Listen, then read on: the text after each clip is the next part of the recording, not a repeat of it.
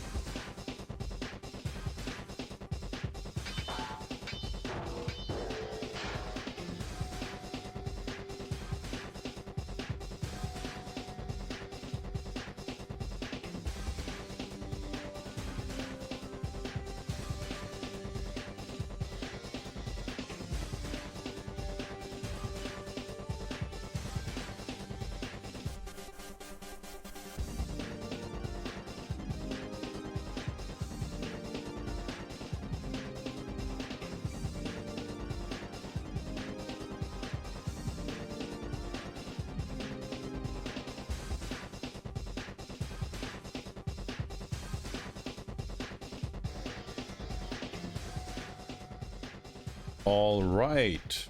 I'm awake. I'm alive. Somehow. Mostly, I think. We'll see. What's up, folks? Happy Saturday, and welcome to the return of Games Bond. And, what I hope to be a day of fruitful progression and advancement. GoldenEye for the Nintendo Wii. In case you were not around, we did a long stream yesterday, catching up on video game news and following some new ones as it was happening during the Keighley show. That was a lot of fun. Unsurprisingly, the Keighley show itself didn't have a ton of announcements I got super excited for. But we had a few things to discuss, and it was, you know, just a fun time hanging out.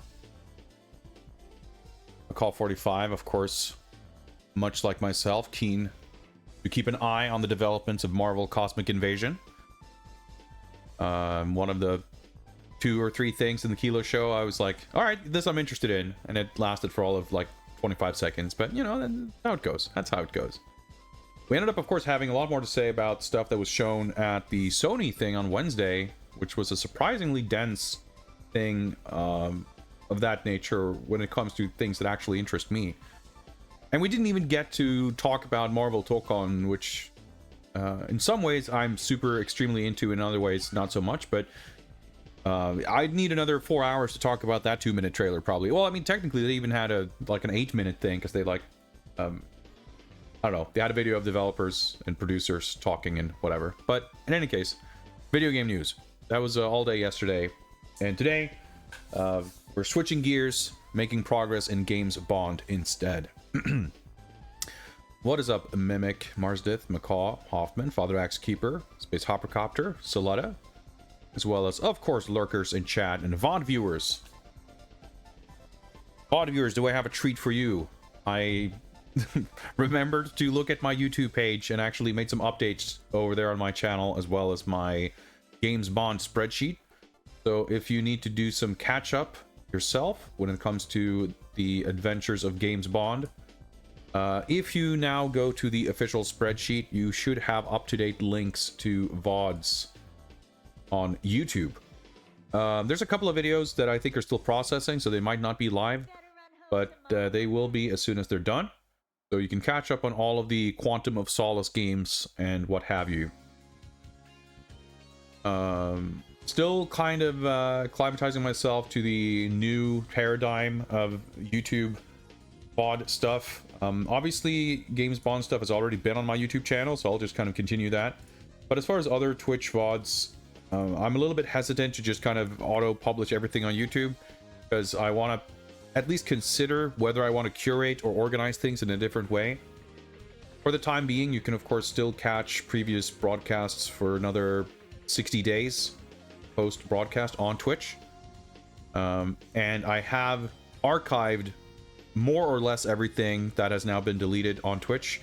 So it exists, it is on my YouTube channel, but it's not published, because again, I don't want to kind of flood everything without some kind of thought as to how it's going to be presented. Yeah, that is an ongoing situation, I suppose. But I just wanted to make sure to mention that. Yeah, we talked about of course the Cosmic Invasion trailer. We ended up, after the Keighley show, I took some time to kind of go over the Street Fighter 6 stuff and the Cosmic Invasion trailer. We kind of like stepped through the entire trailer frame by frame to look at everything. So if you want to hear my in-depth thoughts on it, feel free to catch up on the VOD from last night. But in short, I'm very happy to see She-Hulk included. She was definitely on my, like, pretty much at the top of my list of characters I wanted to see. I'm not in love with the costume design for her, but it's alright. I do, however, really like how she looks outside of that. I think her animation and moveset looks cool. I'm definitely intrigued. I say in short, and then I'm basically going to spend 40 minutes repeating everything I said yesterday, but I'll try not to. I'll try to keep it short. Short by my standards, I guess. I'm curious about movesets and mechanics, because obviously they primarily focused on Rocket and She-Hulk, but there's one shot in the video with Venom and She-Hulk kind of juggling an enemy back and forth. And in that clip, Venom does like two things. And those two things are both things we did not see him do in the previous trailer. So Venom has a move where he like tosses the enemy across the screen. And he also has a move where it's kind of like a Battletoads thing where he like turns into a wrecking ball basically and just swings across the screen. I'm pretty sure we didn't see that second move. The throw we definitely didn't see in the first trailer. So She-Hulk has a move where she tosses an enemy up into the air vertically and she follows it with a wheel kick. And I'm pretty sure that's just one move because we see her do it the exact same way twice. But it's possible that you can just toss him in the air and you follow it up with whatever. Or maybe you can only follow it up with the wheel kick, but the wheel kick is optional. Who knows? She also has a move where she tosses an enemy like forwards. So I commented on that yesterday as well. Like, my concern is that I want her to have actual like slams, like moves that like throws or grabs that don't just toss people into the air, but that like throw them on the ground. Because you have a wrestler, grappler type character, and all they do is just fling people left and right. Like, I don't know. It's not the most satisfying. So I hope we have more moves that we haven't seen from her. But I would imagine that to be the case. There's also the thing in the Sauron boss fight where she does like a parry. She goes into this defensive stance, and when she gets hit, she like smacks. She does like a counterattack. So I'm curious if that's something that's specific to her, or if that's a universal mechanic, or like basically, I mean, or even the fact that the grappling itself, like she clearly initiates the throw by connecting with a move that has considerable startup. So it's not like a final fight grapple. We also got a slight clarification, I guess, on Wolverine's grapple move, which is also definitely not a throw in the conventional beat 'em up sense. So there's still many mysteries about the mechanics, but I get the feeling that we haven't seen everything that the characters can do. So I'm excited to learn more. But I'm also very glad that it seems clear that they are diversifying the cast a bit in terms of mechanics and movesets. And even, you know, size and shape for that matter. Which is probably I would say my two biggest kind of grievances with Shredder's Revenge. The first is that it's too long, stages go on for too long, and it has, like, the pacing is bad. Like, whenever you get a palette cleanser vehicle level or something, the length of that level is just the same as every other level, instead of it being like this snappy, fun thing to break things up. And the other thing is the diversity. I mean, I haven't played that game super in depth. I didn't play any of the DLC characters, so maybe that improved in general over that game's lifespan. But I'm always excited for a game to have characters that feel different enough that you're going to be invested in kind of wanting to replay it and beat the game with multiple characters. And I mean, in Cosmic Invasion, you're supposed to pick two characters to begin with, so that's even like that's going to be different to begin with. But with a big roster, it's, you know, it kind of behooves them to actually make the characters different. So I'm very glad to see that they appear to at least be attempting that. So a good sign, a good sign. But like I said, we spent many hours going over a lot of this stuff yesterday. So if you're interested in hearing more of my thoughts, feel free to consult the archive. It does appear, by the way, I mentioned this briefly on Discord, but in case you didn't see that or catch up, the IO Interactive thing last night didn't really seem to have anything on Bond. I didn't watch it, but I scrubbed through the timeline extremely quickly and saw some comments that people had about it. It seems like they just showed the same Bond video again, and that was the extent of the Bond segment.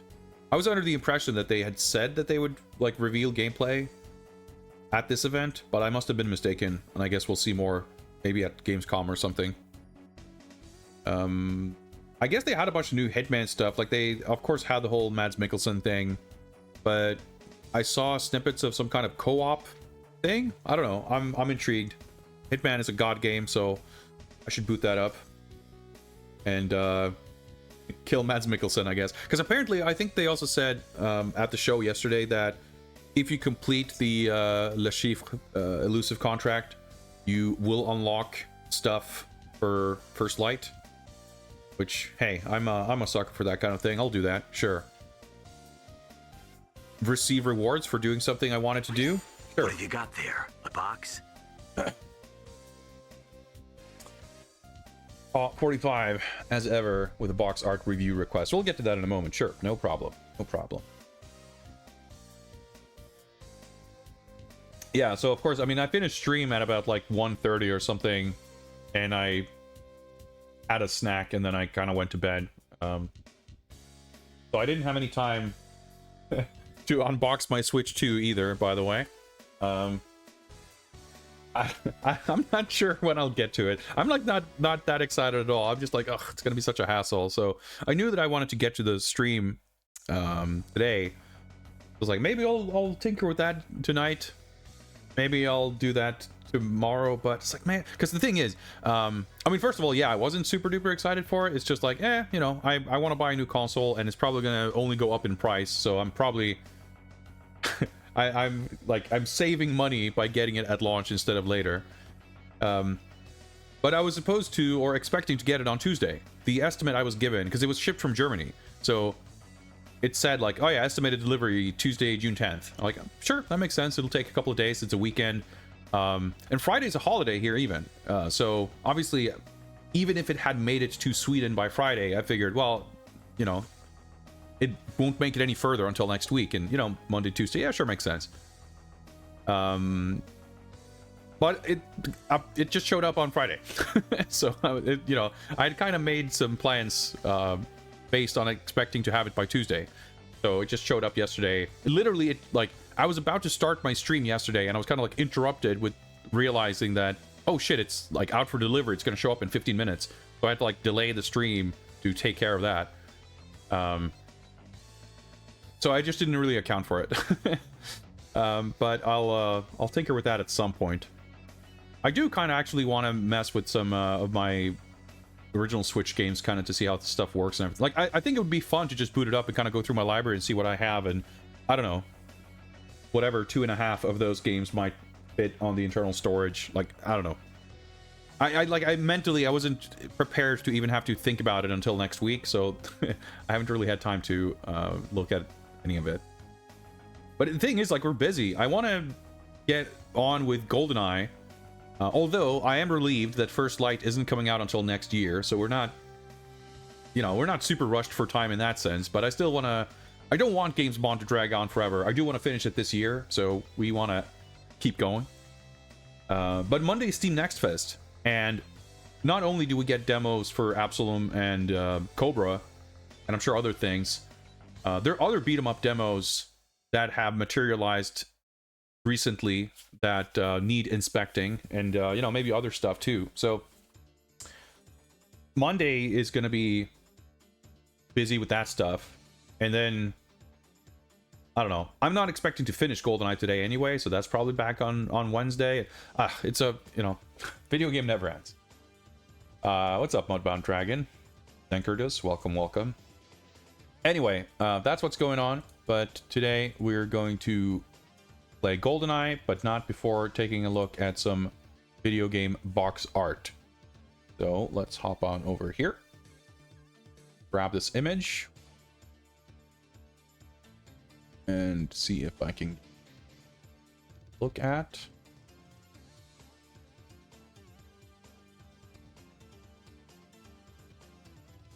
For a moment.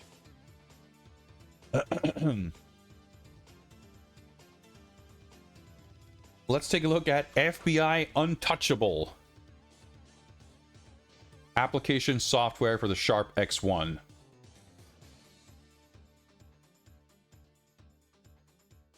Not Nidicom soft.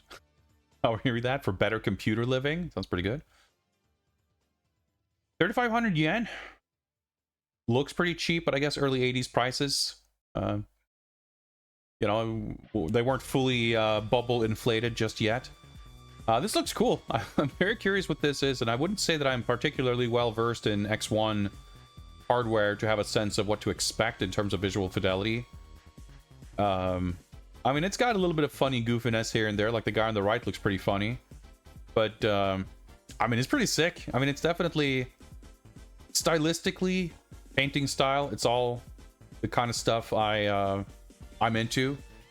I think the like the American flag and the Department of Justice like emblem, everything, like it's pretty good. It's pretty good. But you've got these like, I mean, it's like you got this Reagan era tough guy, grizzled agent, cop, FBI man. You've got these like 40s gangsters.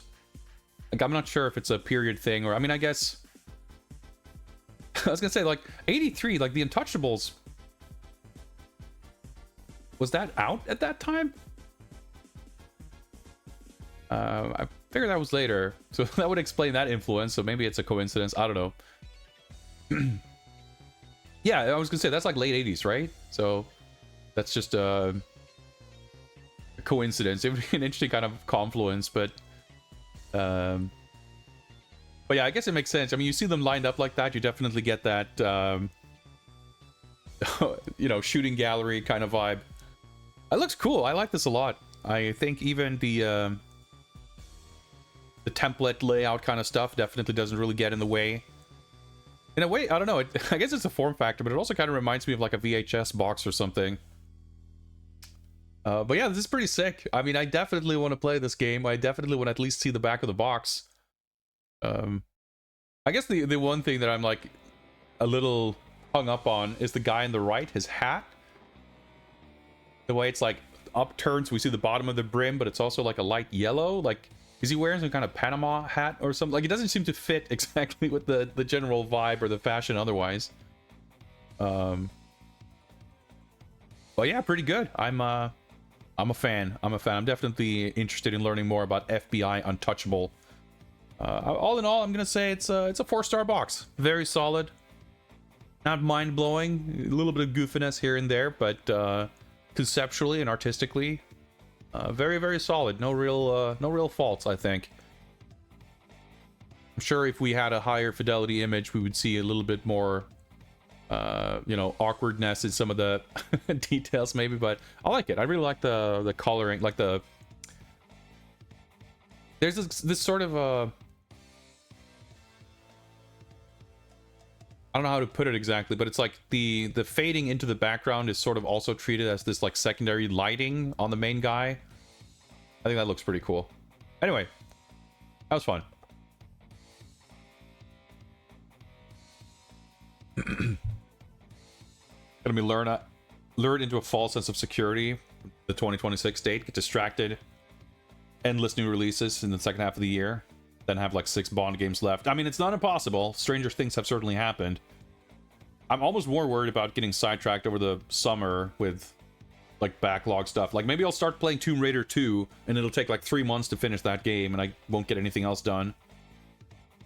It's entirely possible, which is why I'm, you know, I'm relieved that I don't have to actually like stress to finish everything by October, but I still want to finish everything by October. So, you know, that's it's a limited it's limited relief. There's like less external pressure, but that puts more pressure on me to construct enough internal pressure to make that happen. Anyway, that was fun. But let's hop on over to the old Games Bond scene. Oh yeah, a little timer up here. Forget that.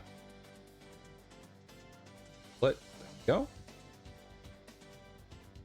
So I would be remiss not to mention, of course, that we are back with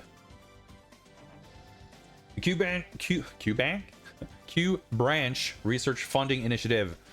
We did complete the first objective yesterday. So we are 1/10 of the way towards the next secret mission, which is the canceled, unreleased Xbox Live Arcade version of GoldenEye. Very curious to check this out if we receive the funding. So the way this works, if you're unfamiliar, is all contributions to the channel in the form of subscriptions, bits, merch sales, and the like. Whatever other new feature that Twitch may have introduced that will put food on my table. They will all count towards this daily objective of Q credits, where the exchange rate is roughly equal to 1 credit per bit, or 100 per dollar, or whatever, depending on your currency. If we manage to get 1,000 bits, or 4 subs, or I don't know, someone buys a t-shirt or something, or some combination thereof, we will reach the daily objective. And once we have done that 10 times, we will unlock the next secret mission, and we'll be adding it to the agenda. What's up, goatee underscore? Welcome, welcome. So that is active, and if you want a little update on that as it goes, you can type exclamation mark. Actually, I need to fix that. I was gonna say you can type exclamation mark Q in chat, but if you will, I think you might get an inaccurate report. Man, I gotta fix this more efficient way of doing this.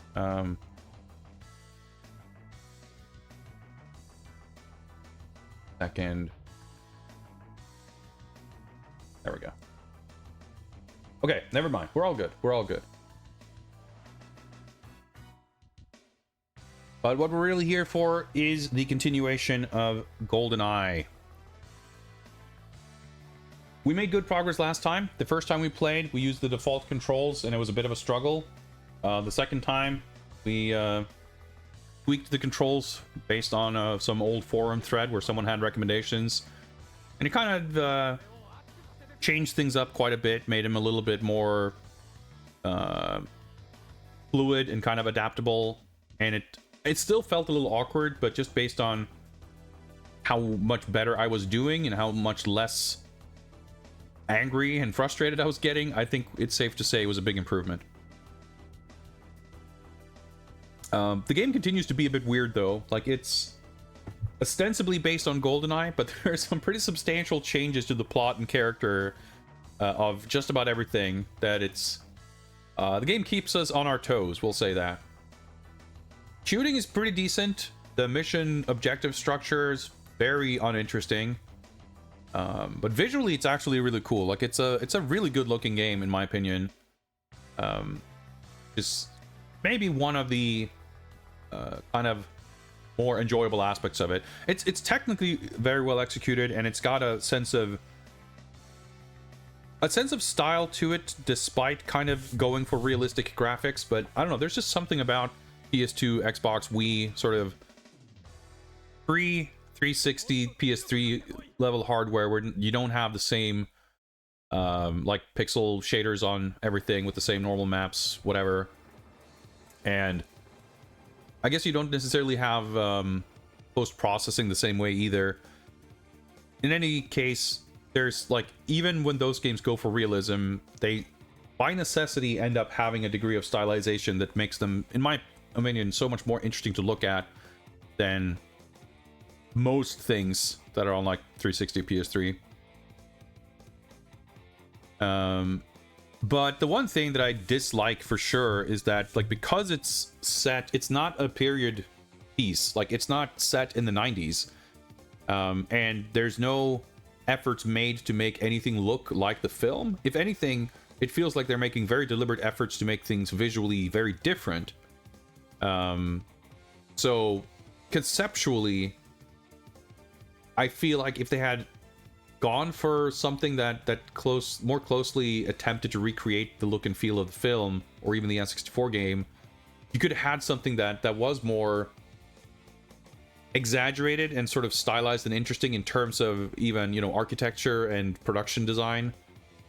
Whereas it replaces a lot of what could have been in that sense with something that feels more generic. But even so, like, we've seen plenty of gray facility hallways, and I'm sure we've got plenty more of those to come. And as far as gray facility hallways go, these are some of the nicest looking ones I can think of, quite frankly. So You know, pretty all right. But ultimately, the game so far, I'm not overly super impressed with it. I was about to say, it's not a game I feel excited to revisit, but ironically, it is a game that we will be revisiting because we're going to be playing the PS3 version later. And yeah, it'll be interesting to see if they retained what I like about this game visually, or if they somehow replace it with shit that looks like upgrading the visuals to make it look more bland. I don't know. I'm curious to see how that's going to play out once we get there. But there's a couple of games in between, and we'll see if that's going to, you know, if it's going to be interesting at all, or if we're just retracing our steps and just kind of going through the motions. Maybe by that point we'll play it on the lower difficulty to breeze through it more quickly. I don't know, but we'll cross that bridge when we get there.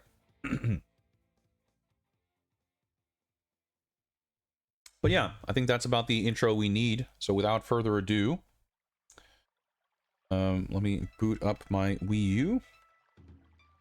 Channels. TV. Not really a TV, nor is it, you know, might as well get in the spirit. Analog video gaming. Get rid of these jams and show some gameplay. My MI6 standard Wiimote nunchuck. To my monitor. And get the capture. Yeah, it makes sense. I would have hidden that to sound last time. Where's my... There we go. Captures... Oh yeah, never mind. Capture's a little messed up because it's...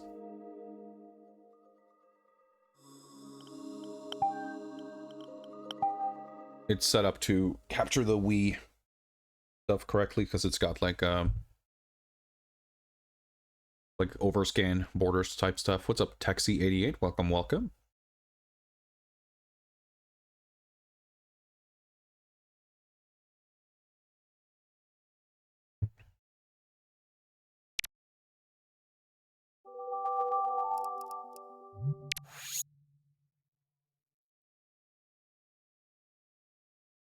No disk issues, hopefully. There we go.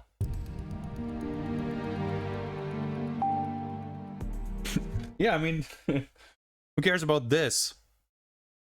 I've got a Wii U, so I can play GoldenEye with my Wiimote.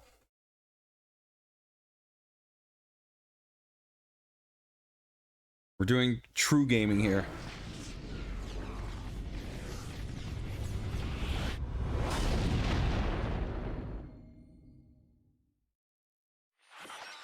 I have to like assume the position and like find a comfortable stance where I can rest my arm on my chair's armrest, but still point it at an angle that will work with the screen.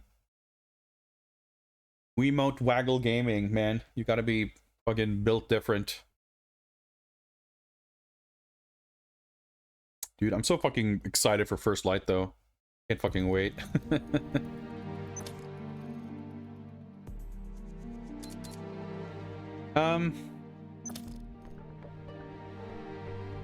Yeah, so we basically made it through.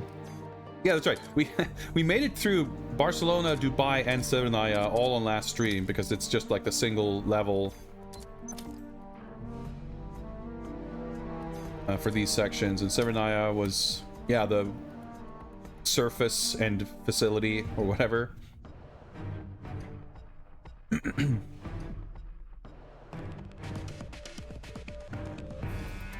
Yeah, we're going to be playing Reloaded later on. I have the PS3 version. And it's like funny in a way that the PS3 version specifically supports the Move controller, which I have one of the, at least one. I might have two. But because we're playing this with the Wiimote, I figured we should definitely not play the PS3 version with the motion controls. We should make sure to experience them in different ways. But again, we'll worry about that when we get there. So we narrowly escaped the exploding bunker, and at the end of the last mission, we were captured. and taken to the archives. So we got 4 levels of St. Petersburg. So yeah, the escaping custody level, driving a tank in the streets level, I guess being captured and escaping the train / station level, and then old statues at night, meeting Sean Bean, memorial level, exploding helicopter, etc. Before we head to Nigeria for the final conflict. And the N64 game adds a lot of stuff to the end. Like in the film, that final stretch in Cuba is very brief.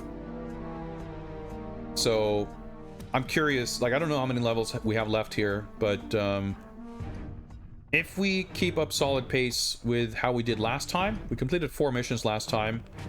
I think we should, it seems reasonable to try to finish St. Petersburg today. And depending on how many missions are in Nigeria, maybe we'll save those for next time. But for all we know, Archives is going to be fucking impossible. I was actually pretty stuck on this level in the N64 game. I mean, not that I would expect a direct comparison, but like, you never know where difficulty spikes may arise. But yeah, let's do it, and let's start the timer.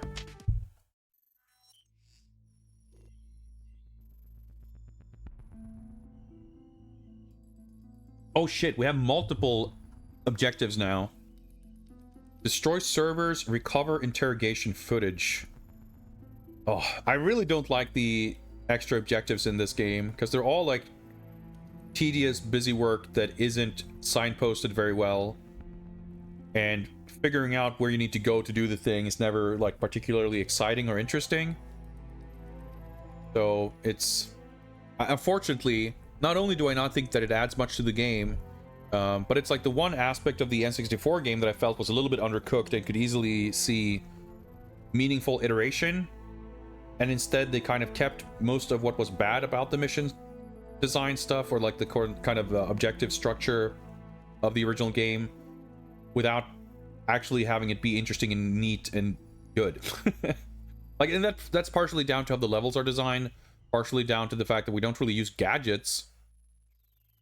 Which I just realized. Have there been, like, any proper gadgets in this game? I kind of feel like there haven't. Which is an interesting thing. I mean, it aligns it better with the Daniel Craig films at this time. But that's a weird fucking thing to change. I mean, at least in GoldenEye, you have, like, the watch laser and stuff to escape the train. But you also, you know, you get stuff like weird suction cup modems that you throw at mainframe computers and shit. I guess we have the smartphone that can hack Wi-Fi hotspots or some shit. Anyway, just an observation. What's up, Mr. Radon? Welcome, welcome. Oh. Okay, gotta limber up a little bit. See if I remember controls.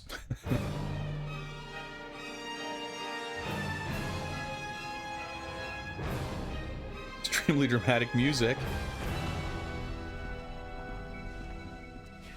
So, I'll ask you again, Mr. Bond. How shall we execute you? You are aware of the penalty for terrorism in Russia. Who's the traitor in your government? What do you know about the Janus Group? Why did you set off the GoldenEye? Stop it! Both of you! You are like boys with toys. It was Orumov. General Orumov? Why would he do a thing like that? There were 2 GoldenEye satellites. He set off one to steal the other.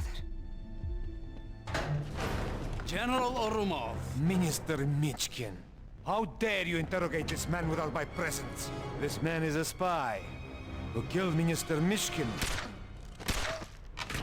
with his own gun. Move!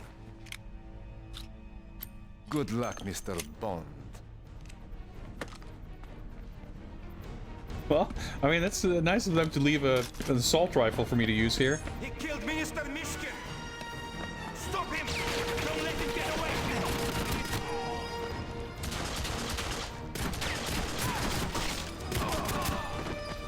That's the reload button, right?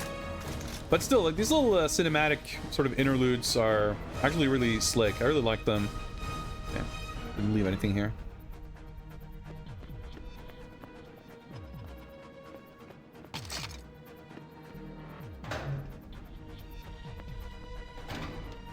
So we don't, like, I guess if you got markers on your map for the secondary objectives,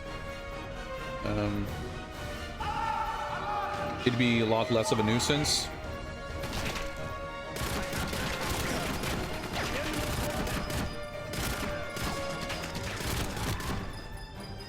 Because it's always the uncertainty of whether you're missing something, which is obligatory, where kind of my annoyance with it comes. All right. Side path. Guess I didn't need to shoot it to vault through. This, you know, it looks like a fairly linear sequence of hallways so far.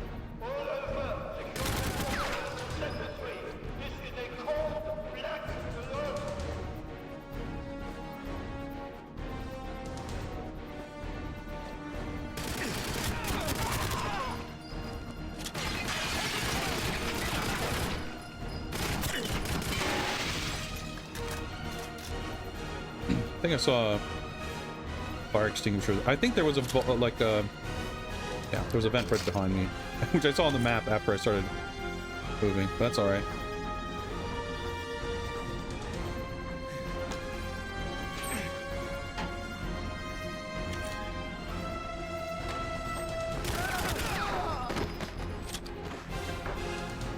So you see the little smartphone indicator there. That means that there's something nearby that I can hack. Probably this reel-to-reel. Record valuable intelligence. This man is a spy. He killed Minister Mishkin.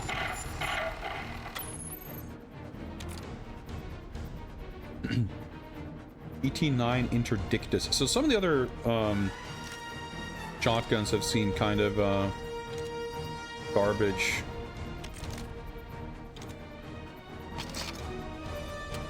But maybe this one isn't. They call me Val is rating. Welcome, folks. We're enjoying some quality bonding. GoldenEye for the Nintendo Wii.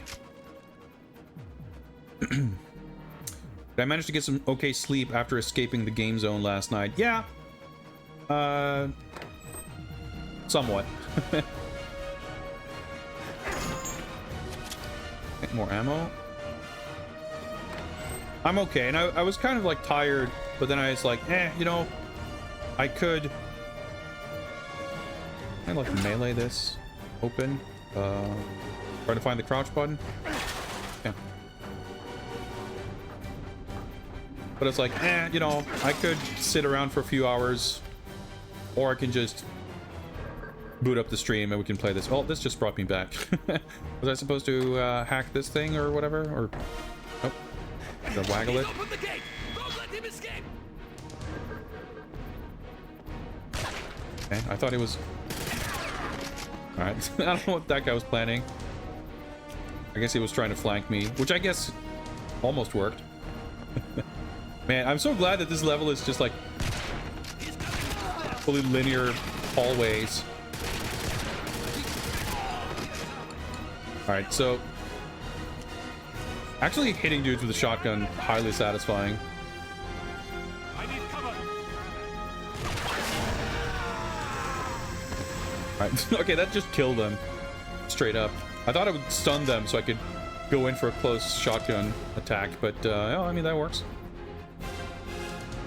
So the fact that it's all like super linear hallways means that I'm a lot less worried about missing objectives.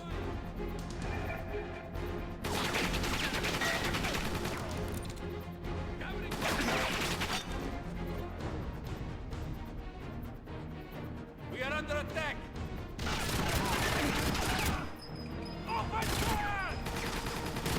Enemies being tanky is something I really don't enjoy.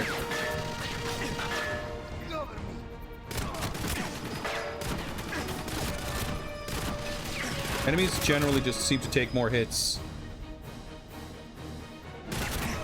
Like, the sound design makes it really satisfying to shoot and land hits.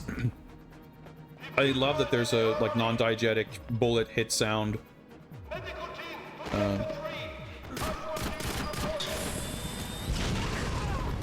It's a good explosion. Oh shit, I let that guy in by blowing up the wall.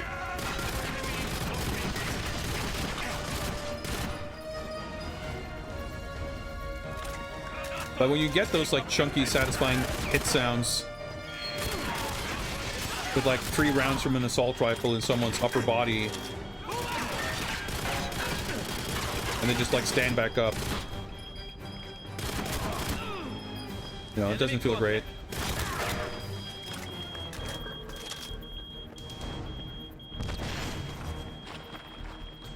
Okay. So you do get, let me pause if I can find the button.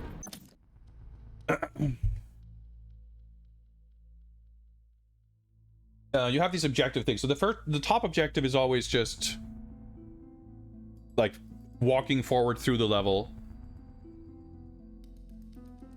And so far for every level, we've had 1 secondary objective. It looked from the description that we had multiple secondary objectives on this level, both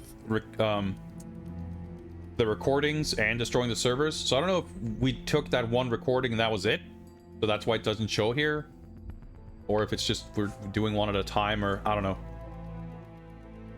But you get on the map, or not on the map, but there's like this the little smartphone flashy icon. There's one with a little eye, that little information eye symbol that tells you that there's an objective nearby. Sometimes, especially on levels that are a bit more open-ended, like you have to wander about a little bit to actually find the specific thing that you need to interact with to clear the objective. And the game will allow you to go through the entire level without clearing the objectives, which is, you know, and just fail you the mission, which again is one of those things that's made more sense in the context of GoldenEye on the N64 with its short levels. But here, every level has been like 30 minutes. The idea of you can just miss a little thing you need to interact with and then have to like redo a 30-minute level doesn't sit super well with me.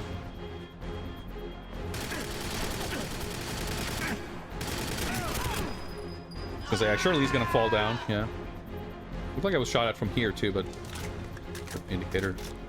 Using. But yeah, like even these, you know, these aren't the typical high-tech gray facility hallways, but it's kind of a different style of gray facility hallways. And they're, you know, the lighting, the fog, the atmosphere, the, you know, even the texture work and stuff, like it looks pretty good. And this is probably the one location in the game so far that's the most visually consistent with the film in the previous game.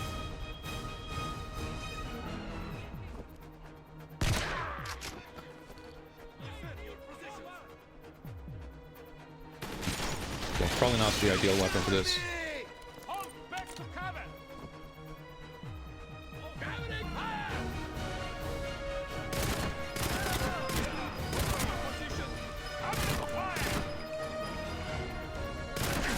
Alright, another dude just popped into my sights.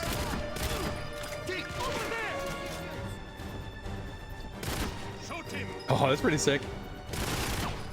But sometimes the, like, when you aim down sights, it like snaps to the closest target if you're close enough. But it will also snap to like destructible environment stuff, and when you're not expecting that, it really kind of throw you off.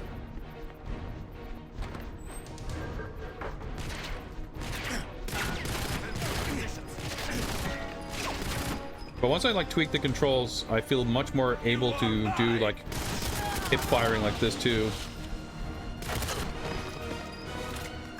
which allows a certain degree of fluidity, which Once you start getting more used to it, it actually feels pretty dang good. These are different, like, stairways, I guess. And yeah, sometimes the game does sort of have multiple paths.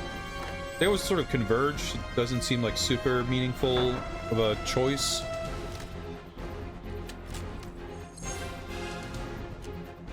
But it's enough to get you a little bit confused.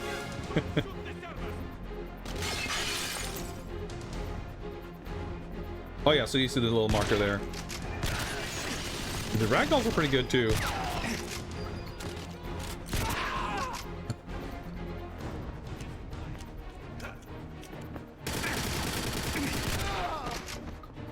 Very, very satisfying.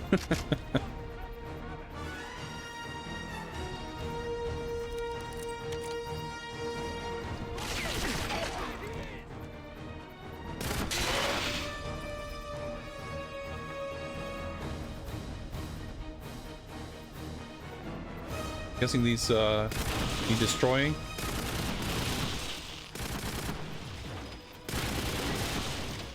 I guess the archive's a little modernized compared to the 90s version. I guess I could just use this ammo. I have no idea if this is what I need to do, but better safe than sorry.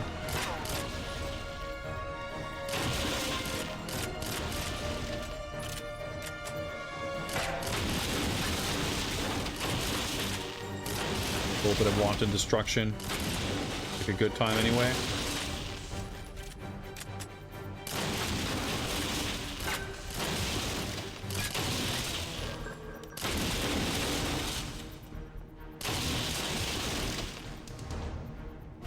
Okay, I think that's all of them here at least. Let me bring up my smartphone in case I was supposed to do something with that. I mean, like, are these servers? I don't know. They look like... They look like servers. Maybe the servers are in... Well, I guess maybe we also need to destroy whatever's in here.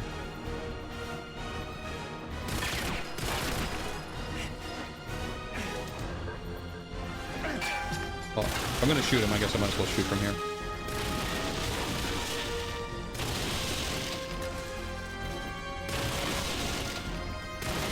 There we go. Objective completed. Assault the pause menu. All right. Then all we have to do is escape. So that's nice. The recording thing. Oh, I can't open this. And the server destruction were both relatively straightforward. What's this button do? Part well.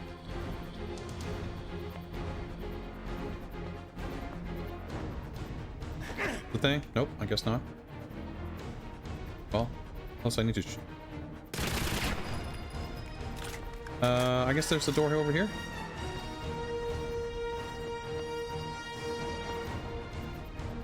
Yellow arrow, I guess, means that the objective is upstairs? Yeah.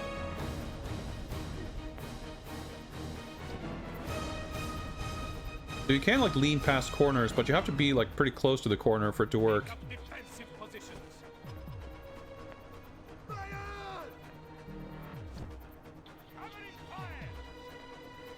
And of course, if you're doing that, you don't get the benefit of, like, snapping.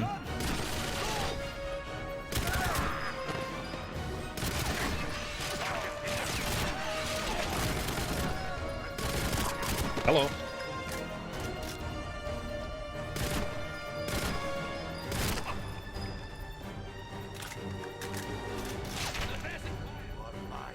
Passing fire. Is he downstairs? No.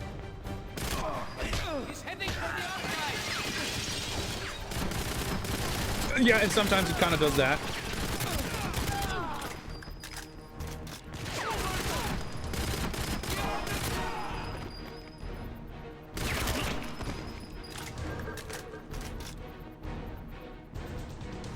But yeah, this is easily my favorite level so far. Like running around shooting, and the objectives aren't like anxiety inducing because I'm like super worried about missing stuff. Push this. quite use. Oh, shit, I can waggle to remove this. Okay, I have no idea what this would be good for, but... highly advanced stealth subterfuge. After I've shot everyone, why not? Oh, look, the evil Giannis laptop. Dude, it's bulletproof.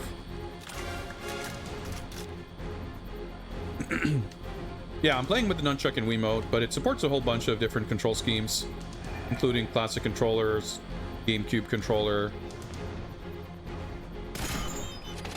and the zapper.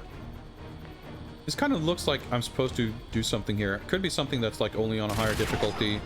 Let's bring up the smartphone just in case. Oh, just that decoration. Like a quite bit of that. I mean, I guess we found weapons here. It's just the worst version of the one I have. The level design is not great. Like, there's a lot of levels that have these like little bits of, I wouldn't call it exploration, but just like rooms off to the side that seem to imply that you might want to explore and look around, but then there's just nothing there.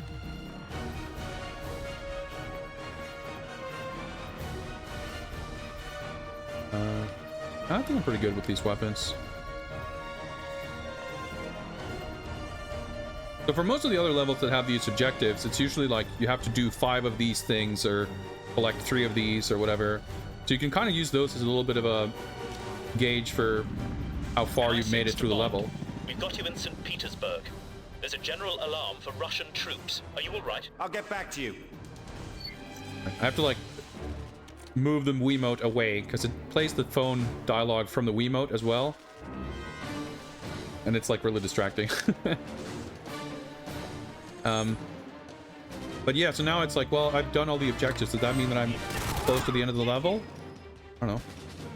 Maybe, maybe not.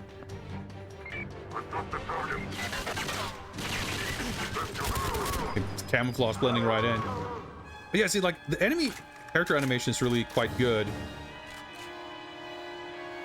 And, maybe these guys will all have this weapon. And like every time there's someone pretty close to a ledge, they know to fall down dramatically. It's like pretty good. Okay, so I guess we're going down.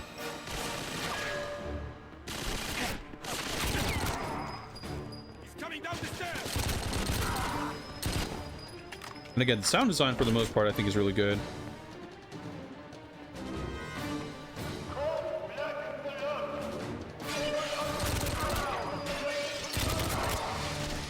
Like the whole sort of set piece nature of what happens throughout the levels, generally like really cool and exciting, but some of that is definitely occasionally marred by walking around being anxious about not missing crucial mission objectives and stuff. Luckily the aim down sights snap works through fog. Or smoke, I should say. I guess this isn't fog.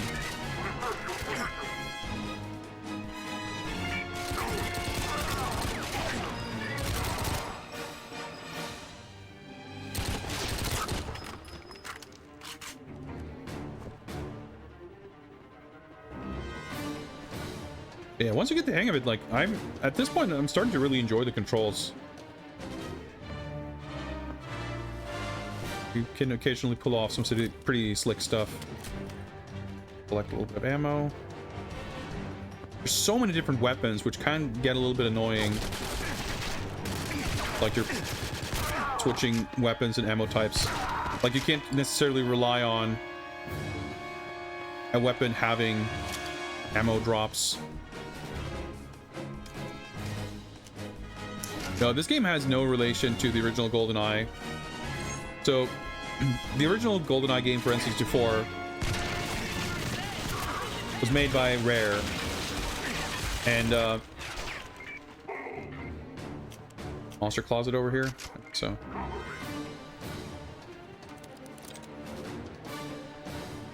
need this, but it's rebuild just in case. And a fair amount of the people who worked on GoldenEye at Rare, who of course went on to make Perfect Dark after that, they left Rare not long afterwards and formed a studio called Free Radical. Free Radical made the Time Splitter series. And somewhere around that same time, early 2000s, Microsoft acquired Rare. But I think the Free Radical split happened before that, just based on the fact that the first Time Splitters was, I think, like 2001.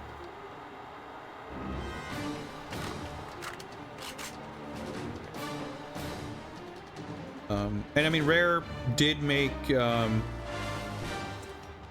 Star Fox Adventures, which I think came out in like 01, 02. So I want to say it was like around 2002 or something that Microsoft acquired Rare. So like Rare would potentially have retained some staff members. Like, of course, at this point, or eventually, like 10 years later, some of the other Rare alumni formed Platonic. Like, that's where Kev Bayless and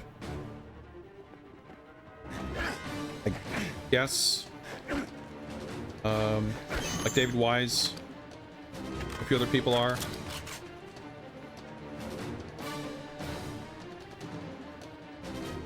Yeah, so Rare did make Perfect Dark Zero, yes, but even at that point, like, that wasn't really the same Rare that had made GoldenEye and Perfect Dark. But this is, of course, like several steps removed from that, because this was published by Activision, who had the James Bond license at the time.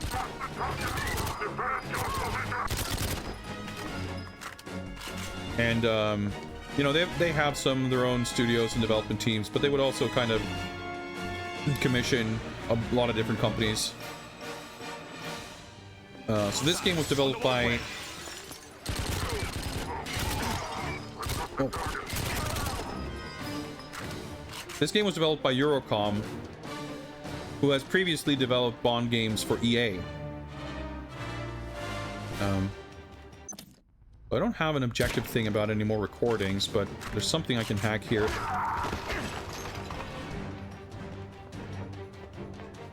Technically shouldn't be mandatory, but you never know.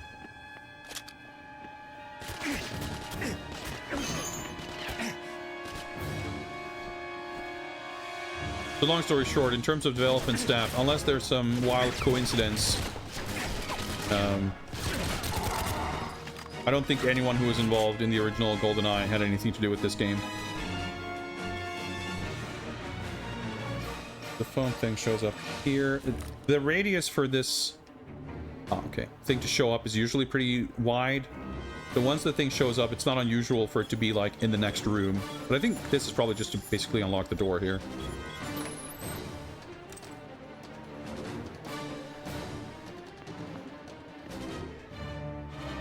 Checkpoint. Boss fight. Get off me, you pig!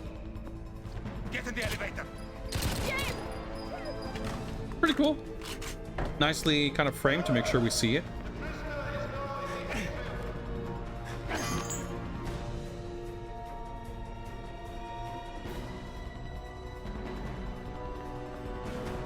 So I guess we need to reach the elevator.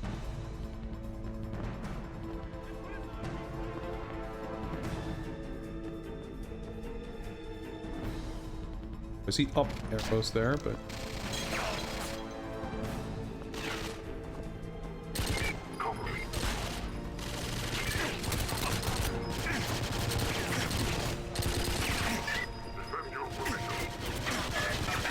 I'm gonna die.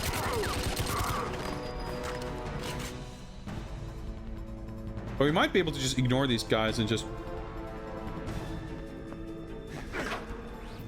Alright, got a kind of a Metal Gear Solid moment here. Well, okay, I thought there was gonna be a lot more.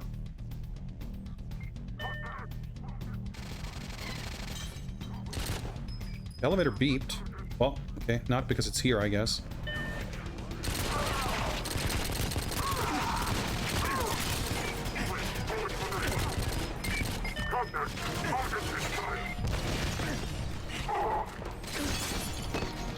If I recover health during that, but...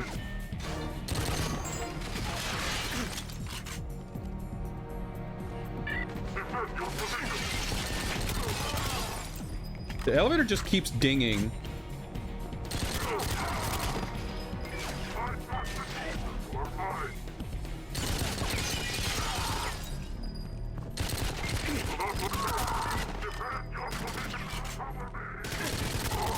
There's this kind of weird thing where you like stand up whenever you go into aim down sights mode, which is basically meant to let you peek over cover, but it can be a little weird.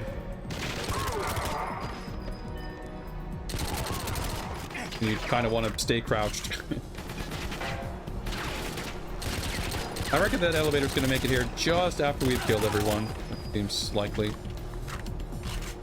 Okay, things have kind of calmed down a little bit though. That's good.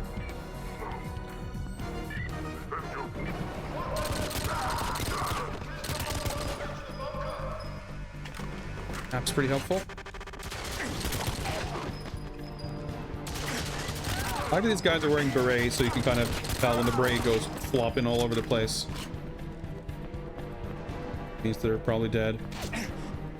He's in the lead. Kill him.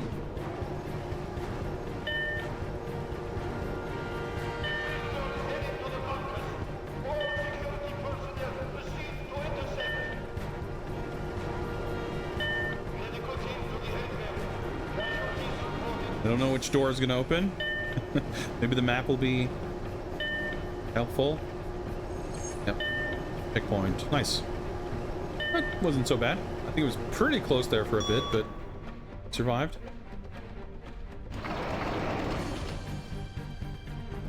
Get in! Damn you, Bond!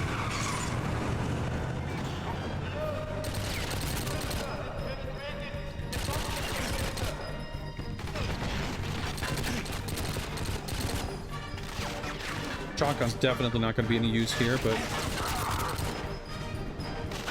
I don't need to scramble for any additional weaponry just yet.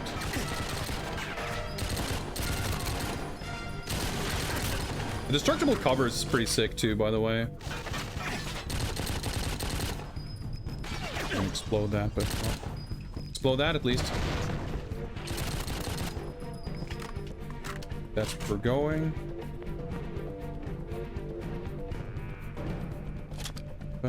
Okay, well, I just got ammo. It's pretty difficult to notice when you're getting ammo.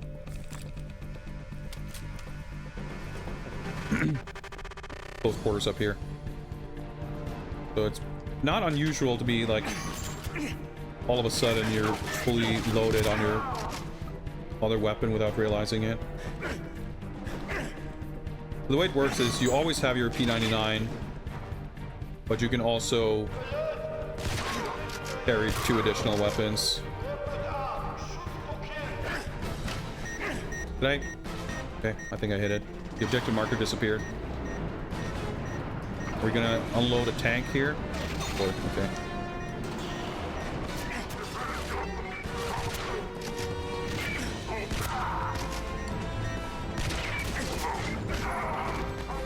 Let's grab this weapon instead. Waggling.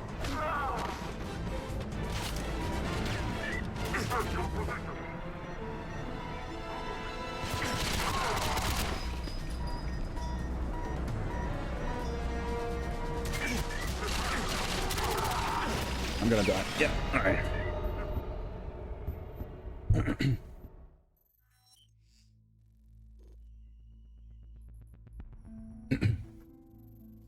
Do I have a standout favorite game? Not one, but a handful. I have a tier list that I keep updating, and I should make sure to link that in a more convenient way. Like you can see it on my Discord. technical. I didn't see that last time. But I could link it from the spreadsheet.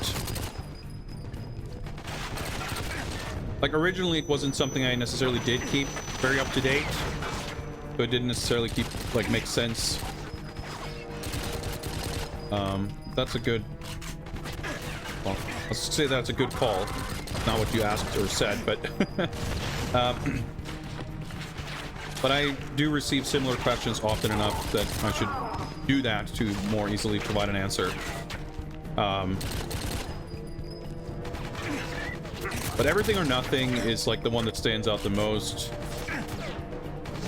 because it's a game, it's like a 3D action game, and there's so many of those that it stands out in a kind of crowded category. But the Game Boy game is also super sick. I think those are the two games that I placed in the God Game tier. I honestly can't recall specifically offhand. The console Nightfire is pretty great. Okay, these guys are probably just gonna respawn.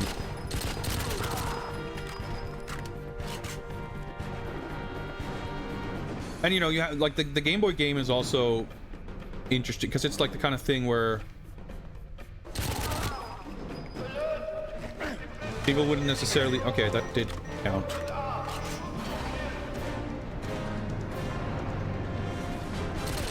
Like, it's not a kind of game that would necessarily be on folks' radars.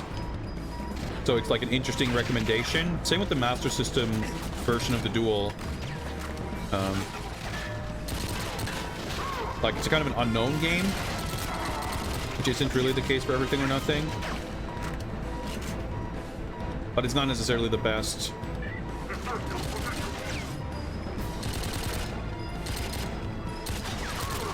Yeah, the little office up there was not a really great spot to be in. Hopefully...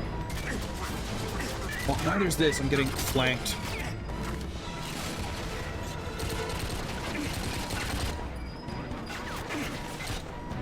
Getting the buttons mixed up.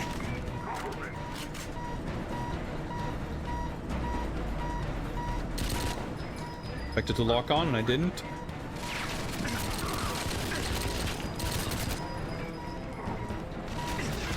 Ah, got confused about the grenade marker.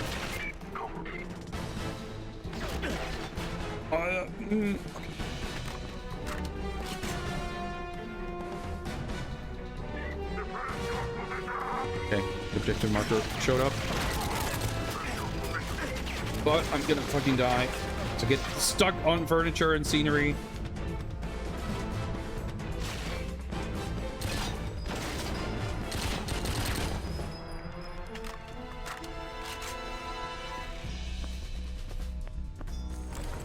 Alright, we made it. The last level part was a little stressful. Like, it's very open and it's hard to be too effective at range.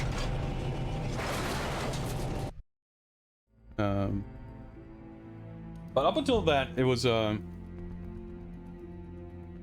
really fun stage. Overall, still probably my favorite level. So it'll be interesting to see how the tank level operates, because that was extremely not my favorite level in the N64 game. So frankly, I don't know what level would be. Because most, like... The way the N64 game is structured, it just has a lot of kind of trial and error built in, and it feels like the kind of game that becomes more fun as you get better at it. And the process of figuring out what you're supposed to do in a level, both in a literal sense, understanding what they ask of you with the mission objectives, but also like trying to figure out and develop strategies to get through it, wasn't the most enjoyable part for me. It was the kind of thing where once you finish a level, knowing that my objective, so to speak, was to get through the game, it wasn't like I'm playing it for my own personal satisfaction and enjoyment, so I'm you know, I'm just spending time with it to have as fun as I can. You know, if you're playing for yourself in that way, it's a little bit of a different story, because you're more incentivized, or you know, you have more reason to stick around and replaying levels to get better at them, and you know, finishing the speedrun goals and stuff like that. But as far as just progressing through the game, it was more a feeling of relief of like, oh, I'm done with this, I can move on. Whereas I think when the game, like the N64 game at its best is sort of when you finish a level and that's like sort of the start of the journey as opposed to the end of it, where like once you've figured out a level and completed it, you can like start practicing it and getting better at it and getting better results and etc.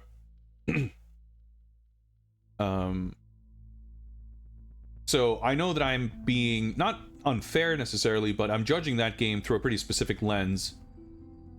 But from that lens and with the experience I had playing it for the purpose of this project, it was a largely frustrating experience. And the tank level stood out to me because that was one of the few levels that I kind of remembered from playing the games, you know, back in the day as a fun, cool level. And it's very possible that the difference between Agent and 00 or Agent and Secret Agent was the real difference, because I'd like, you know, I would have maybe only ever played it on Agent back then, and when you play it on Secret Agent, the difficulty ramps up enough for it to be a totally different experience. But I remember the tank level being this fun romp where you drive through the streets in the tank, and when I played it, it's like, dude, using the tank is fucking a death sentence. Like, you just can't do it. So it's a level about inching forward extremely carefully and hoping you got a good RNG seed, so you got like, you know, advantageous rocket launcher enemy spawns that you could kind of snipe. I don't know, it was a total chore. So hopefully this is going to be a short, sweet, and more enjoyable tank action set piece level. No additional objectives. That's a good sign. It'd be pretty funny if you had to drive the tank down some side streets to pick up an extra briefcase or something. We might have to learn new controls though. Bond to MI6, I need you to track a Humvee through the streets of St. Petersburg. It's the one being chased by a tank. So, I mean, this is like a little bit different from the film, but, you know, pretty cool in its own right, I guess. I'll plot a course to intercept. Follow your objective marker. Got it. Alright. Use the control stick to move the tank. Point the Wii remote at the screen to aim the tank's cannon.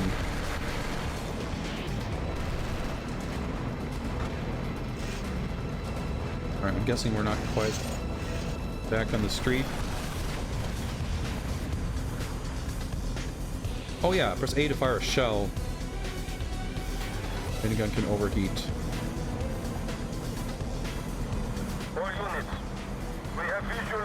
Wait, Z is the crouch button or the aim button? Locked on missile. Alright. This is pretty sick. I'm enjoying this. East. He's heading east. And actually the Wiimote controls work super well for this.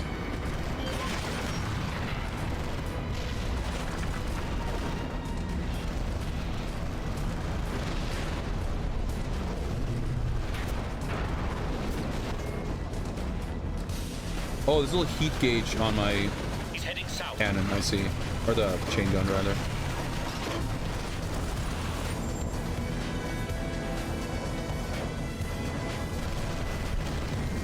Come on, you can still catch him.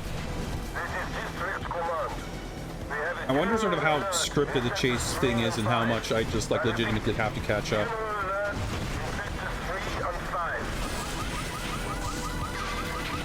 Look out for those RPGs, Bond. I've got it. He's getting away. Try not to lose him, Bond. Okay, I have a feeling that I actually do have to keep up. Bond, you've got healers inbound.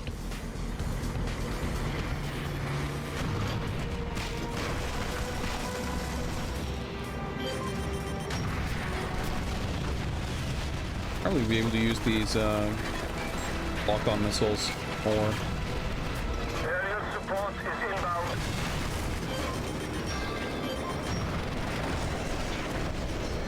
Okay, I guess I'm taking damage. Tank is getting blurry. And it's on fire. Okay.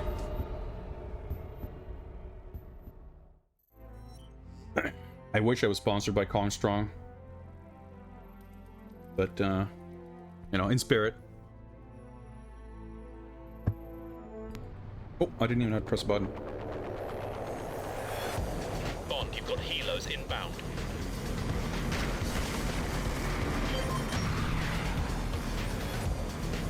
Alright, that was satisfying. You can, yeah. Oh, well, I guess you should lock on properly. Aerial support is inbound.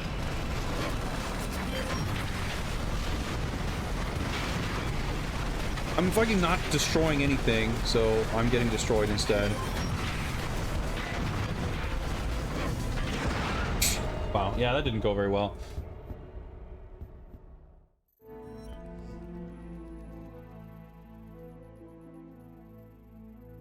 Yeah, I don't have a super clear idea of how I should prioritize taking out enemies versus pushing forward. Like, I'm trying to rush. Bond, you've got helos inbound. But I guess I gotta slow down a little bit to... Whoops. Make sure I don't leave any of these other cars alive.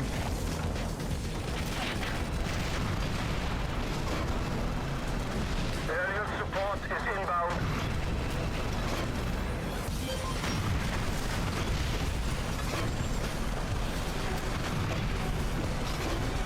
Oh, I just noticed there's a little cooldown timer on the reticle for the cannon.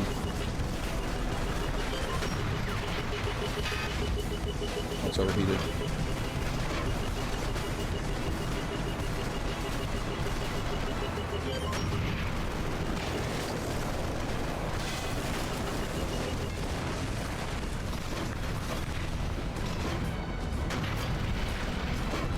Dude, these guys just like spawn. Bond, you've got aerial targets inbound. Watch yourself. Hopefully the tank heals. Oh, it looks like it. Yeah, the fire just went out on its own.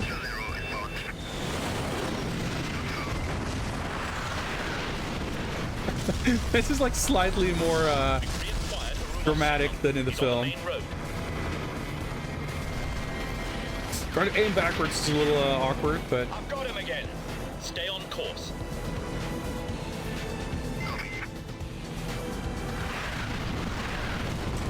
Okay.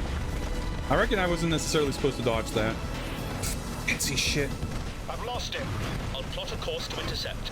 Follow your objective marker. Understood. Dude, all these fucking RPG snipers. I guess if I drive at this weird angle, they shouldn't be able to hit me. Well, maybe don't drive into this giant pile of explosives. Come on, you can still catch him. Carrier 7-3. What's your position? Over. Fuck's sake.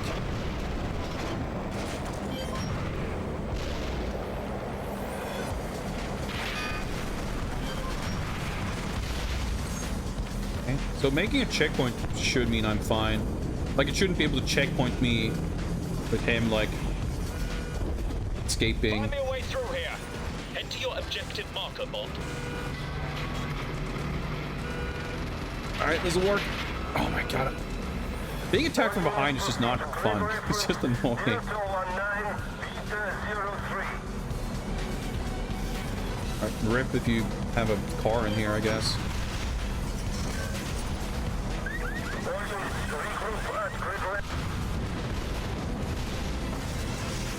Yeah, I didn't mean to do a little twirl there, but... Come on, you can still catch him. Alright, going left here, I guess. He's getting away. Try not to lose him, Bond.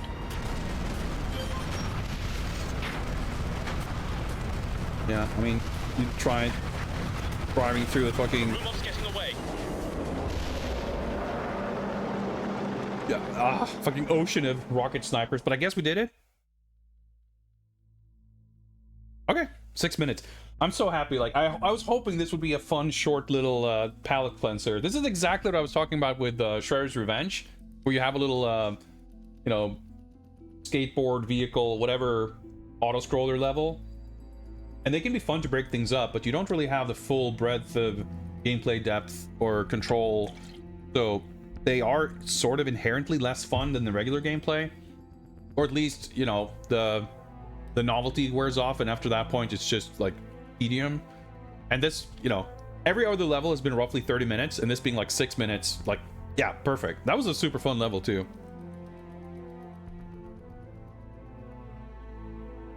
Maybe some political repercussions. It'll be fine.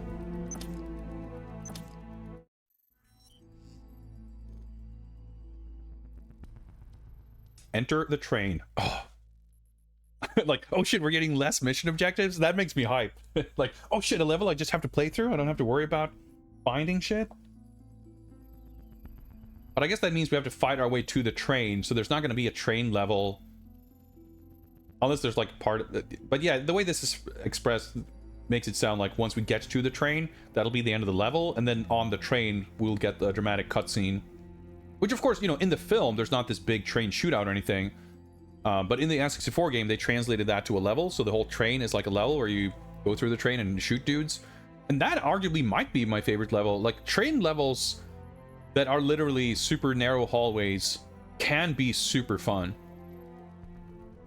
Yeah, I mean, Chase the Express is an entire game built around that. That game's fucking sick. The train level in Quantum of Solace on 360 was the kind of coolest level in that game. So I was hoping the station would mean a train shootout level, but again, they might have very specifically wanted to not do that. Like, it's so weird. Like, they're obviously like, this game wouldn't exist. This game would have no reason to exist if it wasn't for the N64 game. I mean, GoldenEye is a popular movie that lends itself well to video game, even compared to certain other Bond films.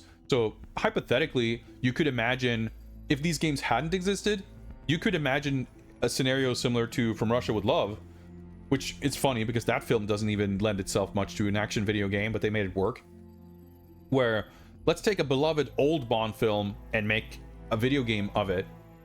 But, you know, that's obviously not going to be the case because there already are like 7 GoldenEye games. But the point I was getting at is that this whole game's reason for existing is that old game existing and wanting people to feel nostalgic for that so they will buy this game. Which makes it kind of odd when they go to such extreme lengths to make something that's different from that game. But maybe that's why they wouldn't want a train shootout level. Not sure. No, I never got the A ending in Chase the Express. I didn't get the best ending because I tried as hard as I could, but I still wasn't able to figure out the exact sequence of events that I needed to go through to give the body armor to your buddy. So I couldn't save him, so I didn't get the best ending. But it didn't ever bother me because it's like, that was such a cool experience that I'd be like happy to replay it at some point anyway. But I've kind of tried to avoid spoilers on the like alternate playthrough because it seems extremely sick. I mean, the game's already extremely sick, but the fact that there's like this alternate mode where you, if I recall correctly, like you can infer from the map sort of what's going to happen or how it's going to play out differently. Because I know that if memory serves, you get to play as the lady, or you like you leave the train and go to like different places and stuff, as my understanding. So it seems very, very cool.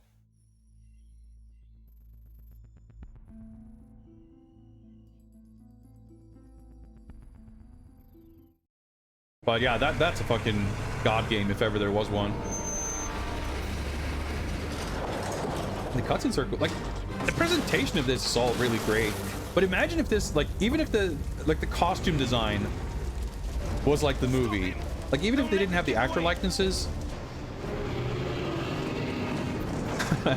Alright, so he just... Okay, well...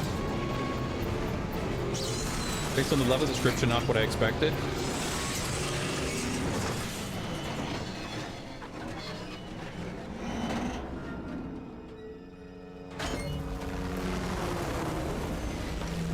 But yeah, like there's many ways this could be more kind of nostalgic. Hear the train. Whoa. Open fire! Refine my arm position here.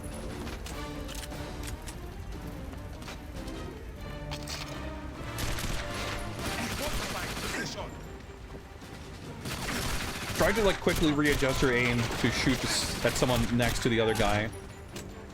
Like, feels super good when you manage it properly, and then it feels super bad when you kind of fuck it up.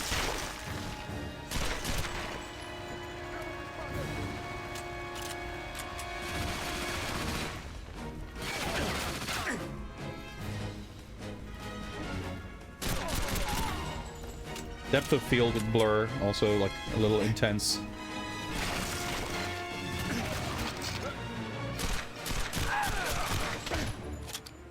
Again, FH7. Weapon switch. Oh shit, we got a fucking M93? Hell yeah. Do I have firing modes? I think there's a button for that somewhere. Up? Yeah. Oh shit, okay, so it's burst or full auto. Up on the D-pad is extremely awkward to reach, by the way. Oh yeah, I think the right on D-pad is maybe to equip the silencer. Oh, okay, this feels pretty good. I don't have that much ammo, but...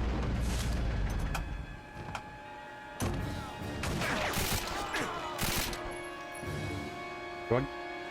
Yeah, I was gonna say, I probably picked up another weapon. Oh, I'm trying to recalibrate the camera. Holes, rather. And he's got a shotgun, so that shouldn't be super threatening.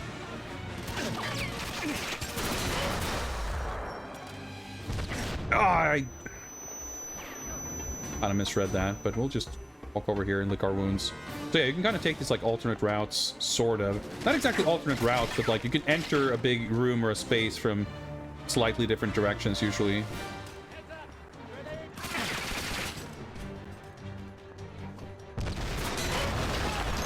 Also opens up a big wall. Okay, that's pretty good. We'll just take the upper route here, I guess.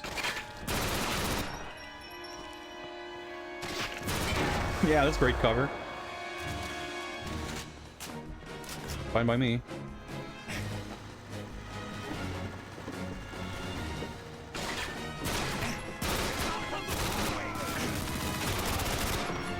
Want to really stand still over there on this bridge, so... Yeah, these like big open spaces are quite troublesome and not my favorite. Moving out.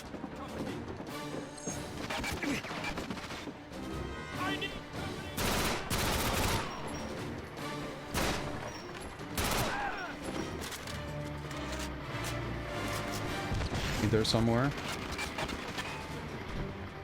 Missed to the ladder. Good. Speed tech.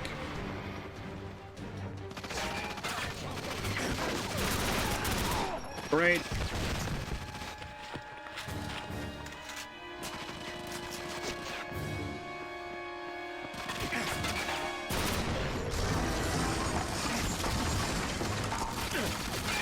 Alright, it's pretty dramatic. Yeah, look at these like fancy lighting effects and the fog and the gloom and everything. Like, it's a good looking game. Like, it's definitely a lot of the kind of visual effects you would more readily associate with maybe like 360 and PS3 games.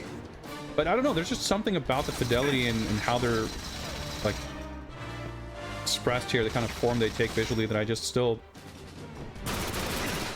end up liking better.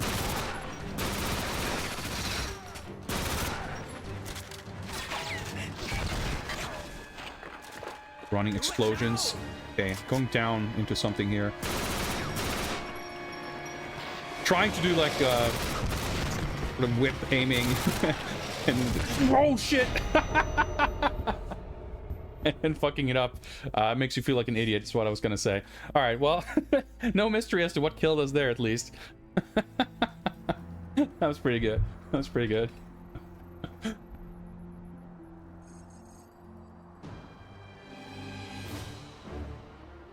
Find my aim here.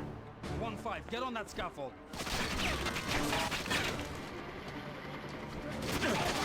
Oh.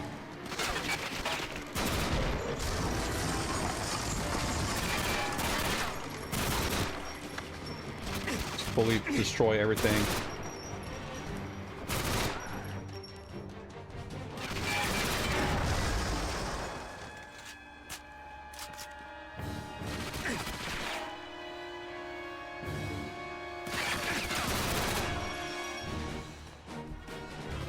Yeah, there's like long distance aiming is difficult. Cover the walkway.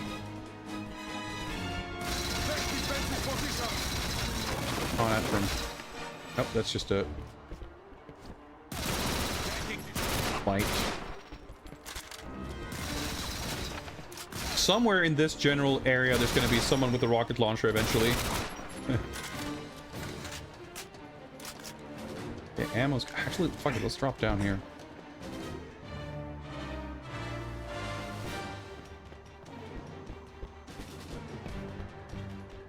Do it now.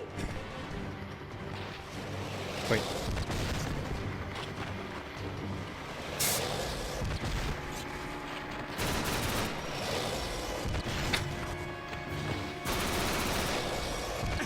Alright, okay. I think we got him, though. I missed the objective. Oh, there we go. Okay.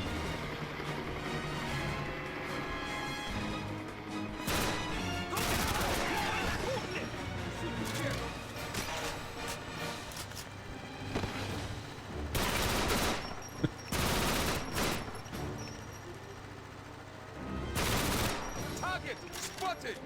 I need covering fire. Target squatted. Alert! Alert! Paralight. That. Look out!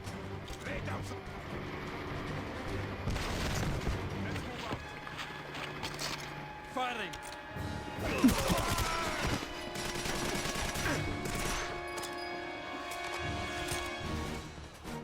Going live. Enemy. Didn't get to use the M93 much, but it's a matter of survival here. Probably more effective. Assuming someone else ever drops one of these, so I get more ammo. Oh, there's more right there. Nara V is... Oh, that's the M93. Okay, I see. All these fucking weapon names. There's so many weapons, too, that... So even, like, learning and memorizing the fake weapon names... Not exactly easy. Also, where the fuck are we? Like...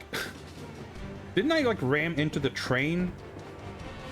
I thought it was, like, right next to the... I guess we probably disconnected a couple of cars, and then we had to leave the tank, and then the train kept moving. Is that the idea? The level's called Station, but it's literally just a big construction site. Ah! I was right up to the edge of where I could aim.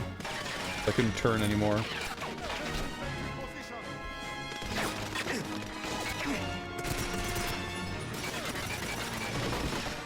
Fucking scraps of paper.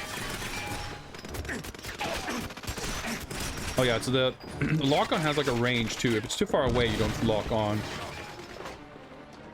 And throw you for a loop. I don't want to blow that thing up just yet, because... Oh, can I go up here? Ah!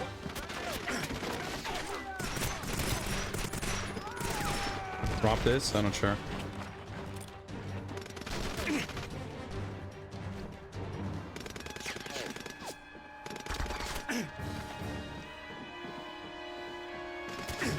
I'm obviously shot at, but really know from where, or...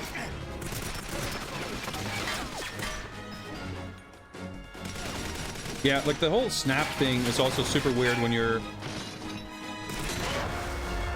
behind cover, because you stand up when you aim, but like it offsets your position and your angle whenever you go into aim down sights. Like quite disorienting.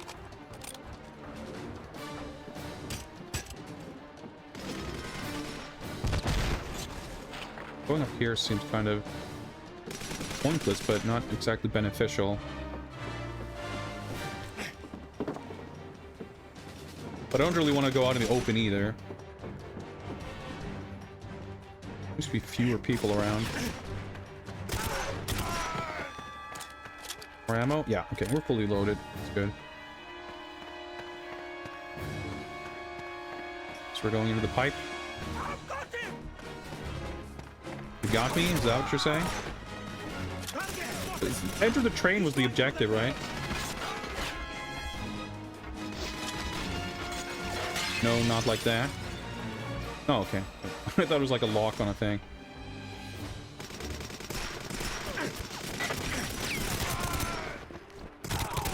I'm trying to enter pipe. Okay.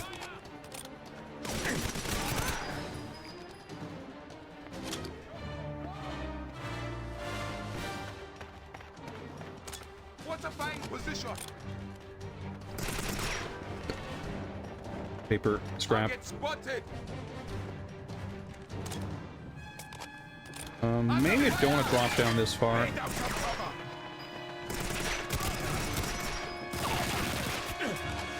Let's move out. Be fine. Oh, hello. Checkpoint. Okay, we're not done just yet.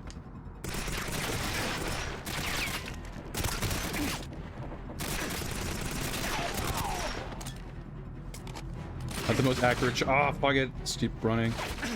Well, maybe we'll shoot this guy. Give up? Either he gave up or he despawned.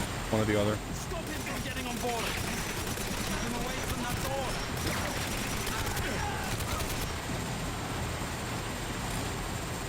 Got a little bit of health. The door right there. I've got a visual. Cover All the right. doorway. We made it onto the train and the level's not over. That's good. Lay down In some front cover. Odomov.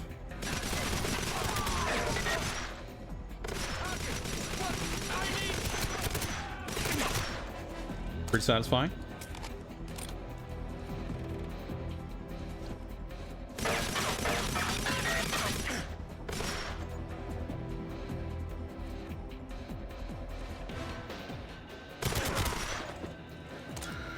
I had the sights basically right where he was going to be, but he made such a weird leaning motion standing up that I was like, oh shit, maybe I need to move to the side, and then I didn't. Still worked out. Move out. Lay down some covering fire. Hiding behind a chain link fence seems ill-advised. I say as I take cover behind a chain link fence. I can't see where the fuck I'm being shot at from.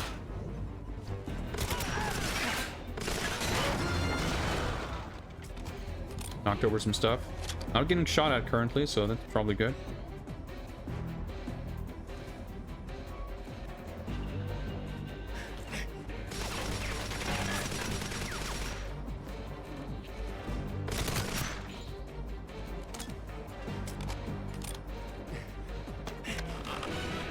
I'm still extremely bothered that they put the Wiimote on the left and the nunchuck on the right. Oh, do we get a breach shoot up? Well, I guess we're not going to kill him. Gun, Mr. Bond. It looks like your little adventure has come to an end. What are you gonna do with the GoldenEye satellite? I'm afraid that's no concern of yours. You should have taken me up on the counterfeit vodka. I suspect your hangover from this is going to be much more painful. Give me the controller. That was not the plan. Don't give it to her. You know it's a fake, but she doesn't. She's gonna kill you either way. Nice try. But that trick only works once. Give me the controller. I thought I was supposed to give it to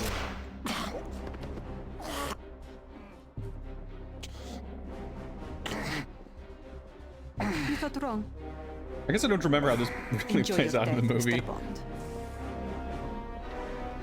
Take care of them. Yeah. These like slow-mo shootout moments are pretty sick. They're really fun. Yes. Look out! And I guess we don't have a watch laser, so figure out how to deal with this. Oh. The gun, I guess.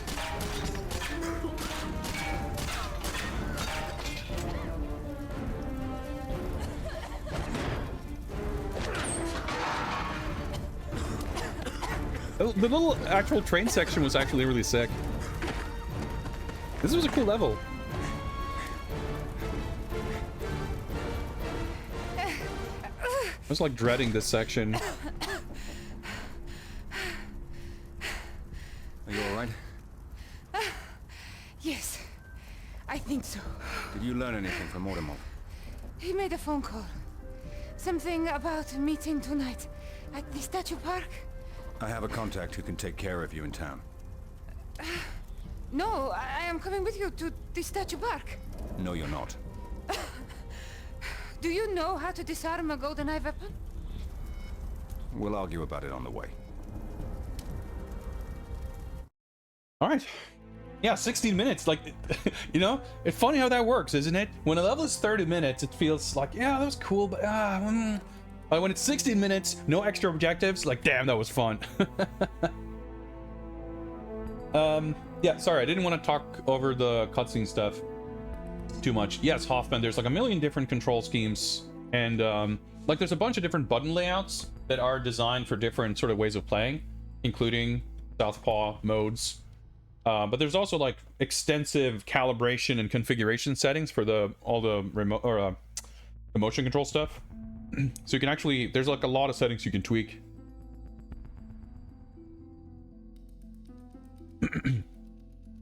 And yeah, that was on a top in the purple outfit.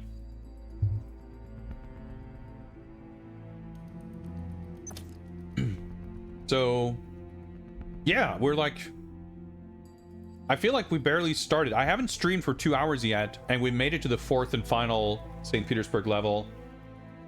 It's probably gonna be like, I mean, like all of these levels have been shorter than expected. Oh, I guess the first one was about half an hour, and that was still fun because it was just hallway shooting. We're making more rapid progress than I was expecting. I still wouldn't say that it's likely that we're finishing today.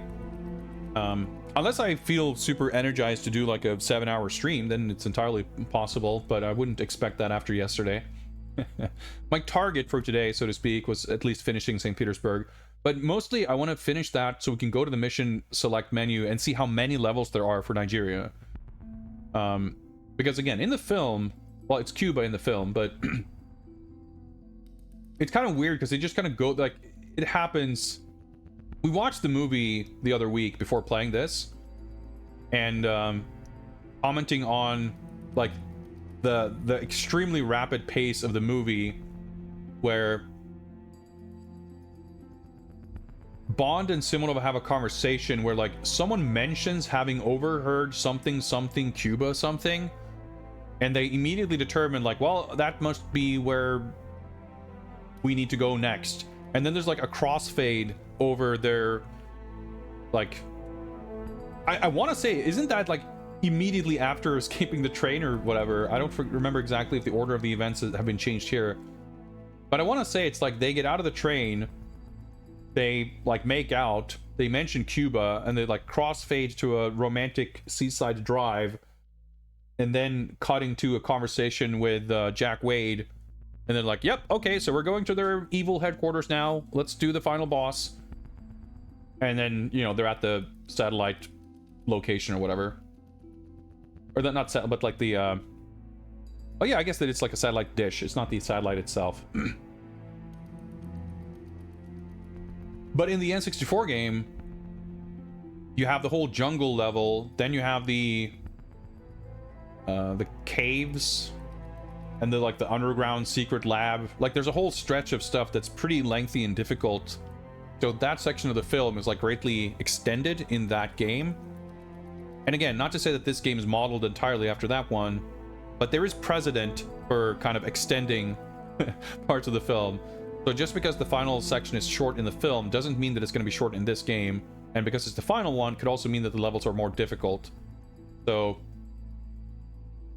even if the 4 levels in St. Petersburg have mostly been surprisingly quick and painless, if there's 4 levels in Nigeria, like we should probably do at least one of them today to make sure that we don't have the too much work left for us next time.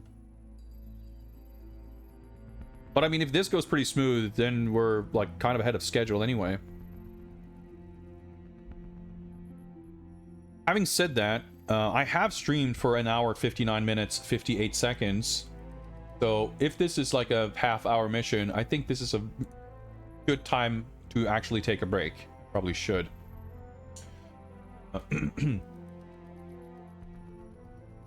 Still, 3 missions down in about 1 hour or so. That's not bad. So yeah, I will take a break, and yeah, let me hide this. Game audio doesn't overlap. Wants to do for whatever reason. Yeah, I'll be back before too long. Memorial Agent. See how that mission goes. See you guys in just a little bit.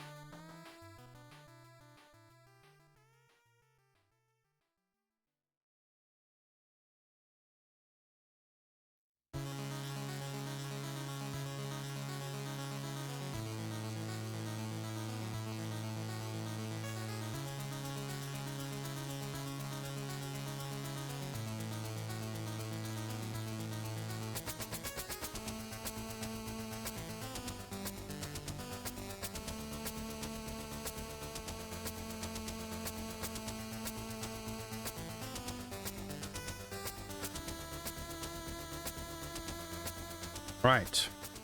Back. Let's get the game capture back on screen. We can manage that. No, let's get the Wiimote online. Man, the Wiimote starts up in like half a second. It's such a weird... like, I'm used to this thing. Press the button and it flashes for 3 seconds. And, like, you know, it doesn't take long. Not, like, annoyingly long. But the Wiimote, like, I tap a button and the screen lights up before I barely finish pressing the button. Nice. Not sponsored, but we got some Kong Strong to help power us up for what may be a harrowing mission.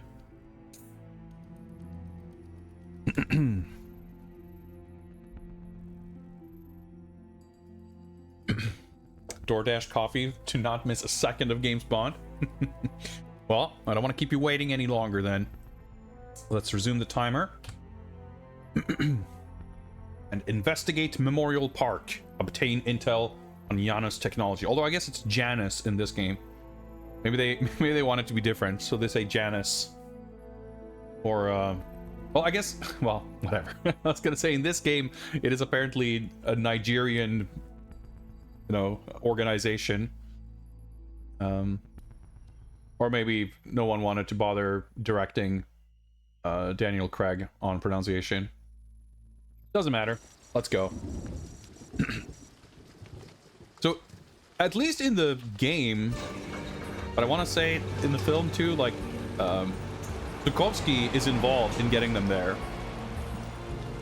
But in this game, he died back in the nightclub in Barcelona. This is awesome. Like, it's very atmospheric. Oh yeah, the music in this level is pretty sick in the SX4 game, isn't it? No, it's too dangerous. Do you know how to use one of these? Yes, I think so. I'll be back. All right. Getting ready to calibrate my right arm. Why did he have to do like an action slide go through there? I guess it closed behind him. Yeah, okay. That was pretty funny. All right. Obtain intel on Janus technology. Obtain intelligence on Janus technology and arms. 0 out of 3 photographs taken.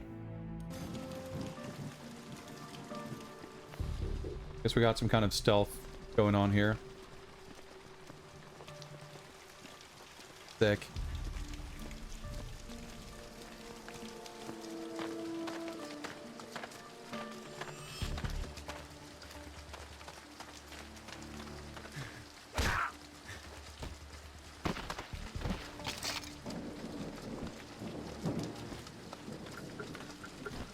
A guy there? I think so.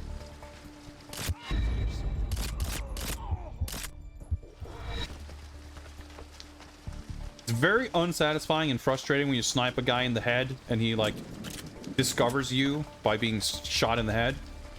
But if you manage, like I just did, to still take him out quickly enough to like avert the alarm, the sound design of that is actually really sick. Like there's that tension and heartbeat noise and then it disappears. It's just like and you go back to normal. Like that's a cool touch. I like the way that's done. Situation that sort of triggers it can be annoying, but it's good sound design. So this is a good example of the objective stuff. Like if there's an objective in this area, it's so wide open that it feels entirely possible that I could sort of move past and through this area without even having gotten the like sort of notification on my HUD that there was something in this area, and that would make it missable, and then I could just play through the entire mission and just miss it and fail it and have to redo the mission because of it. I'm not saying I expect that to be the case, but the fact that it could happen is bad enough. All right, that guy just like walked right past me. But lucky here. So it doesn't seem like I could stealth past these 3 guys. So maintaining stealth here seems like it might be tricky. Let's see. Maybe based on the facing direction. I could like sneak up behind this guy to take him out, but I don't think I could do that without these two guys seeing me. They're just like stationed there, huh? I mean, it's gonna devolve into gunfire sooner or later, of course. But satisfying to achieve successful stealth, but also alarm's gonna spawn more dudes, and it's just gonna be whole thing.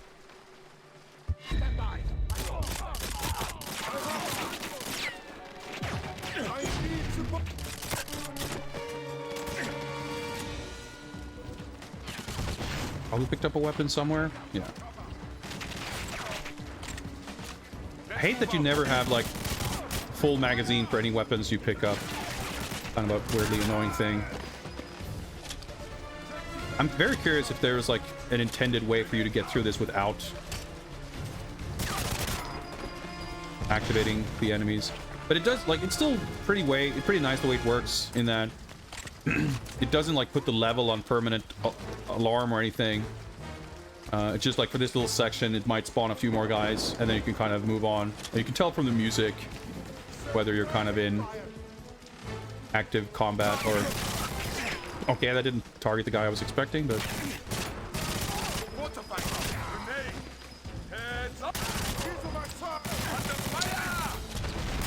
Yeah, stuff like that where you shoot a dude 3 times and you start reloading, but it turns out that he didn't die, but he'll start shooting you back before you're finished reloading. Be pretty annoying. Like enemies... okay, yeah, nice little load stutter. They're just a little bit more tanky than I would like. Like for a game like this with realistic guns, it just... There's like this inherent feel for when you just shoot someone 1, 2, 3, 4 times, like you expect them to go down instinctively, and when they don't, it just feels disappointing and unsatisfying and frustrating. Rain looks pretty sweet. Cool looking level. Did you hear something? It sounded like gunshots. It's just the thunder. Relax. We'll be gone from here soon. Alright, I mean that's pretty good. Are you sure you didn't hear it? There's like a night vision button at some point in some level. I don't know if that's a thing now. Probably not. Again, we have these like kind of open areas that make me nervous about.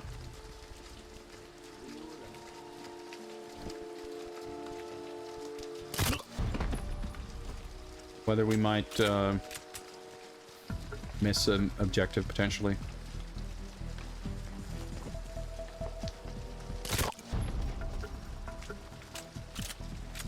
And yeah, failed sniping, annoying. Successful sniping, highly satisfying. Pick up whatever he dropped. Do I have 2 different Strata SV400s now? I do. That's pretty stupid, but I don't think I can drop a weapon without picking up something else. Moving to the left.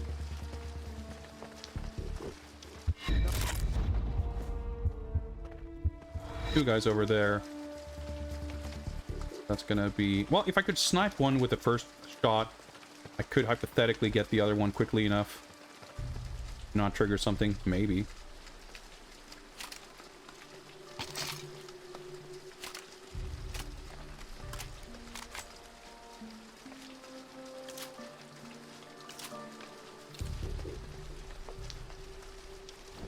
No, that's...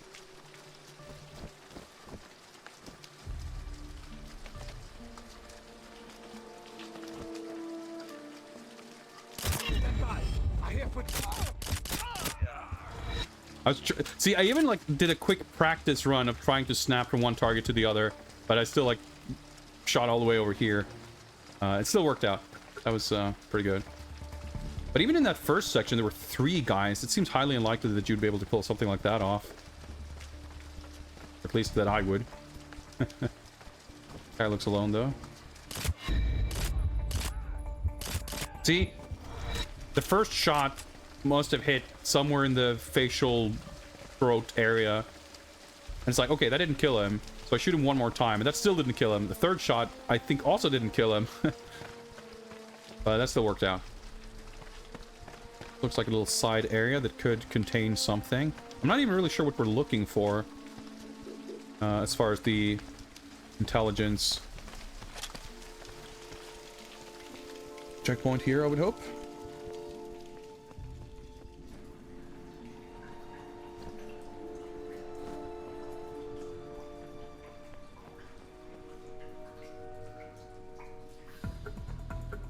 Weird little... When you see a little nook like that on the map and it doesn't... you can't go inside it. A little odd.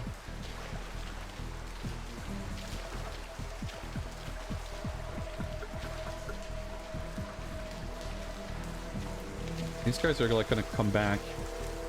Probably.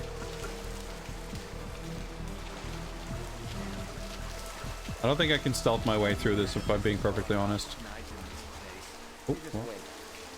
You'll be trying for Mother Russia within a week. Yeah. I was wrong. I don't know if he was gonna like open that door or something, but probably not. Hopefully not. Hopefully nothing important anyway. And even for a little sewer bit, this doesn't look too bad. All right, there's a checkpoint. Good.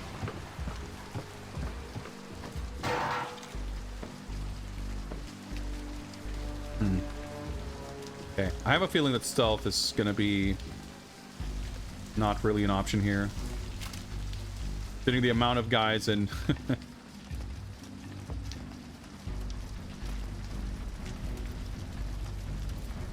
snipers. Oh.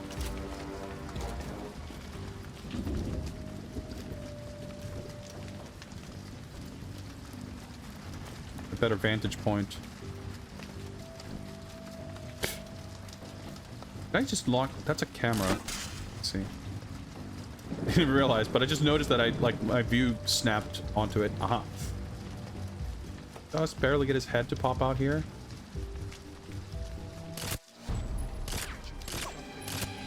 Guys, I think you noticed me.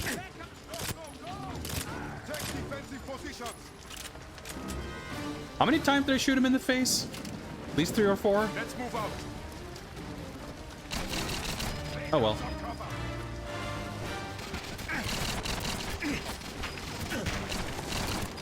Luckily, shooting can also be pretty fun. I started shooting before I'd even like raised the gun properly.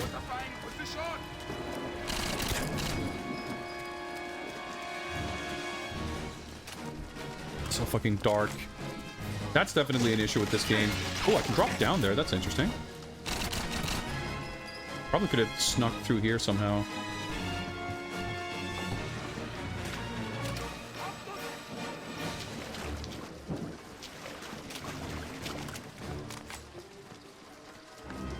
Yeah, there's a lot of these little alternate paths, like entrances. Ooh, okay. Got something I can photograph here. Probably inside the building.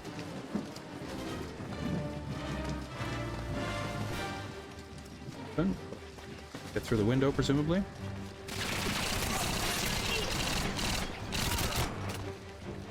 Presumably, can I vault? I cannot. Okay. I'll just go through here. Door? No? Okay, yep. Finally. There's an evil Giannis crate that I can photograph. Let's try to figure this out. Nope. Is there a paper somewhere or a...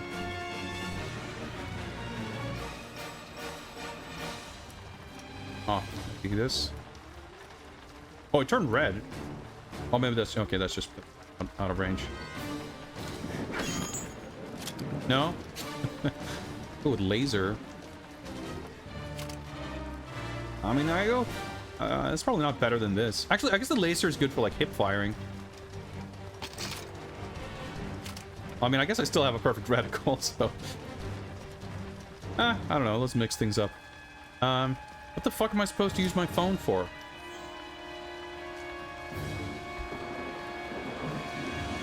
I'm stuck.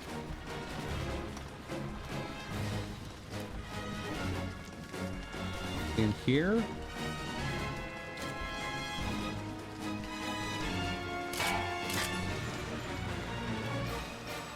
Wait, can I thought I saw like a lock that I could shoot or something. I shoot the handle.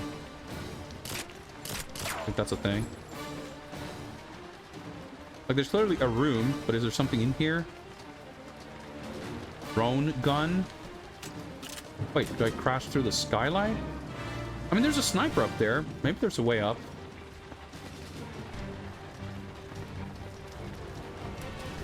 This is the kind of stuff where I think the pace of the game is kind of dragged down.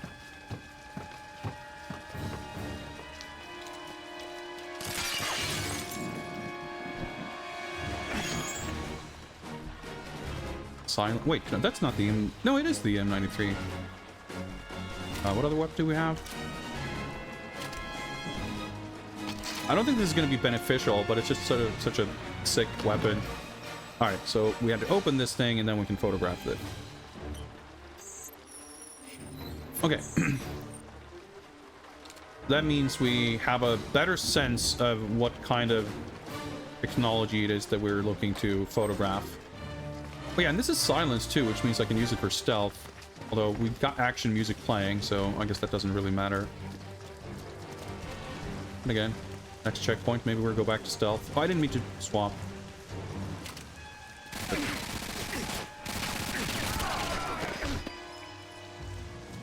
Oh, yeah, back to stealth. It was just that guy still there.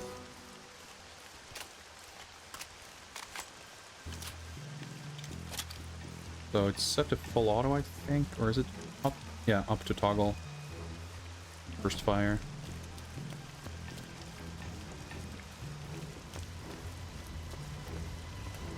I thought it was a ladder. It was just a tree or a drain pipe or something.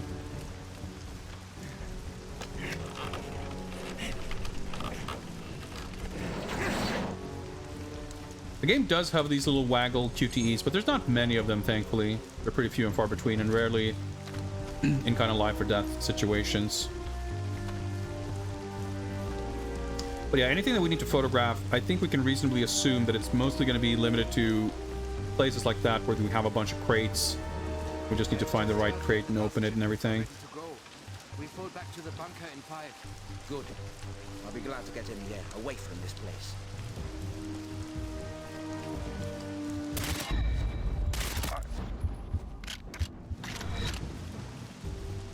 The corpse fell down right in the courtyard, but thankfully corpses phase out of existence within seconds, so no one's going to be around to find it.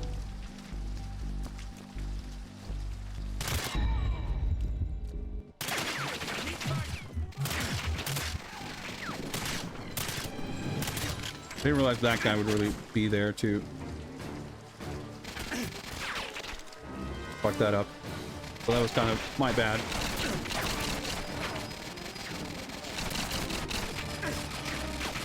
Nope. Satisfying burst fire sniping for effective taking out of dudes with pistol.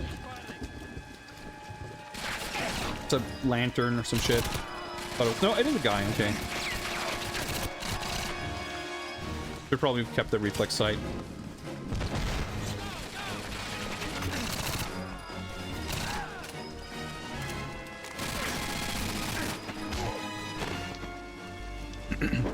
Oh, okay. That was the last guy. ACOG scope. Yeah, let's grab that one instead. Let me,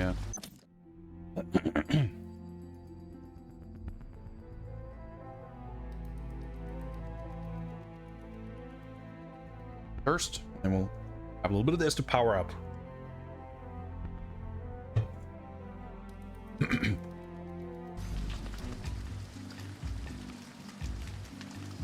Oh, wait, so we do have, there's a reflex sight. And we'll keep this. What's my other, oh yeah, the other weapon is the, go back to this. I'm low on ammo, but might as well make use of it.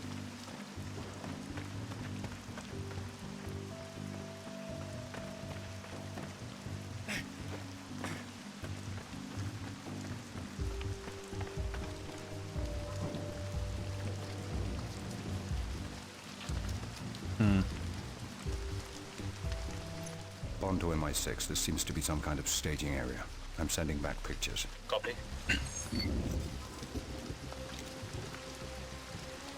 Objective updated. Oh, okay, so now we have a main objective that's gather photographic evidence. So the reason these are kind of split up is because on the lowest difficulty, you don't have to do the optional objectives, which means that in terms of like progressing the level itself, we also need to take photos. Probably won't actually count towards the other objective if I had to guess, but find out sooner or later. I can take out that guy, but the question is someone else going to see it?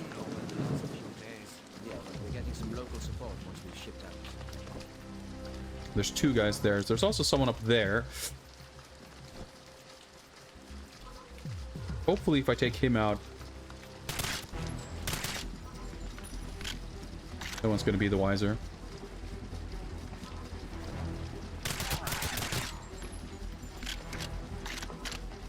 Okay, I think we're in shootout mode now. Yep, there's a grenade there that seems to imply that being the case. So we've got this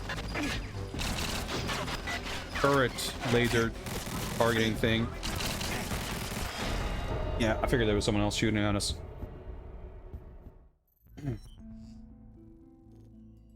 But taking out that sniper seemed to work. But now we know a little bit of what things look like on the left. The first time we came across one of those laser targeting turret things, we actually successfully avoided getting shot at by it, so I don't exactly know how it functions. We've lost some over the last few days. Yeah, but we're getting some local support.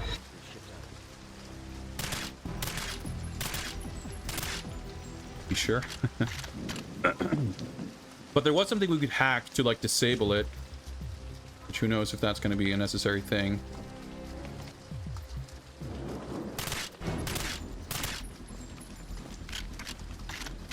Getting rid of the snipers snipers at a time seems advantageous. Well, okay.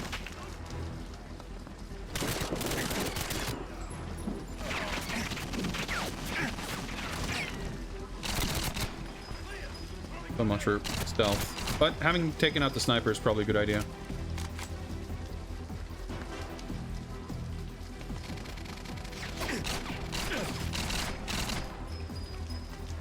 The fact there's a camera all the way over there implies that you could have snuck your way past this entire area.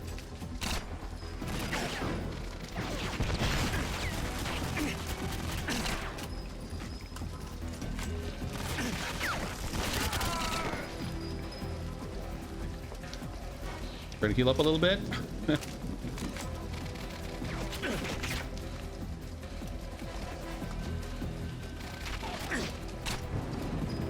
Like, these guys are pretty effective at pretty long ranges, to be perfectly honest. I mean, the camera's not likely doing much, but doesn't hurt getting rid of it. Rounds left. I'm not even hitting him. I'm hitting somewhere, something in this fountain or something, I think.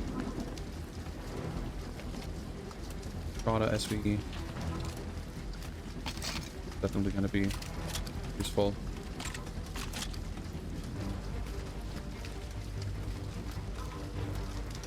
Can I shoot through this? Oh, okay.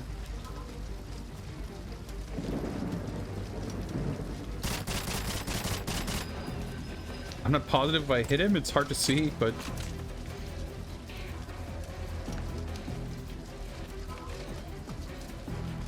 like when you're crouching behind cover and want to lean like this out behind it, it's a little awkward that aiming always makes you stand up out of cover.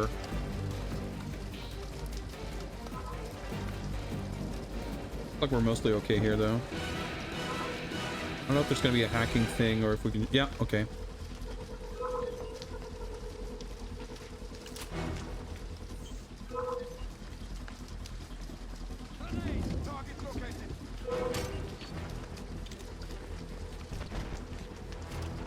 I'm here. Heard someone yell, but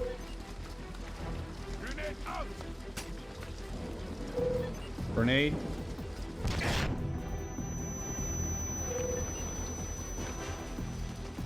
Like, that's the thing. It was the same thing the last time there was a turret like this.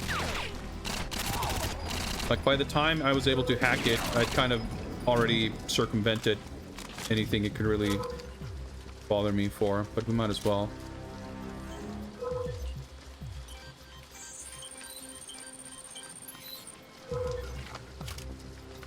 Like, I don't know, the effect on the laser beam actually looks really cool, by the way. I don't know if this means that it's like we made the turret change teams or whatever that does, but yeah, same exact thing as last time where, well, we hacked it, but we finished the encounter first, so...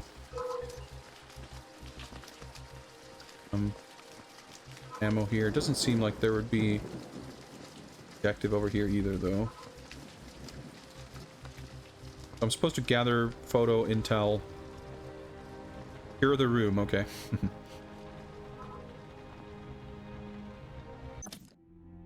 Secure the room before safely gathering photographic evidence. Alright. Okay, there's an objective marker in the door or whatever. Is that like... I'm gonna pull a switch and then it's gonna spawn a bunch of dudes?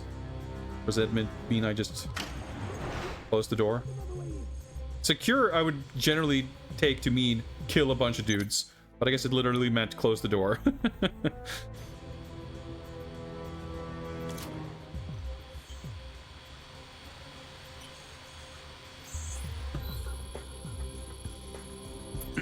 So she's sneaking around. Been caught? Tannister Bond, what's holding you up? They've captured the girl. Move on, 007. The girl is expendable. Expendable? A super effective flashbang.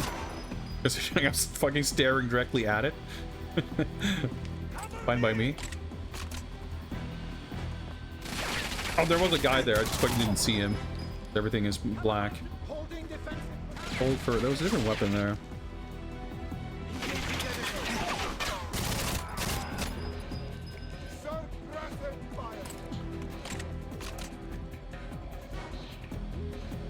Spawn a spec R. I think the shotgun.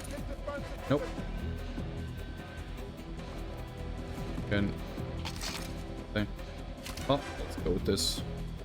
It's gonna make it a little easier to aim. There's a second guy there.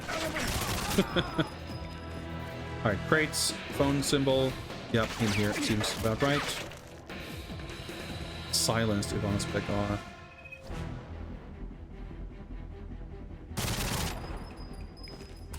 Okay. Do we need to do some fancy footwork to get around here or something, or can I just... I mean, I guess I can... Yeah, I was gonna say I can take a photograph through here. Through RPG. Nope. Doesn't work. Well, no, never mind. I photographed this. Janus technology. Like, same guns we've picked up out of crates for the past 12 levels. On a spec R with laser doesn't seem super meaningfully important, so... Yeah, there's always like 6 weapons to choose from, and it's hard to really get a sense of any of them being meaningfully different. So wait, hang on, that was... It didn't count the objective... Yeah, so it doesn't... It only counts 2... photographs taken, so we still got to be on the lookout for another objective crate. So this doesn't count. Picked up night vision goggles.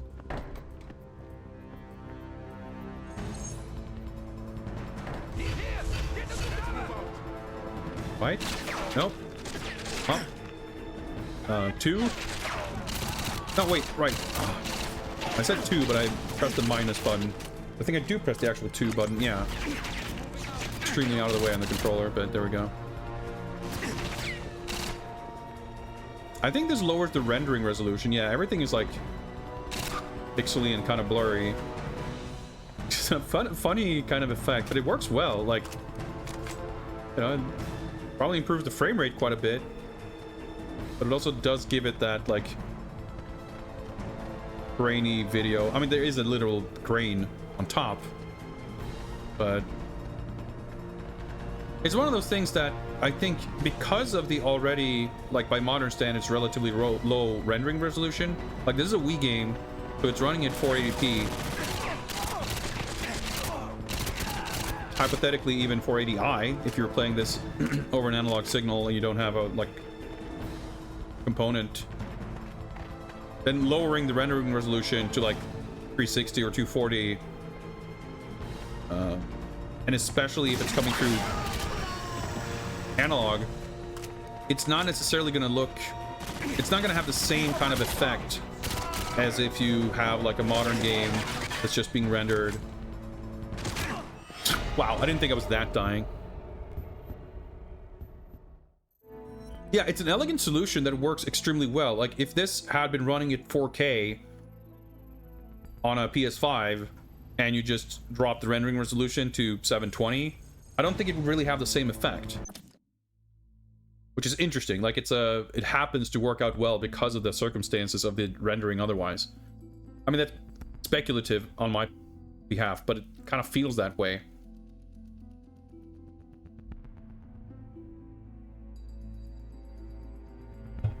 But it's also kind of a justified sort of handicap or whatever. Like in this instance, like your kind of vision being impaired in that way kind of makes sense, I guess, or at least you justify it that way. With reflex sight and laser. My other weapon? Sure. Probably have a bunch of other enemies doing this.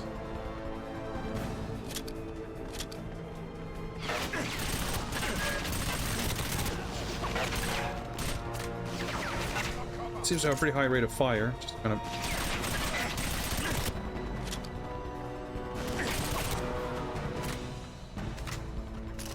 Look at the map to make sure I'm not leaving a giant hallway behind me, people to shoot at.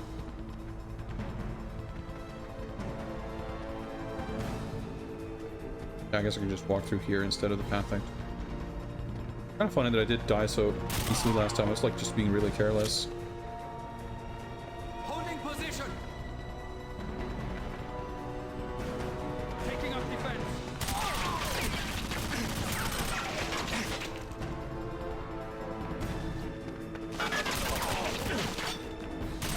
There's a guy behind him, I guess. Oh, I guess, yeah. You see those little tendrils when you're definitely close to death, but even the general, like, red fade. Did we, like, trade hits to kill, or is he hiding behind there?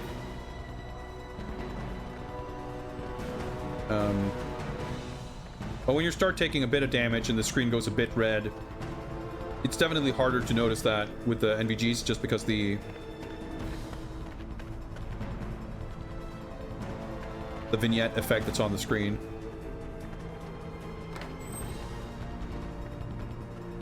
But yeah, this is like, I was dreading going into this because the night vision section in the other stage, the bunker level, was kind of annoying. But this was, you know, not too big a deal. Guessing it's lighter in here. Sort of.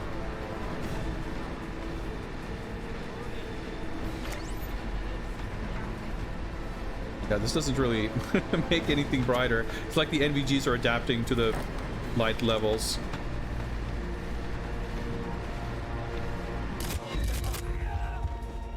There was a second guy right next to him, wasn't there? Started running.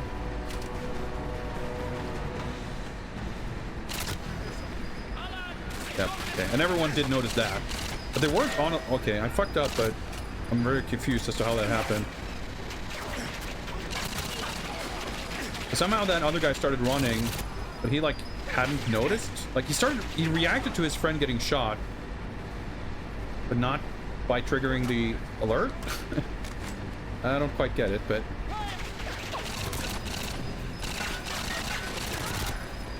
it'll be fine.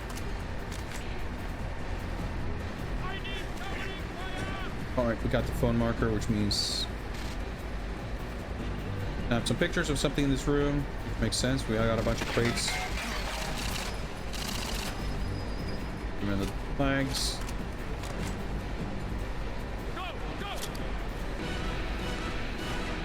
An RFV with laser. Sounds pretty good. Not necessarily effective.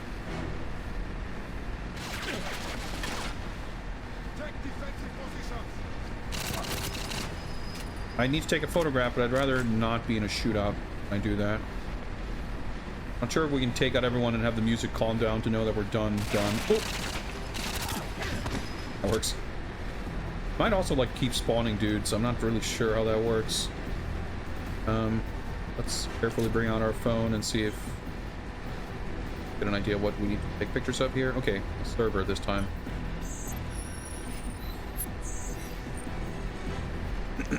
There's no mechanics or systems for bond moves or anything equivalent. But there's some levels that have some cool stuff, like destruction stuff, where you shoot things and it drops stuff that cause surprising amounts of actual meaningful destruction that kind of alters. Like you can blow holes in walls in a few places and break down scaffolds and stuff. Things that could easily have been used for bond move type things in those games that have those systems, but like there's cool set piece moments, but by and large, oh okay, like was I meant to use NVGs? Yeah, I guess so. You're just kind of progressing through these action roller coaster linear levels.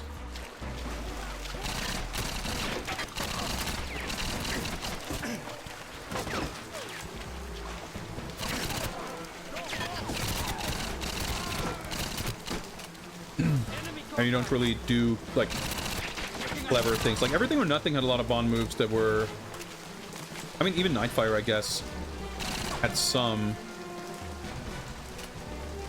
that could be about like sort of stealthing or sneaking past something instead of probably a grenade of some kind.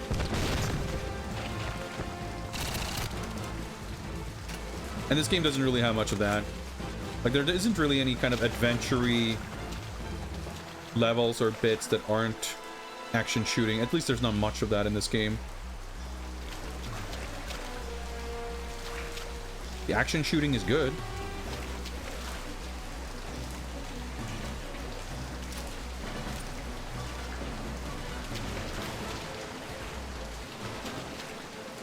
But it's kind of what there is.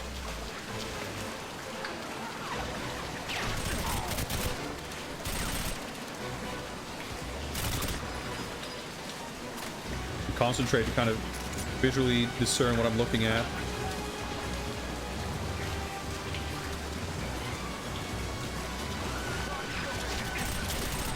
Done with the objectives at least, so we don't have to worry about any of that. Oh, hello.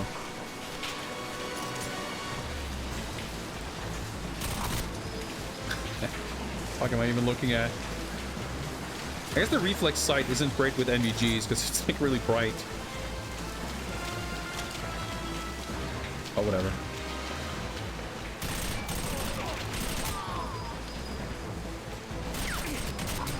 It was bright because I was looking at a wall.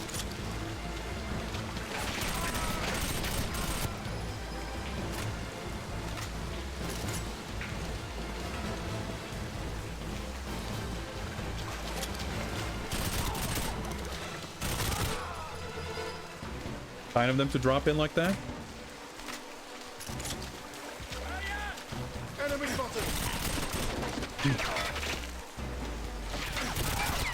Well, NVG bits kind of yeah, burning off. I had to double check that it's not actually bright.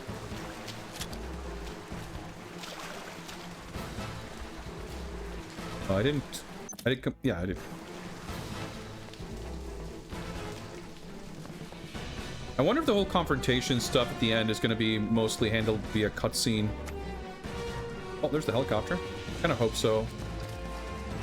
Mainly because I guess I'm remembering the last bit of the N64 level being a confusing chore.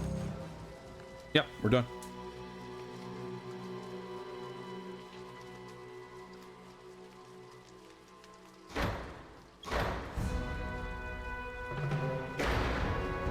This is sick. Again, like the storytelling bits and how it's integrated into the gameplay, it's really well done. Hello, James. Alec. You're alive. No thanks to you. Yeah, that's Sean Bean, by the way.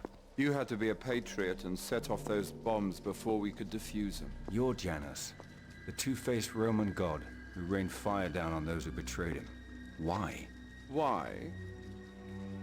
Look at the last 10 years. The wars, the financial meltdown. Who profited? Who came out on top? You thought you were protecting Queen and country, but it's all about the bankers and their bonuses. You know, I did think of asking you to join my little enterprise, but your loyalty was always to the mission. And never your friend. For England, James, I think not. It's weird that, like, in the movie, he has this big scar on his face. You would think for this that they would, like, over-dramatize that and just make him fucking Two-Face. But no, instead he just, like, it's nothing. Wearing, like, super boring outfits and everything, too. Do we get to waggle, or aim, or do something fun here? Yep, I guess so. What I'm supposed to do exactly, or what I can interact with. Okay, well, like, I pressed the button and I noticed the camera started locking. It's like, oh, something happened. It's like, oh no, it just showed me the cutscene that we died. The Fifth Amendment. Yeah, I'm surprised in some ways. Honestly, though, not so much the game, but that there's such massive departures from the film is weird. Oh, they see, like, the missiles burning back. Okay, so in the movie, doesn't he just, like, headbutt everything and then they get out? So she's not here, I guess. Do I waggle this? Do I waggle that? Nope. Oh, there we go. That's pretty cool. But I guess she's not here.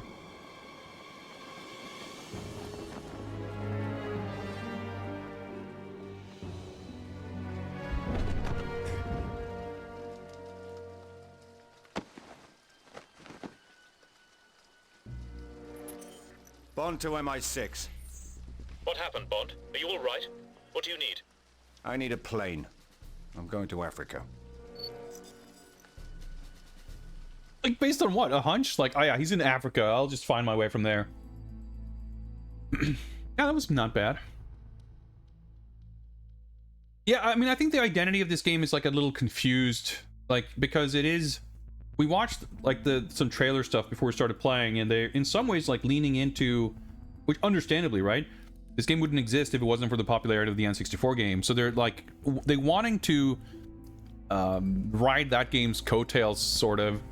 But obviously, legally, formally, this game has no connection to it, so they can't really say that outright. They can only kind of infer that and vaguely gesture towards that game. Which is, you know, that's kind of what you would expect. But there's so many aspects in which it feels like it's going out of its way to differentiate itself from both the film and the N64 game. The fact that it's set, like, in present day, like, not only does it make certain things feel weird and awkward, like, not weird, but, like, it makes certain things different. And some of the sort of computer hacker stuff, like, obviously the context for that's going to be a little different in 1995 versus 2010. But specifically, it's weird, and especially with Trevelyan's dialogue here, like, in the film and in the N64 game, there's a 9-year gap between the, you know, the original Archangelsk mission and the rest of the film's plot. That doesn't happen in this game. Like, the game doesn't say, oh, 9 years passed after this. Like, it's, in fact, it feels like it's kind of very much not a sort of time skip in between, which makes it feel like this is you know, the whole thing about Giannis and what they had achieved and what's going on behind the scenes. Like, oh, was that 2 weeks after this event and not 9 years? It's a little strange.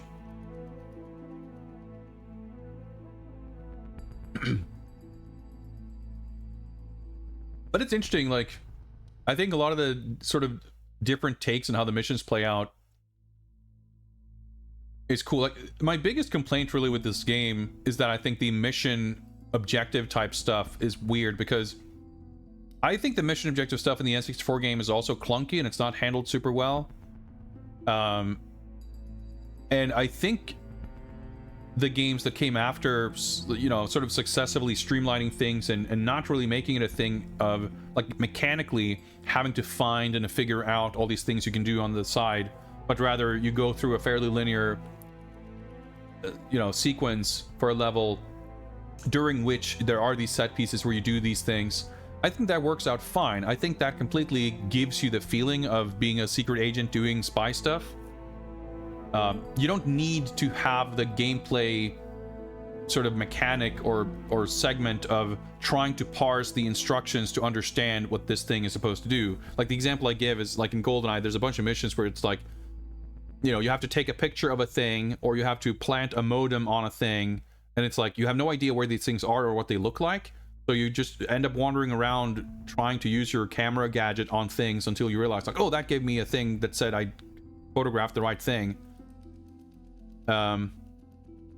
Or it's like, you know, you're supposed to plant a modem on a mainframe server computer or whatever, and it's like, you just have to guess what that is. So you fling your modem on something and it didn't give you a mission objective completed. It's like, I guess I'll just pick that modem back up and I'll throw it at something else and hope that it works. So maybe some of that could be sort of streamlined, and for its time it was novel and interesting. I don't think they did like a bad job per se, but it's like, it's a very rough first iteration on a concept. And this game doesn't iterate on that, I think, in a particularly interesting way, because it still has the same sort of problems with objectives being kind of missable. Some levels are much worse with that than this, but failing objectives or going through a level and completing the level without doing all the objectives makes much more sense when the levels are shorter and there's a variety of objectives and the levels are a little less linear in their level design. But here, when you have like a linear 30-minute level and it's like, well, you didn't open these 5 boxes, you only opened 4 of them, now you have to redo the level, like, that doesn't feel like a, you know, an evolution or upgrade to that idea or system. So I mean, the objectives being more complicated on higher difficulties only makes sense if the objectives themselves makes the level interesting to traverse and complete. And I don't think that's the case in this game at all. So, like, that's the one thing that it feels like they retained from GoldenEye that I think they didn't really need to retain. Like, it's easy to imagine, well, partially because this game halfway does that, but you could imagine all the missions from GoldenEye in the N64 game being kind of reconfigured as more linear Call of Duty style roller coaster action set pieces, and that could be a fun, cool thing. And again, this game is largely that to some degree, and when the game is the most like that, it's kind of when it's the most fun.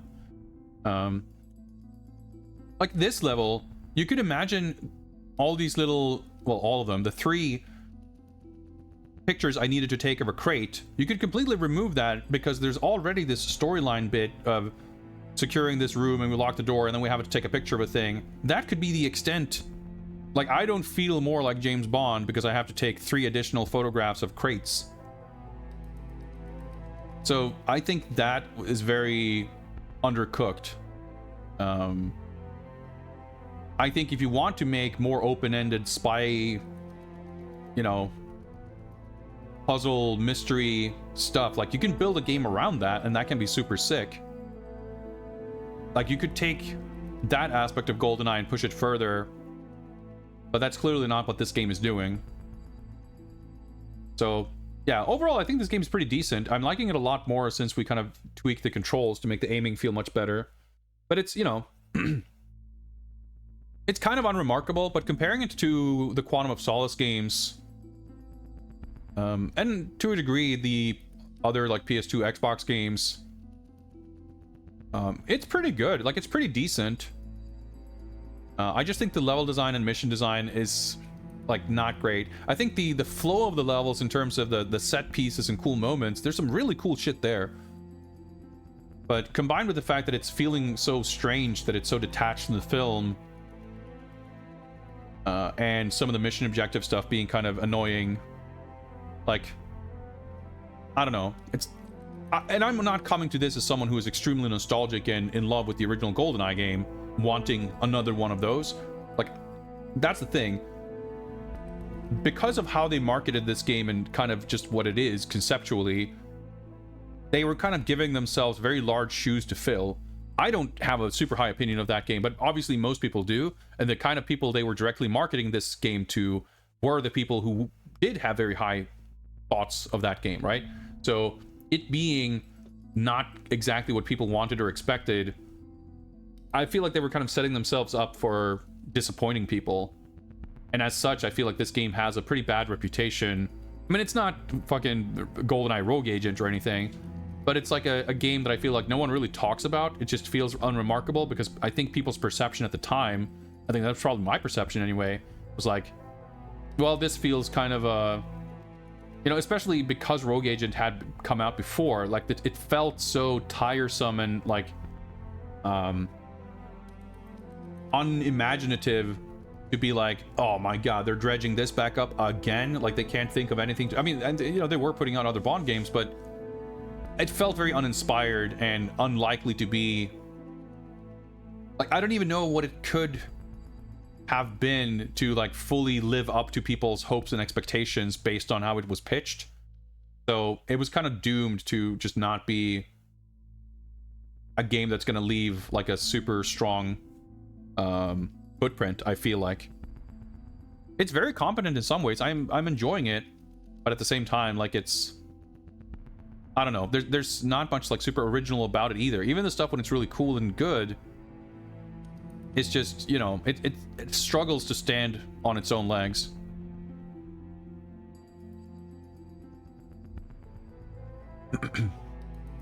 Let me see if I missed anything else important in the chat.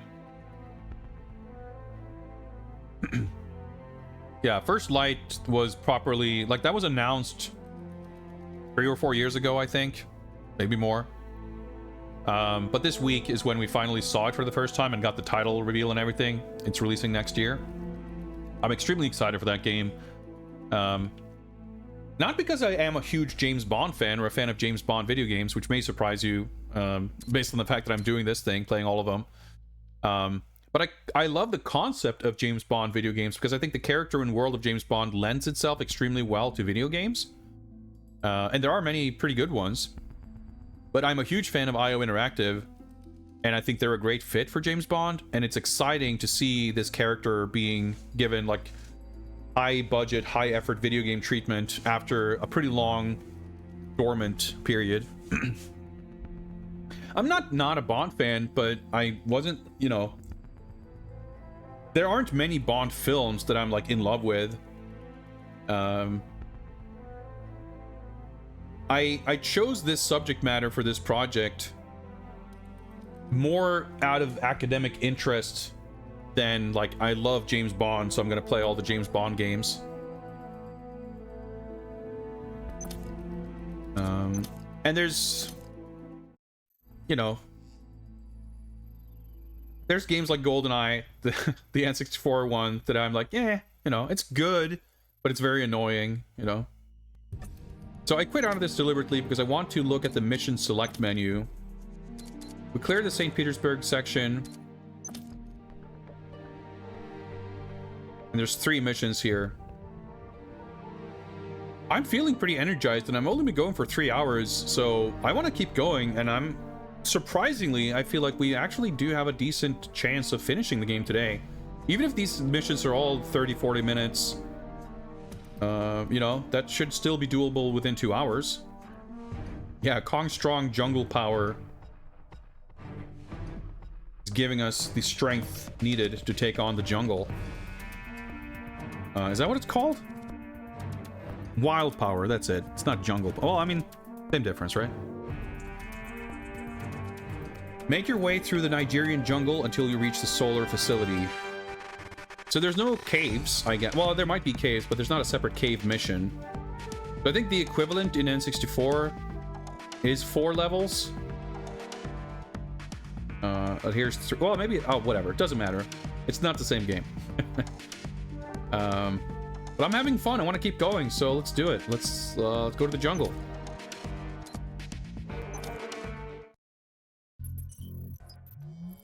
But I'm happy to say, and partially that's with the controls and everything, but the game is kind of increasing in fun as we go, which hasn't always been the case. MI6 to Bond. Good morning, 007. Following up on the picture you sent, we've learnt that Pan-African Power has recently completed a clean energy facility in a protected area of northwest Nigeria. From the satellite shot, nothing appears to be amiss. We're downloading the coordinates now. I'll send the blueprints and floor plans as soon as we receive them. Keep us appraised of your progress, 007. MI6 out. Right, it's the control level, which is a fucking nightmare. Actually, like, none of those levels... well, the final level is cool. Cradle is cool. But the other 4 are like... or the other 3 are mostly a nuisance.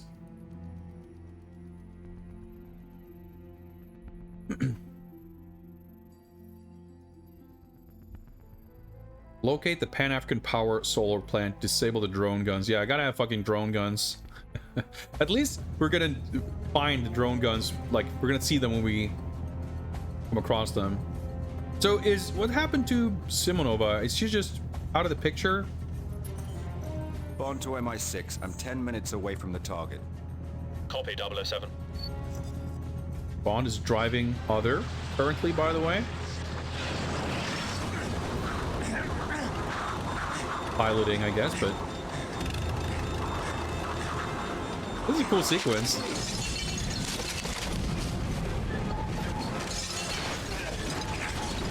Man, this game is cool. Like, the presentation of all these bits is something that could have elevated many of the previous games. Come in, Bond. Are you there? Yes. Yes. What is it, Bond? What happened? Service to air missile. But I'm alright. You need to move out. I just got shot by a missile, but I'm okay. You need to continue on foot and avoid them. The facility isn't too far away. I'm just excited to see what he's wearing. Yeah, cause it seemed like he's wearing, like, he's in a short-sleeved outfit. Oh, they hadn't seen me yet. Oh, there's someone alive still. Worked out. It seemed like he wasn't wearing long sleeves, so it immediately made me think of whenever he's wearing some kind of fucking tropical outfit with short sleeves or whatever, which would seem appropriate given the climate and everything. But of course in the film, this is where we see Pierce Brosnan's iconic fishing gear. Of course, it's like sort of... alright, we gotta have P90s in the jungle. Right.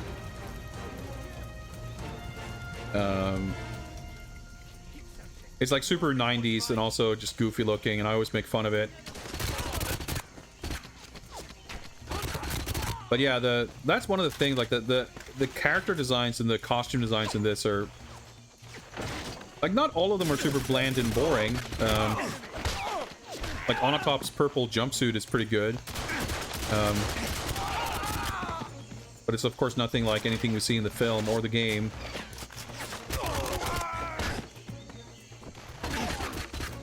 The accuracy on this is not very impressive.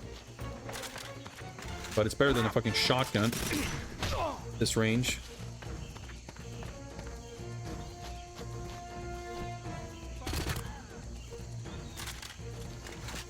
But yeah, stuff like that is just like contributes to the feeling of like disconnect from the film and the original game.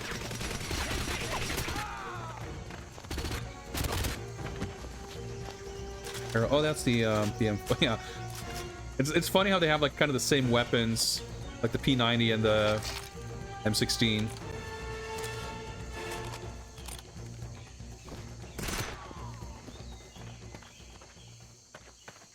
Oh, encounter over. The same weapons as in the N64 game, I mean. Of course, this sequence doesn't really exist in the film. Like, they fall out of... There's like a parachute thing or whatever, and then Onatop shows up and they take care of her in 2 seconds.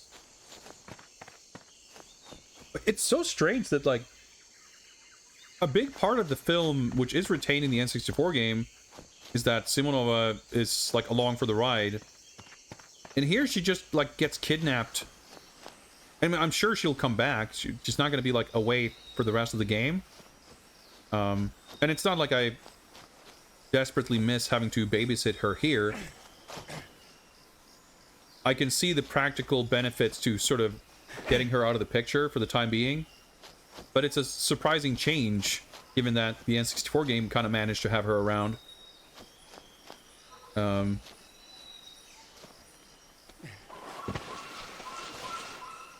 yeah, I reckon... Come on, this is Alpha 3. No sign of survivors yet. We should have a on-a-top sort of encounter slash boss fight.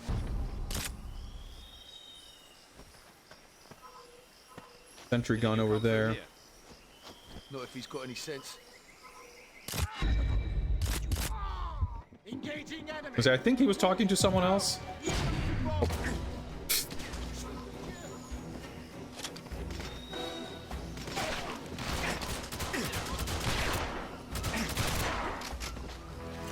This isn't even a pump action shotgun in real life. I mean, it has a pump, but it's semi-automatic.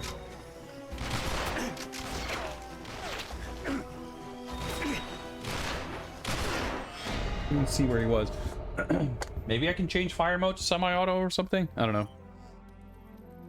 Well, it's not the point of the escort aspect being gone, but from a storytelling perspective, like, you want to have the characters around for them to interact. That's what I mean. Like, I understand.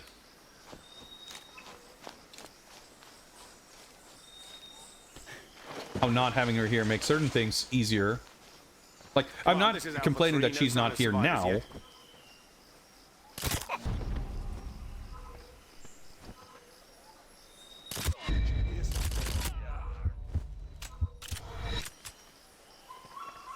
But I'm wondering, you know, it would have been nice to have her there in the helicopter at the end of the previous mission. And I'm just curious when she's going to show up. And sort of how. And also, like, Onatop feels like she's going to sort of show up out of nowhere, which I guess is exactly what it feels like in the N64 game as well.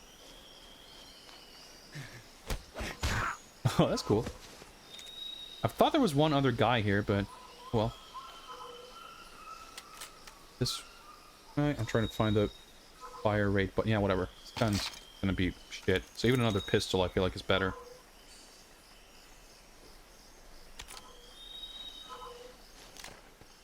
So, obviously there's a... Bond, those drone guns should have a control unit. See if you can hack it with your phone. So funny that, like, we're getting that instruction. Well, I guess technically speaking, you could have bypassed those other hacking things, and it was never a mandatory thing up until now. But is someone really going to gotten to this point without realizing that that's a thing?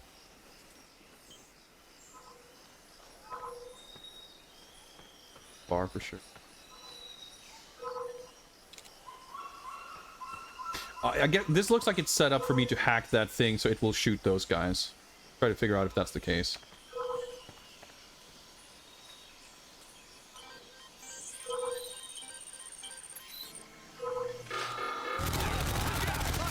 It still found me. Wait, did it fucking say 1 out of 9? Let me find the pause button. 1 out of 9. We're probably going to come across them naturally over the course of the level, so I'm not worried about missing them. But it makes it sound like it's going to be a little bit of an ordeal, this level.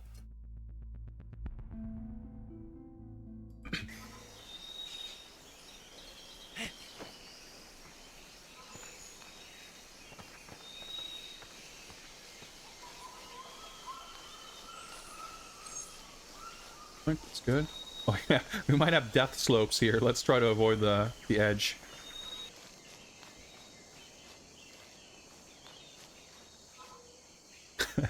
A call 45 getting highly excited about mission objectives. Yeah, there's the other sentry gun up there. Well, the other sentry gun, 2 out of 9.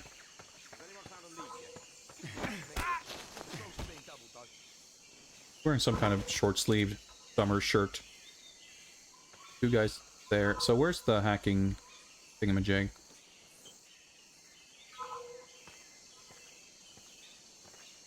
No visual, Oh. but I... Enemy contact! Move on! Enemy spotted!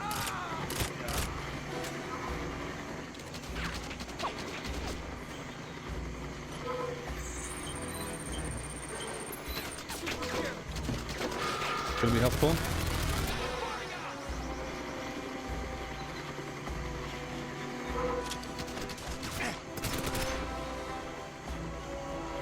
It was like someone was up there. It was like, oh no, that's the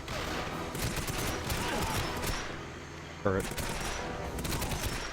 This still feels highly relaxed compared to the N64 equivalent.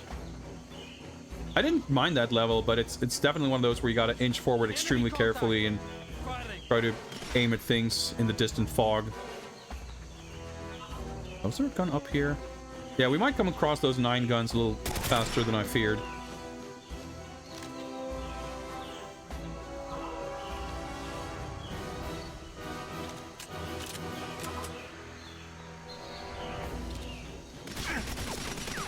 Switch.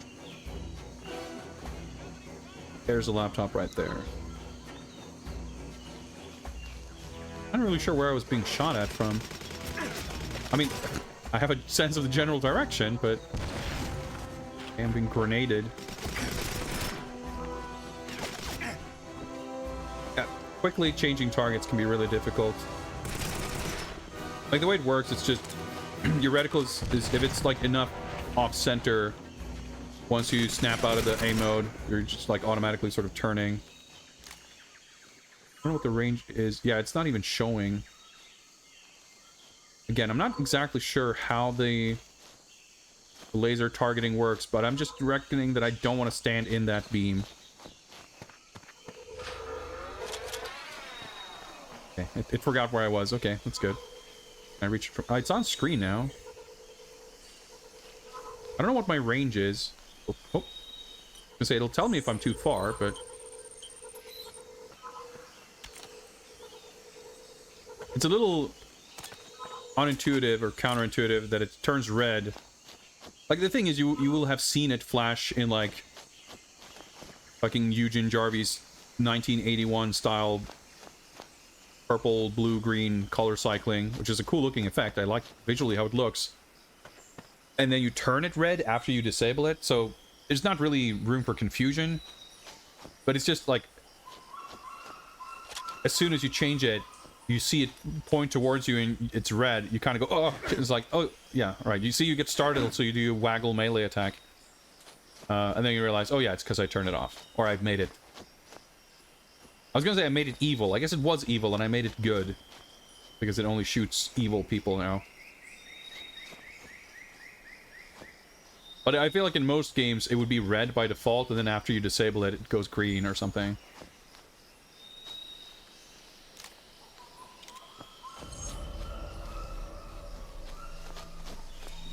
Alpha 5, we're moving out.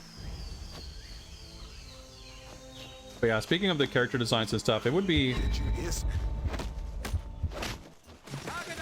okay, I think they saw me.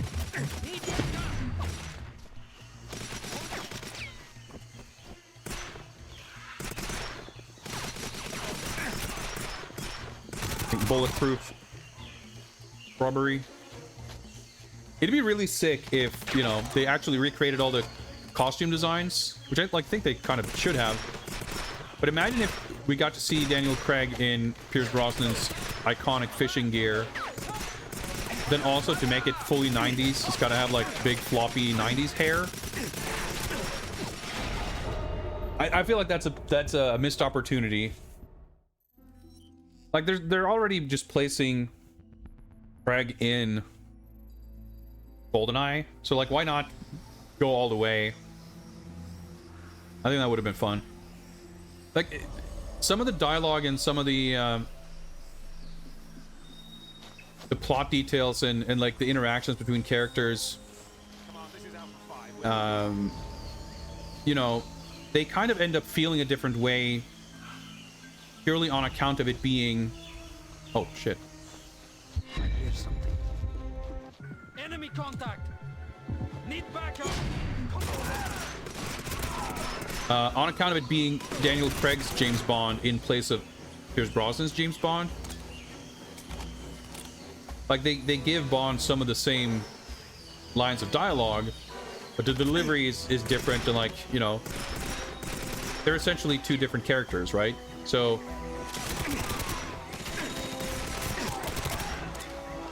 it's not just that his face model looks different.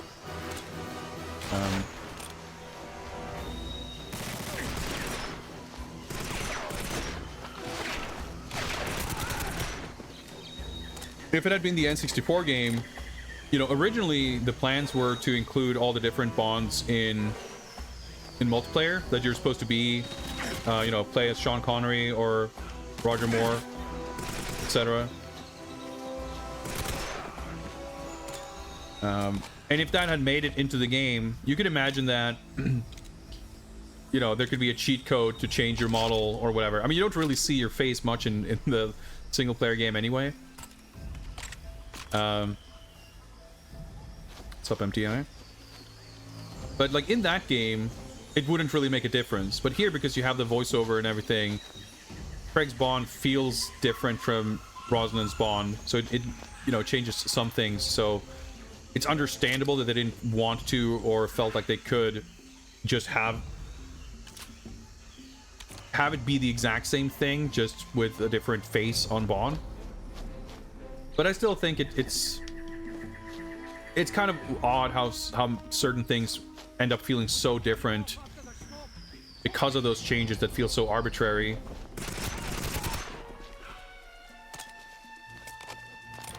And it could have felt more familiar and authentic and nostalgic if you would have had some things like the character design. Like the fact that the characters, you kind of like have to guess what they are. And also, by the way, speaking of which, I had been talking previously about, like, man, I can't wait to see what Boris looks like.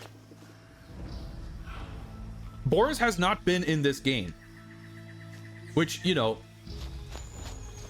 given that we're seeing everything from Bond's perspective, Bond would not have come across him yet at this point necessarily. I think in the N64 game, he probably does show up in the bunker level, right? But he doesn't in this game, which, you know, they don't meet each other in the film either. So we could come across him in the, you know, the control facility, solar, whatever the next level is called. But I'm also starting to think that maybe he's just not in the game, because...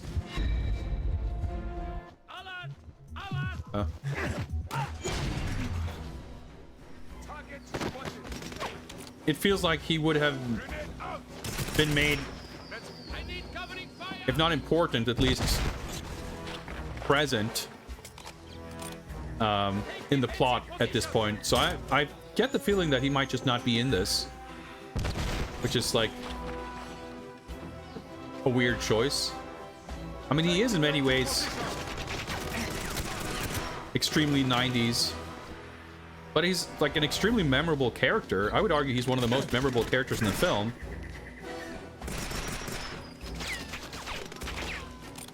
So having him just not be there seems a little strange. Can't see shit, so I don't know if a sniper rifle is going to help me here. I don't think I can hack this from all the way over here. I do have the height advantage, but it's not even showing up, so I guess I have to drop down here. Well, I guess I can't really continue further here anyway, so probably a good thing I ended up taking out this guy first, but I think we'll just drop down.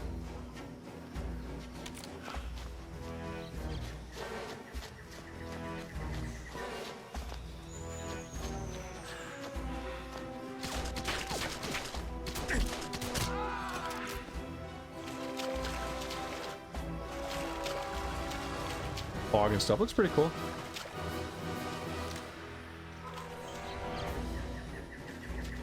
like 12 meters, 11, yeah, 12, 12.1, something like that's the range. Okay, 4 out of 9. Sounds like the drone helped us out there.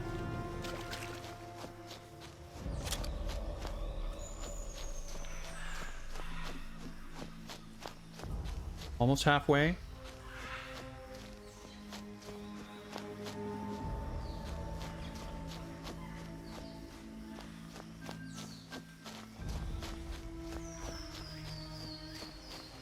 Caves. Well, little moments like that are very nicely done. It doesn't often feel like we're just trudging through the same thing over and over and over. Like when we're moving between locations in a level or from one sort of phase to the next, there's often some little demarcation of a little event, or you move to an area that looks a little different, or you go from like narrow hallways into a big open room. I think that, like, in that sense, things are not poorly done at all. Yeah, so this is also silenced, so that should help us. Nice looking waterfall. What do you think this is, a coffee break? You're getting paid to kill, not drink. Let's get to it. Check in with the team in the swamp. See what's taking them so long. But I'm gonna be discovered before I even figure out where anyone is. That's probably, that's because I'm not alone.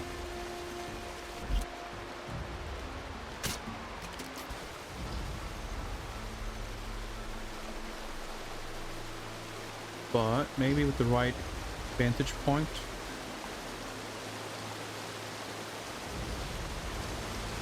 Sure. Where I will get to be able to hack that thing, but I'll see the. That's pretty satisfying. I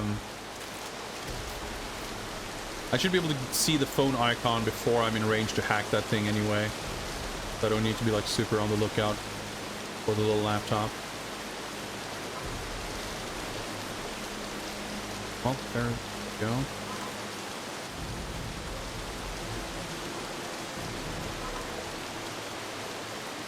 Not really visible. Maybe. Can't like stand up on my tippy toes. Probably need to.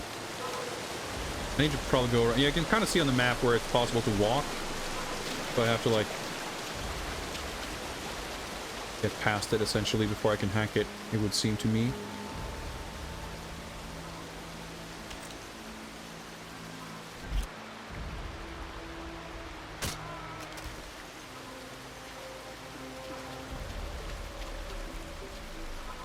Multiple.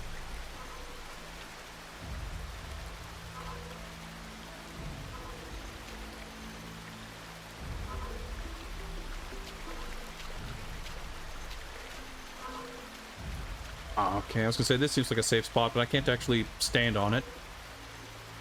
I think I can go across sort of underneath.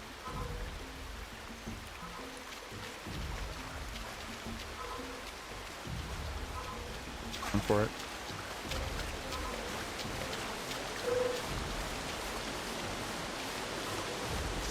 Yeah, I'm pretty sure I can't hack up through there.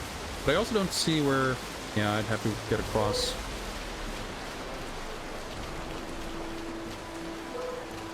Pretty cool sequence. Don't let him slip past us.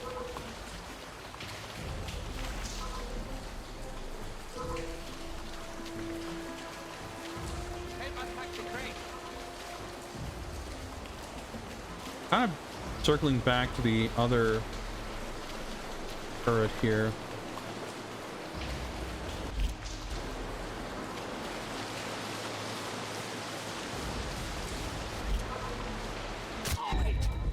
You hear some targets? I was gonna say someone else saw him, but I don't know where the other dudes are. So, but somehow they know fucking exactly where I am now. Oops, this thing doesn't like auto aim. All right, we made it pretty far without fucking up. Great.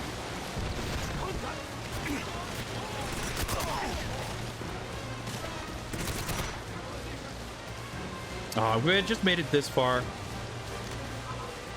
I'm trying to bring out my phone. Honestly, I could have just not sniped that guy, and it would have worked out.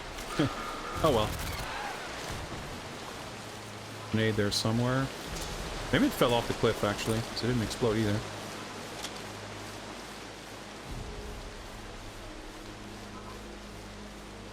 Yeah, but we did take out most of the guys, so it wasn't really... That wasn't too dramatic.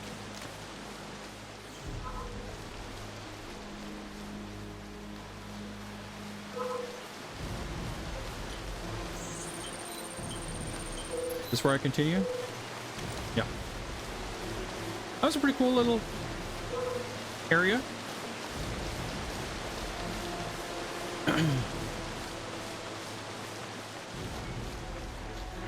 G5, yes, sir. Confirmed we're close to the last position. They lost radio contact with the patrol by the waterfall. Let's go.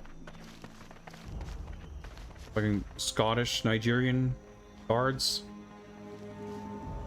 I don't know if those guys are going to come back, but felt pretty cool sneaking past. Climb up here? Ah.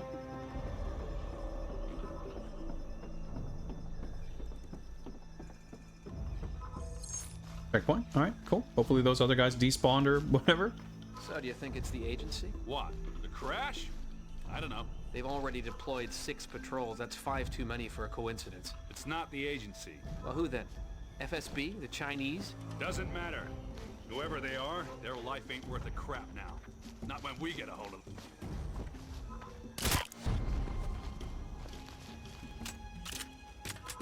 Yeah, the sound when you do these like stealth takedowns is very satisfying.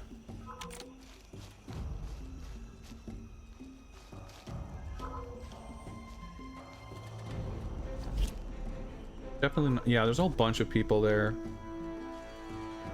Let's try to see if we can figure out where. Can we... Seem like we can remote hack it from safe distance. Well, let's not get overly ambitious. Whoa!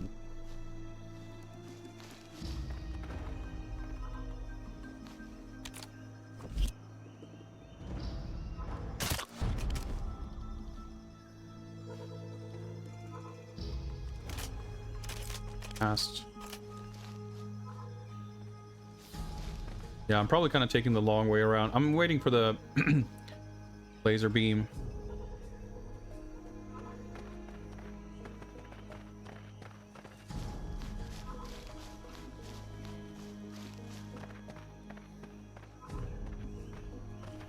Definitely feels like these sequences have like an intended route.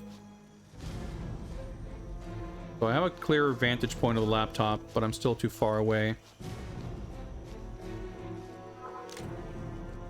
Where am I? Trying to hit the correct direction in the D-pad. I have to really like extend my thumb to reach it. 12.5 meters seems to be the range.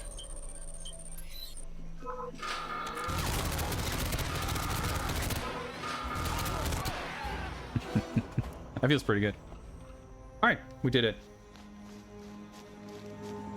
That was drone gun 7, I think. Guys dropping. I don't like the corpse disappears. It's hard to see where the guys would have been. I guess we're fully loaded on ammo anyway. Alright, going inside. I'm in. Bravo, confirm air defense grid. Increase coverage to the north and northwest corridor.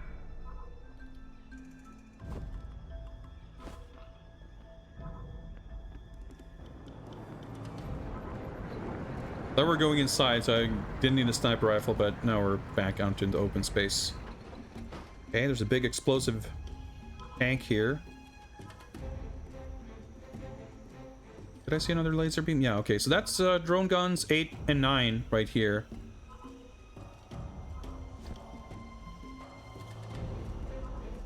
Oh, the laptop's inside that little room. Okay.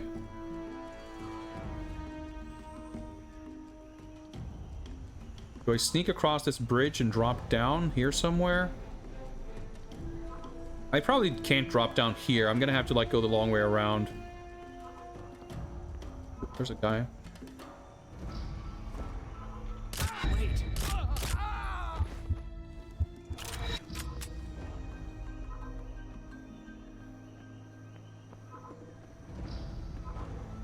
Oh, these are explosive.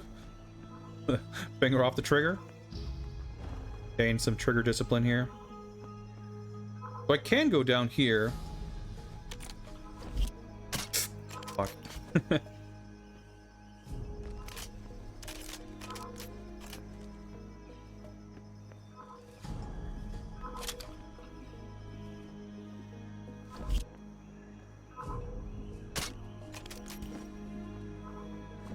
There's the gun.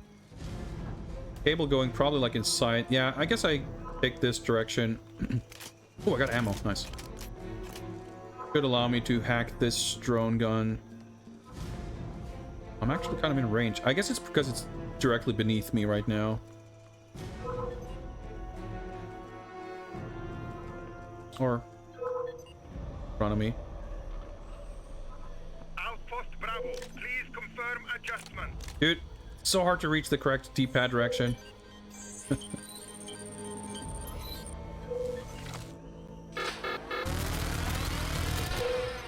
fire! We need help over here! Taking the shot. Target located. Subdue! Subdue! He was like standing so close to me that the same enemy gave like damage indicators from two different directions. I'm not really in perfect stealth anymore, but it's not too much of a concern, I think.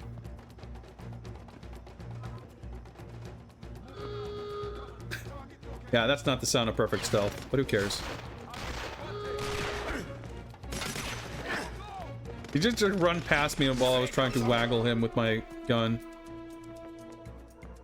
I guess he ran up. No? I was gonna say, did he run up here and get shot by the the drone? I guess it's disabled. Someone's shooting at me. The bridge, probably?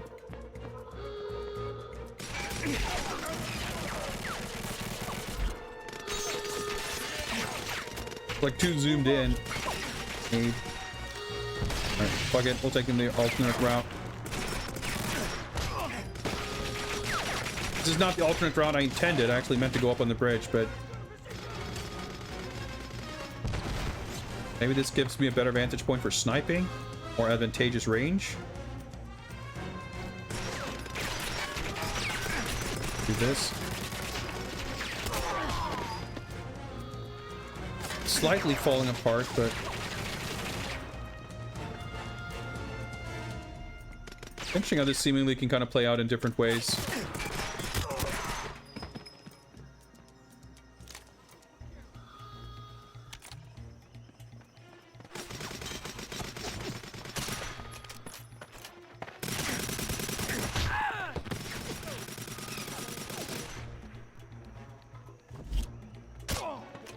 I shot him right in the rifle.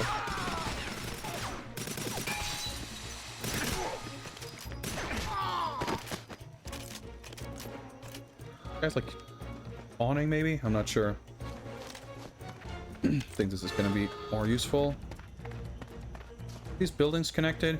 Probably not. I probably don't want to shoot this while I'm standing in the same room. I was like tempted because it's fun when things blow up.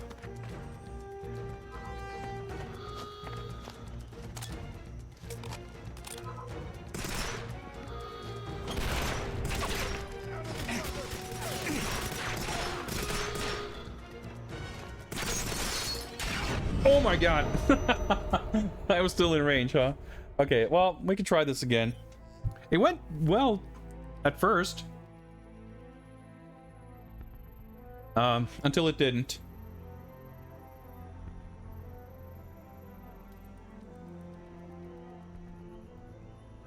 Outpost Bravo, confirm air defense grid.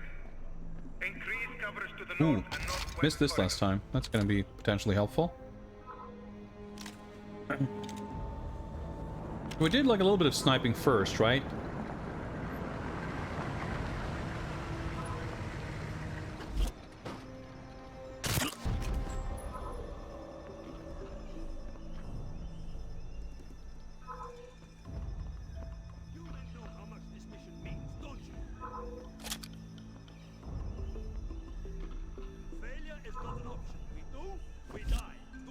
Oh yeah, if you want to hack the gun to take out those dudes, that's good idea. Yes, sir.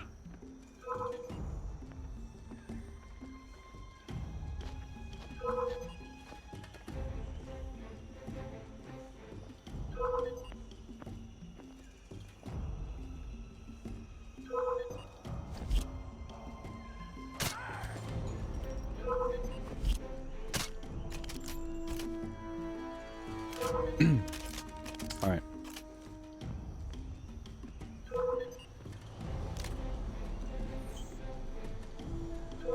Outpost Bravo, please confirm adjustment.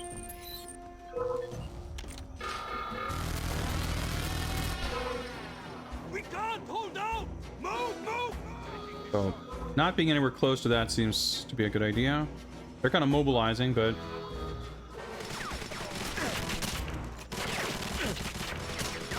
Oh my god! That's just not working very well, is it? Fuck. Okay, hello. Now there's a grenade.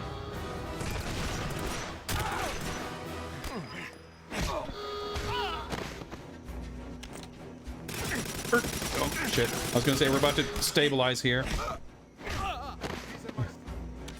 Okay, I got the reload done at least.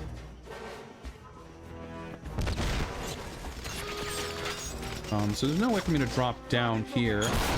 They're blowing themselves up, fine by me.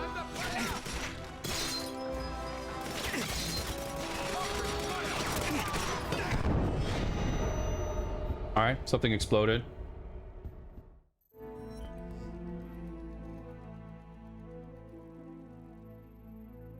Does this game have secret levels? I have no idea. I'm in the middle of playing it for the first time, so they would not have revealed themselves to us at this point. Bravo, confirm air defense grid. Increase coverage to the north and northwest corridor.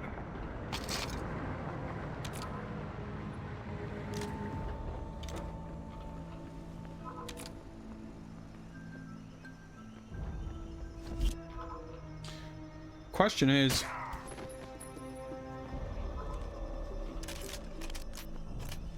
did we approach this in a bad way? Like, we can get to that next turret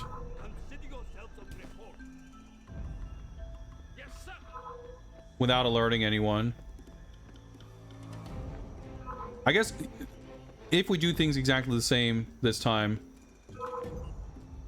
make sure to just switch to the M16 immediately.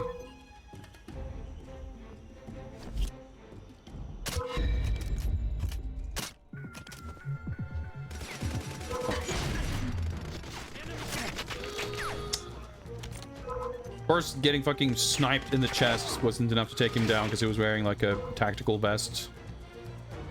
Whatever.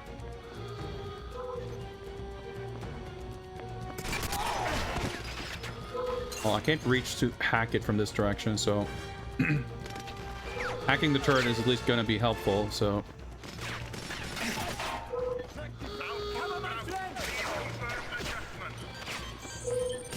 Oh my god. Cover me. James, you don't have to look at your phone while it's hacking. Oh my god. Okay. Obviously, I didn't really need to shoot that guy on the other side. I just naively thought I would have get him, and I would get him before he triggered the alert. Just clearing dudes out. Like, if you don't alert them, getting rid of them is good. But of course, like, instigating the alert is not a good thing.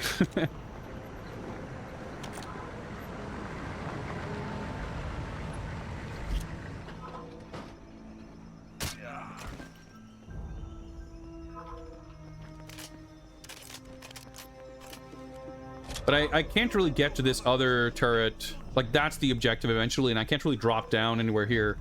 So I'm sure it's still the right call to kind of go this way first. I don't know if there's someone else I could, like, silently take out, but I don't know where... I guess... Arguably, it's a good idea to kind of run out in range of that turret after disabling it, because then I'll be... I can isolate this guy.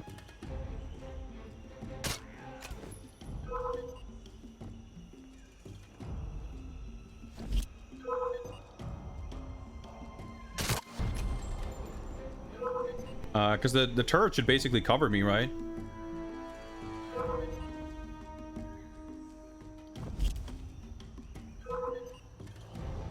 I'm trying to just look around to see if there's other guys in places I didn't really try to spot or cover previously. This little crowd actually dissipated as well. I didn't really think of that. Someone on my map. Outpost Bravo, please confirm adjustment.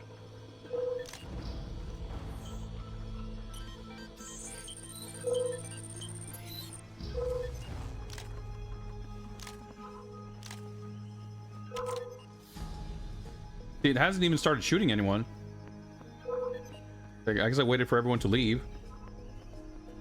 I didn't really expect that to be an option. Yeah, there we go.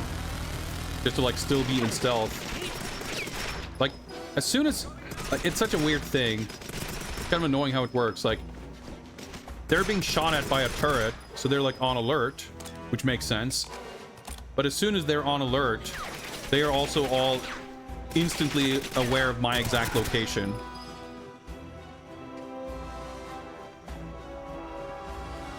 Like, oh shit, the drone gun activated. Bond must be hiding behind that crate 200 yards that way. That felt pretty good.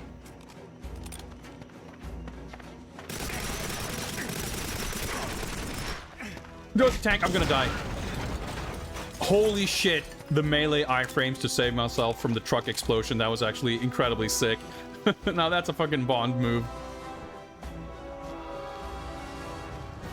I just noticed while I was grabbing him that the truck was on fire. Then it exploded during the punch. That was pretty slick, if I say so myself. Okay, let's not blow ourselves up by shooting the explosives inside this little office. In fact, maybe we shouldn't even go here, because I need to go down here anyway.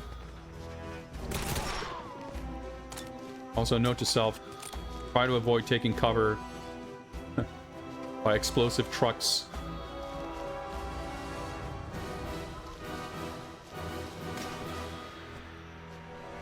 Readjust the aim.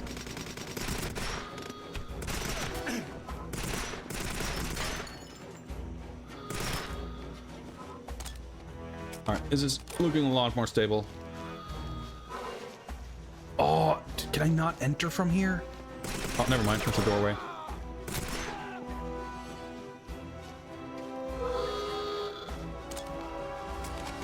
So the little phone icon only means that I'm, like, physically, geographically close to it. It doesn't mean I'm in range or that I have a line of sight.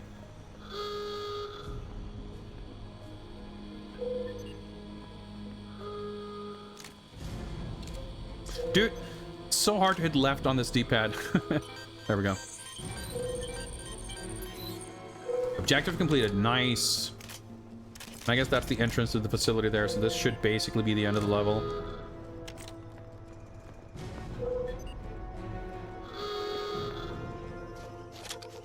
Oh, I guess I gotta hack the door open as well. Door hacks have a more limited range.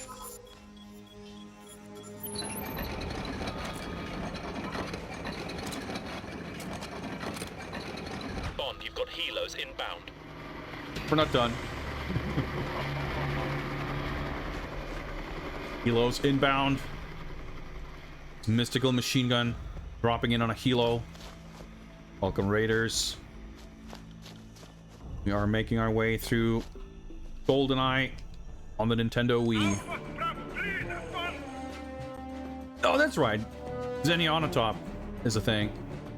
Boss fight. Good boss music. Probably not much stealth going on here. There's a SAM battery up the road, but you'll need to hack into the firing controls to use it. I gotta hack. Alright, we gotta use our trusted smartphone, non-branded Super MI6 smartphone. Our greatest weapon. Well, except for whatever weapon we can control using it, so we can take out the helicopter, but... Ouch, ouch, ouch. That guy go. Over here. I see a red dot on my cool radar. Or map, rather. Anyway, welcome. I'm a little preoccupied here. But I'm Jiggy. I play video games, including every James Bond game. Chronological order, and we made it pretty far. And this is our first and hopefully last, not because it's bad, but experience with waggle controls here in this project. This is pretty cool. Like, gotta find a little path to sneak past. Well, not to sneak past the helicopter necessarily, but stay in cover. Taking up defense. Luckily, we've got Call of Duty healing. Where the fuck can I go from here? Let's run to this objective marker and figure it out from here. Oh, checkpoint. Yeah, so I mean, obviously stuff like this, sort of big set piece shit, is not really something you get in the N64 game. But honestly, even the more recent other 3D Bond action shooter games before this, I think, like Quantum of Solace definitely didn't have, I mean, neither the PS2 version or the 360 one didn't really have that cool, satisfying progression through levels with cool stuff happening like this game does. But yeah, I do not feel very interested or excited about the prospect of playing this on higher difficulties. Like, the highest difficulty basically has... Okay, I'm being... Try to rely on damage markers to figure out where the fuck enemies are standing. Try to retreat so I can heal. Like, enemies being tankier and more dangerous in general seems like it would make for a bit of a struggle. But on the highest difficulty, there also isn't automatic healing. Console Nightfire is great. It's a little bit uneven. Like, it's got some vehicle stages that are not good, or at least like quite annoying. And it's especially the one underwater submarine level that has like extremely punishing checkpoints. That's a bit of a chore. But it's a really cool game. The PC Nightfire is definitely inferior in pretty much every regard. Rogue Agent is garbage. It's like so boring. That car's gonna explode. It's really bad. But Everything or Nothing is like the god game. Right here.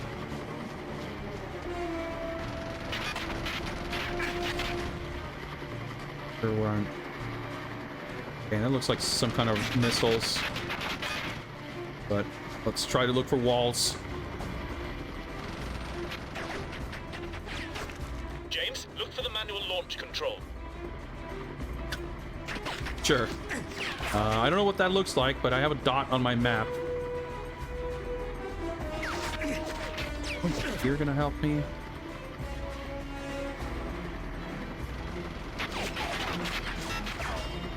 I might just, like... It has felt generally like I hit a progression trigger. That thing was explosive. I see. And whenever I hit the right progression trigger, she flies over someplace else, which allows me to kind of inch forward.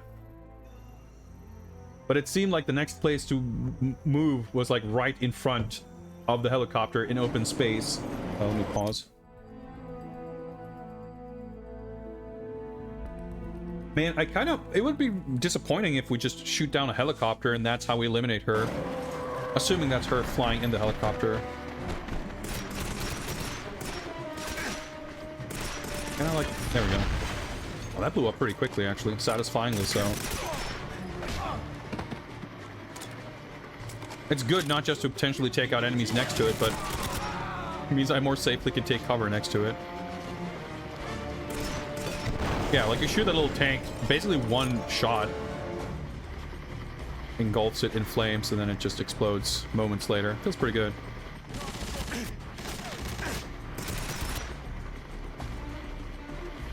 But yeah, overall, I think this game has broadly become more fun. Like,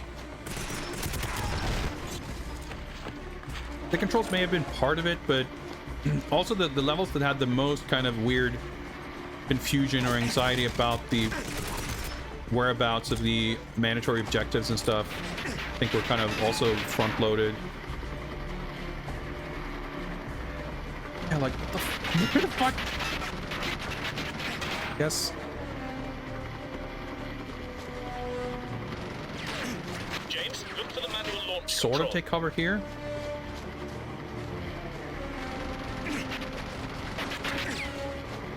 Okay, I guess there's like strategic little bits of cover on this bridge.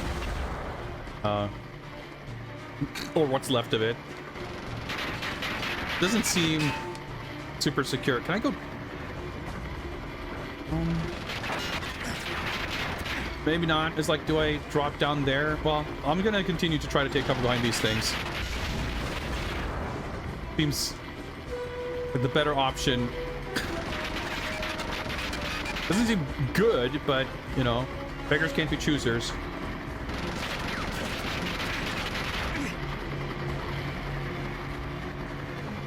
Alright, okay. Try to heal up a little bit. Luckily, we're not getting accosted by a bunch of soldiers at the same time. I kind of get the impression that I'm gonna run up to this and that's gonna trigger a thing, and that's the end of the level, though. Well, it's a checkpoint. Oh, there she is. Good. We meet again, Mr. Bond. This time, I won't fail. Alright, this is cool. Way cooler than just shooting down a helicopter. It's kind of more like the movie, too. Yeah, it's just like connected to the wire. Something dramatic's gonna happen because of that.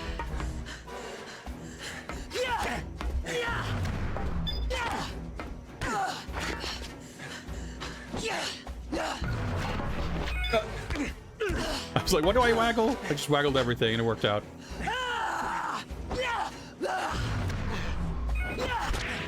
Did I miss? I did waggle the nunchuck. Or the Wiimote, rather. And her costume design is so shit, though. I'll say it again. Enjoy your death, Mr. Bond. Right, the switch.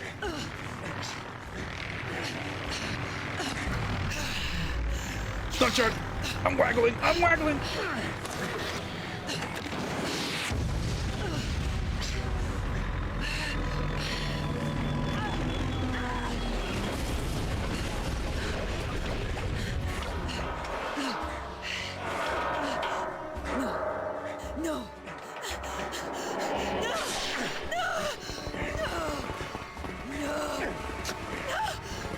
This time, it's on me.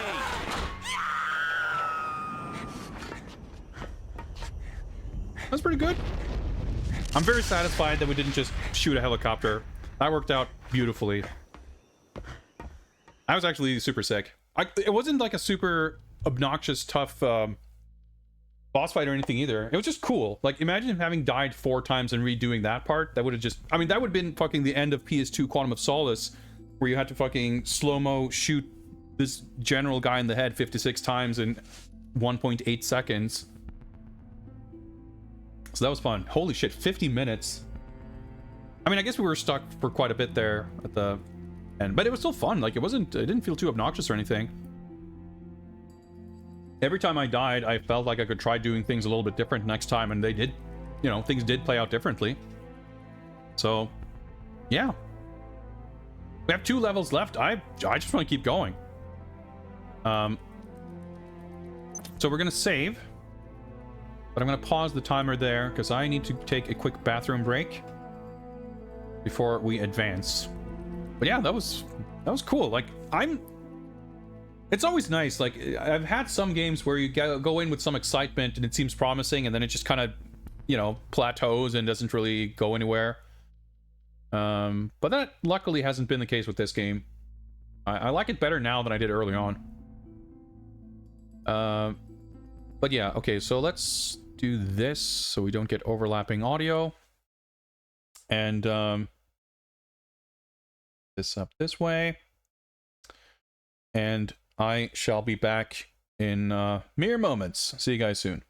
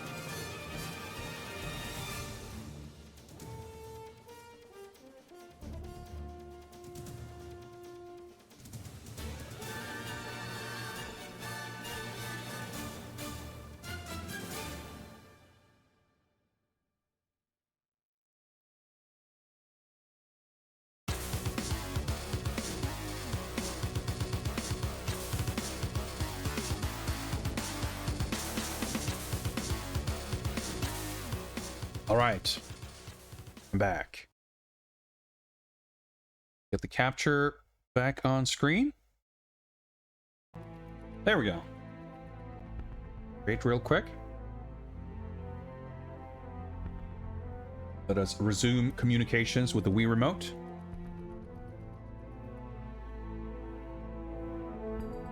There we go. Didn't take the first time for some reason. Have I played Shaq Fu? Of course.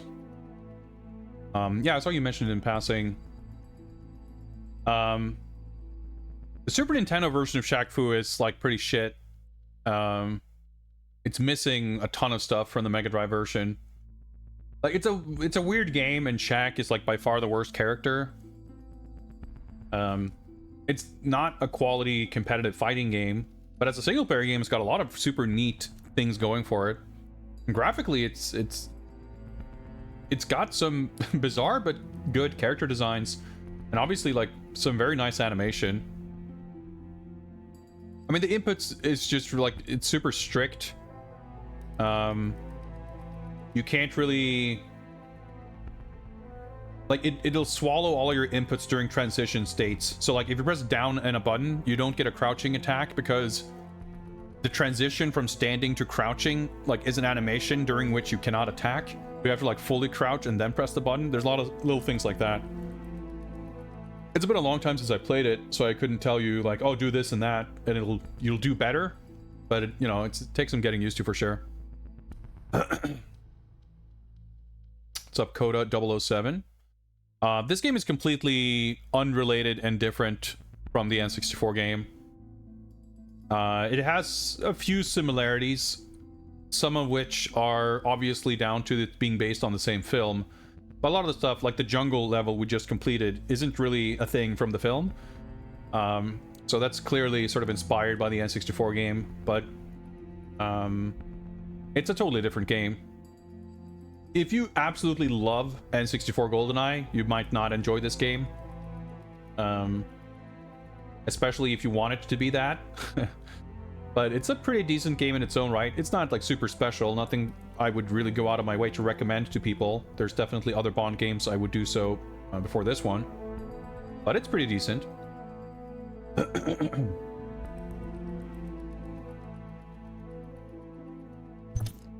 Let's resume the timer and keep going. Yeah, that was an awesome showdown with Onatop. Now I just like hope we get to see Boris, but I have a feeling that he's just not going to be in this. It's like, oh, he was such a embarrassingly campy 90s character that we couldn't have that in this 2010 game. It doesn't fit with stoic Daniel Craig Bond.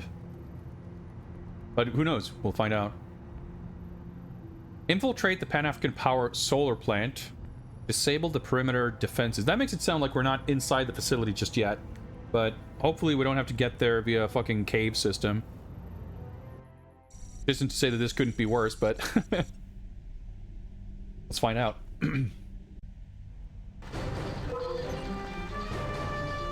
Get ready for gray hallways. Okay, I guess infiltrate means fucking penetrate deeper. Because, yeah, we're in. This isn't the same without the fishing gear. I've arrived at the solar facility. Good work, Bond. And, James, when you confront 006, bear in mind, Trevelyan knows full well the penalty for treason in the United Kingdom is life imprisonment. He's got nothing to live for. Be careful, 007. I've lost one agent. I don't want to lose another. MI6 out. Well, all right. Getting our controls calibrated. So what are you going to do when this is over? Always inspect the pause menu here. So, okay. It listed 2 objectives, but I guess at some point there's going to be some kind of perimeter defense activated or something, and then we'll get a side objective that we have to do that. I don't know. I mean, we're going to disable any turrets that we come across, but... Me? Antigua, I'm going to take the money and buy a hotel. There we go. I had to walk 1 meter. Activated the Hack the computers in the power plant to disable the solar plant's perimeter defense system. 0 out of 2 hacked. So I guess those are just the turrets, probably. You'll be bored to death in 2 weeks. Yeah?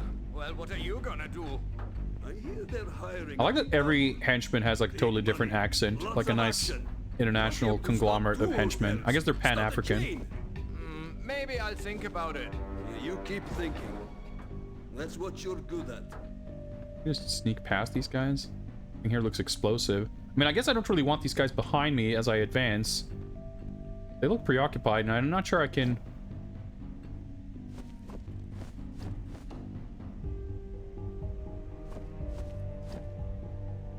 Let's right at the beginning of the level. We can give it a shot. Did you hear something? Oh my god!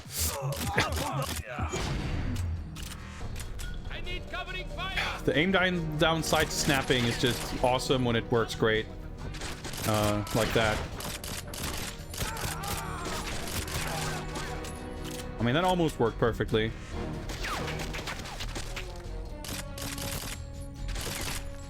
Like red things here. They should be explosive. They probably aren't.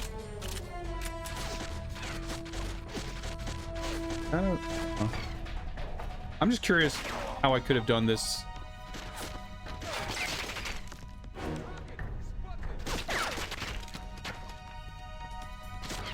I mean, I could have walked past them, but it doesn't seem like it would be the right choice, which means that when I inevitably fuck up the stealth later on, I'd have to deal with guys on my 6. Oh well. Moving out. Cover me. Sounds like it's like fucking coming from within the room, but not. I hope we get some better weapons here soon. Once I make it. There we go. Masterton M557. I was gonna say, oh, it's got a draw magazine. That's good, but it's got 12 rounds. I think that's a shotgun, though. No, well, I'm. Fuck knows. I think it is.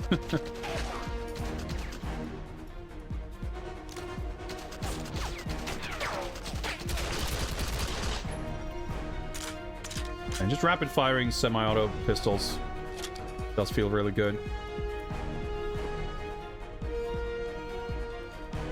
Snake by here. Oh.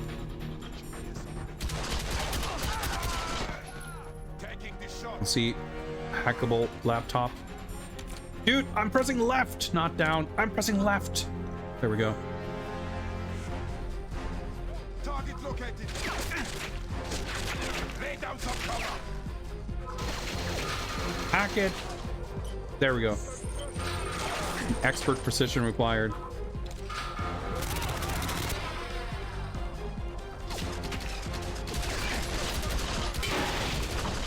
Okay, I think I hit the fire extinguisher by accident. That works out. I guess the turret did not count as perimeter defense. Because it didn't affect the objectives. Camera. I think red means I've been detected, so I don't know that matters, but...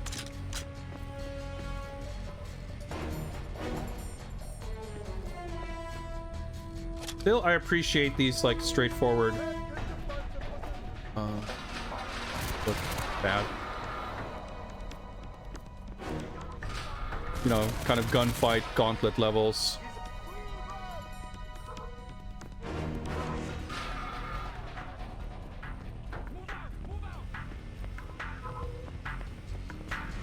Getting some support from my little turret friend here.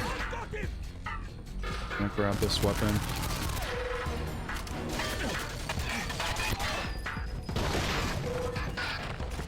Turret's doing a lot of work here. Laptop here, maybe?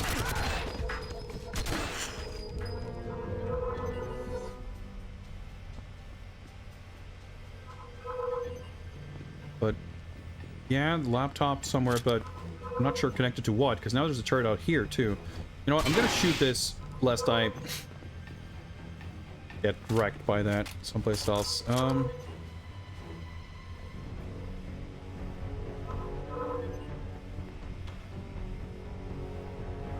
Yeah, sometimes the fact that the range on the like hacking indicators are so generous can make it kind of overly confusing. I noticed that like there was a hatch in the floor I could drop down, but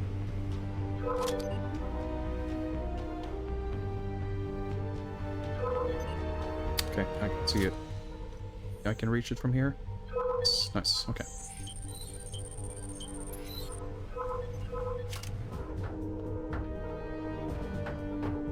This should put me... Yeah. I was gonna say this should put me behind these, but I guess that's not true at all. I guess this would have put me in a spot to sort of flank someone over here. But I'm gonna guess I need to go underground through here, because there's no way... Yeah, no, I can see from the map. Yes. Do I go back further? No, I can just... Hopefully they can't see through this. Great. Oh, I guess they're not targeting downwards.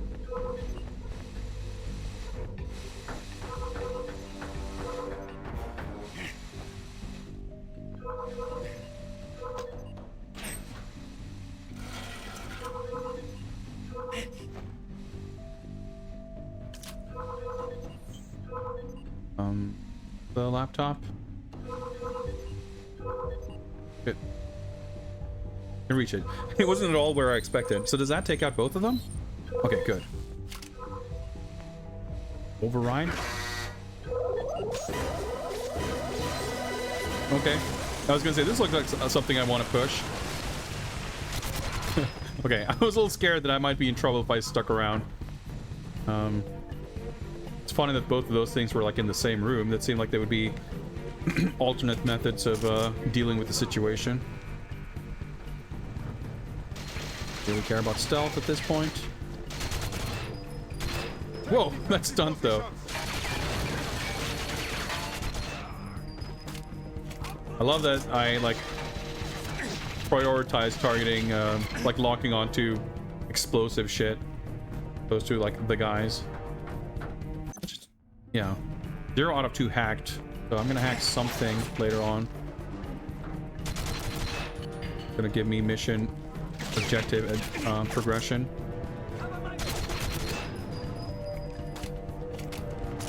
Yeah, this level has been nicely fun and straightforward so far.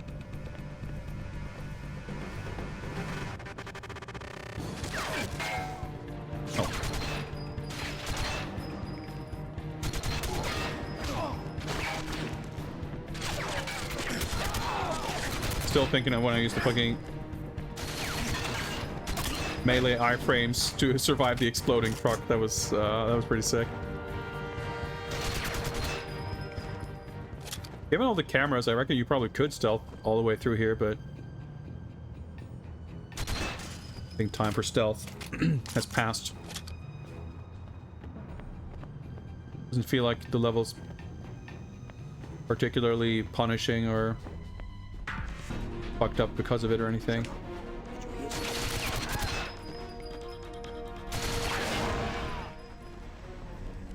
So it doesn't bother me. Glad I keep getting ammo for the same weapon, so I can kind of smoothly progress.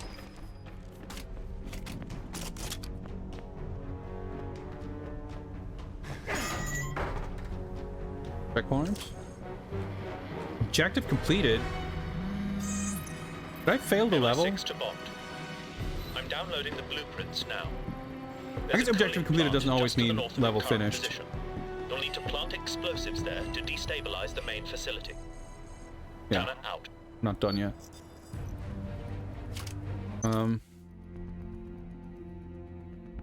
Acquire explosive charges so that you can sabotage the underground power plant.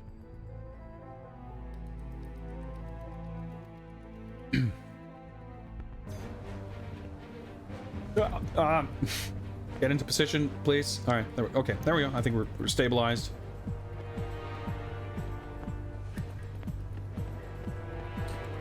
Kind of cool. Oh, so now we get the checkpoint after. That's a little weird. I guess we've been moving through narrow hallways, so it didn't make sense to think that we could have missed the objectives, really, because there should be some kind of flashing icon when we're nearby.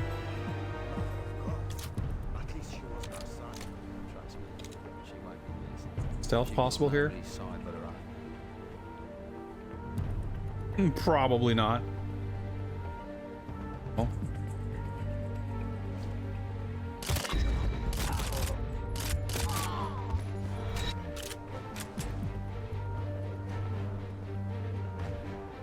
So there's a sniper rifle there, and I have this automatic shotgun. I reckon the sniper rifle is going to be useful.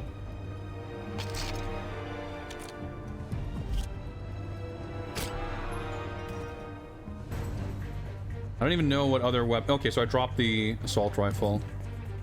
I guess if we need that, there's going to be plenty more of those.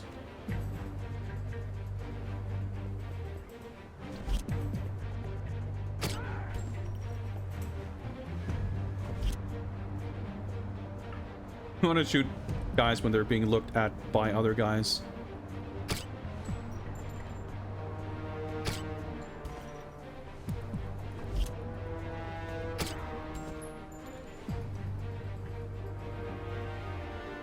Make a difference taking out these guys? Would I fight them otherwise? I have no idea. I mean, it's pretty satisfying. Pretty fun when it goes well. I guess it's a good idea. I don't really see anyone else, but things are a little foggy and pixely, so I could have missed someone.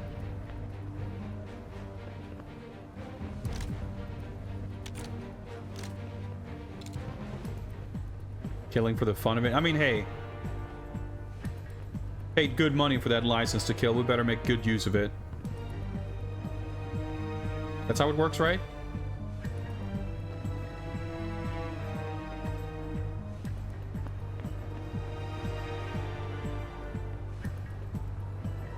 Oh, is this the thing I hack, maybe? Oh, well.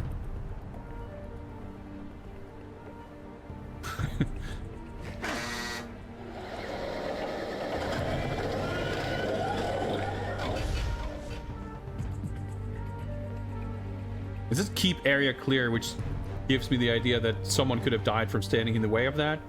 I don't know. I guess we are moving past here, which means clearing this out was beneficial. Didn't really realize that that's what we were doing. I guess that makes sense.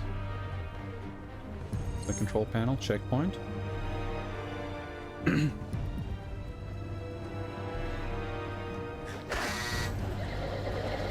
Well, I've basically hit the button. Give or take a foot or two.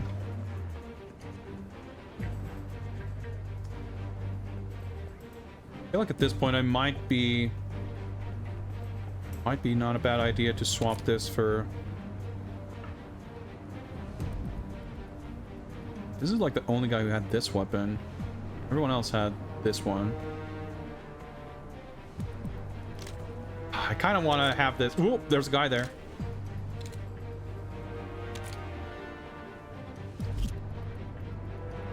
Walking pretty fucking fast to be walking on stairs. See where he's heading. Oh. I had a good vantage point. Had a shot. Want to take it. Is that something I'm gonna hack? Seems like it could be. Well, I guess those are explosive devices that I'm gonna plant somewhere. I only have 4 rounds, so it's plenty for achieving greatness, but I don't want to find myself in a spot where all I've got is a shotgun and I have to take out dudes at range.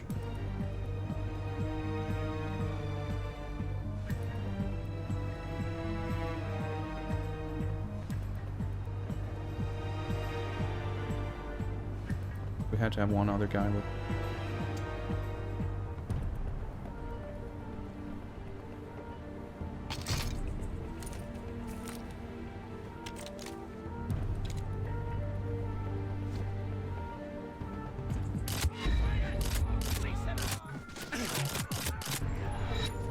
I guess that works.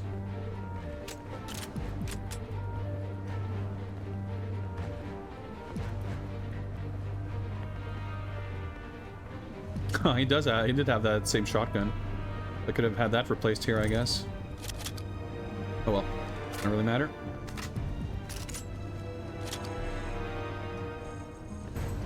Sabotage the cooling towers. I still don't understand what perimeter defenses I'm supposed to hack. I just hope it's gonna make itself clear. Like, even though I know that the odds of missing an objective is extremely low, just the possibility of it potentially being a thing, like, it's hard to completely get out of your head, which annoys me. Of course.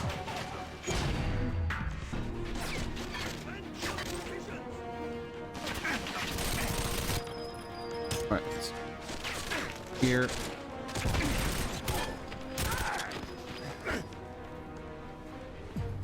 A laser one? Oh, that's a different gun. Fuck it. No, I thought it was a different gun. It wasn't. Okay, good. Thought I had the Kalios. Whatever it was called. Okay, go down here. Let me just double check that I don't walk into a room here or something and it's gonna show me an objective thing. Oh, these look like enemy spawning monster closets or something. But a lot of, I mentioned before, a lot of levels have these little weird side rooms. Seem like they would only be there if they served a purpose, but they then just do not appear to serve a purpose.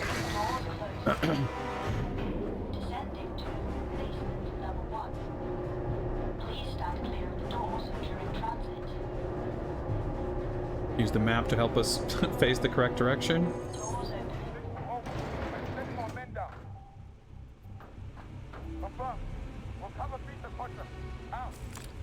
Okay, so what now? Let's report that someone's trying to they're not taking any chances. With the fire on all unknown contacts.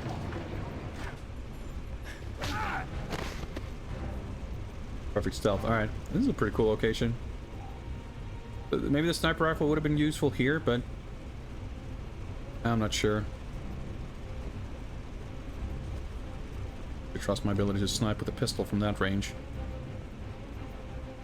I'm not really sure where I'm going.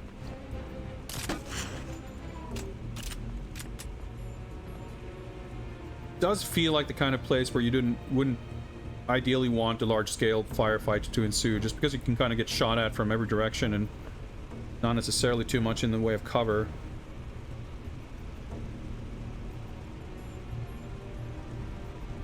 Kind of isolated.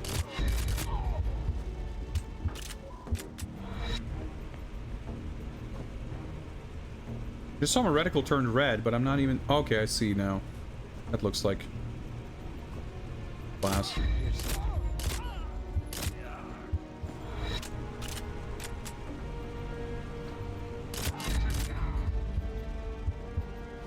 That's fine the way it fell down the stairs. Is that the guy who was in here? I think it might have been.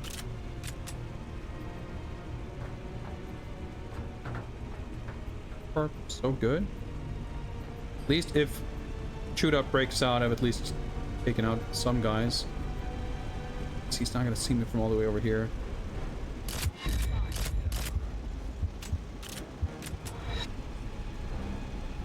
Again, the fact that bodies just fade away is nice. You don't really have to worry. Oh, he's still there. I should probably not sneak right in fucking front of him.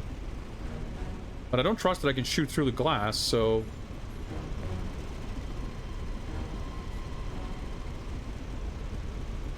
Doesn't really seem to be paying too close attention. Oh. In phone range of something. That thing in front of me, maybe? No. Probably something inside the, like, control room. But it won't really... he won't show it in the little viewfinder unless it's in... Like, unless I have line of sight, basically.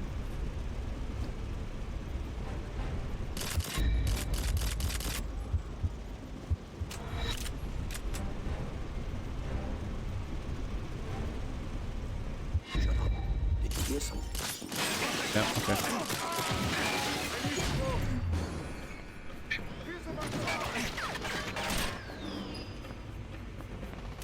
Got a decent run. I need covering fire.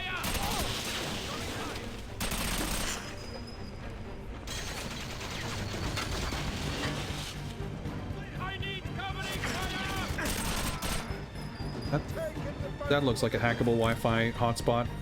I'm being shot at. It's too fucking far away. Exchange weapons. Not to this one.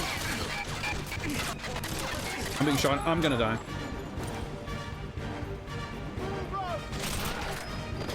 No ammo. I healed up a little bit.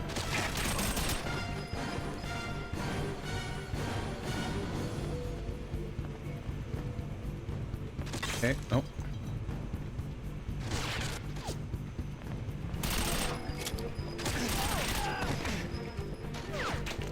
I'm trying to find a quiet second to just hack the little thing on the wall.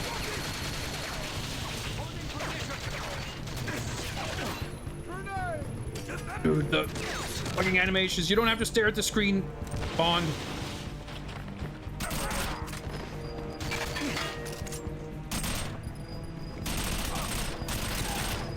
Okay, that's 1 out of 2. I wonder if it's like literally the next room over here.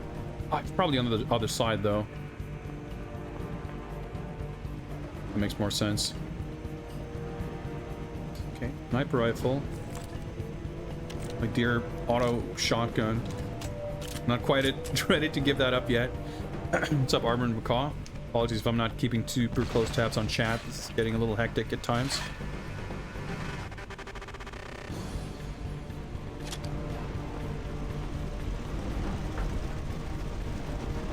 I like plant explosives somewhere over there, but I need to make sure I get the side objectives done first before I accidentally complete the level.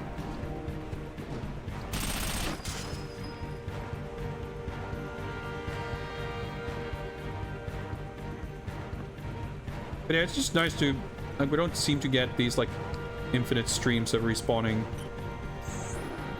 dudes and what's, you know, what have you. But it's like reasonably civilized. Okay. Double check here. Nice. That's a side objective completed.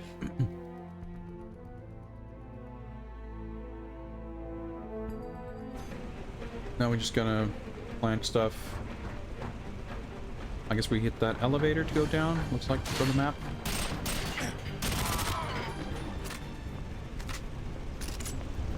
It's a nice feeling that, like, even if you kind of fuck up the stealth, oh, it's gonna gotta wait for the elevator and spawn dudes. Yeah. Look at the map.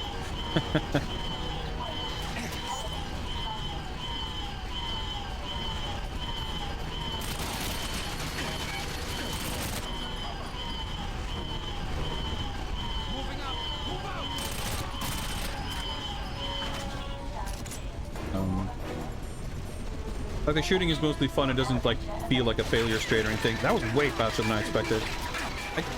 Okay, is this... Okay, I was gonna say, I hope this grenade isn't in the elevator with me.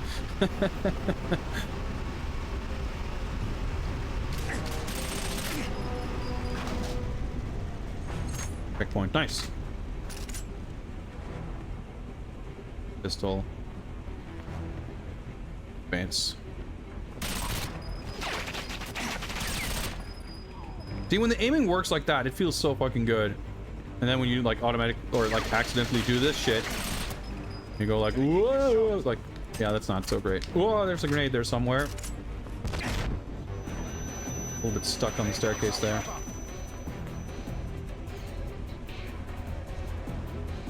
Up there. I'm trying to parse the map.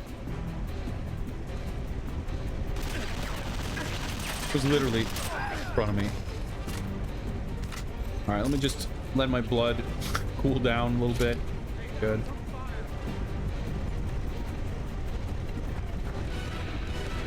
I'm trying to use... There we go.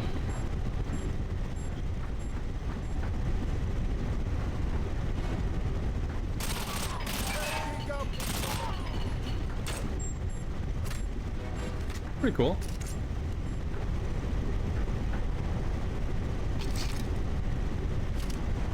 We should be getting more ammo for this as soon as we kill dudes, hopefully. Actually, fuck it. I think it's time.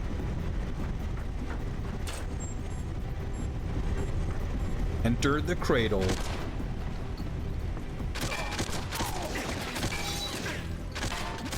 Wait, dudes go flying is so satisfying. What the fuck? How was I dying? I mean, I guess it was probably getting shot 4 times in the back with a shotgun. But I didn't even notice my health, you know, tunnel vision cramping up. This is a pretty short section. Or, I mean, I don't know how long it goes, but we hadn't gotten too far into this when we died, so...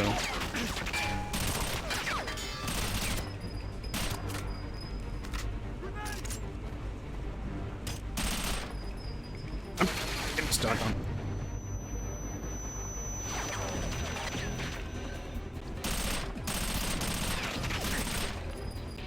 Can't aim for shit all of a sudden.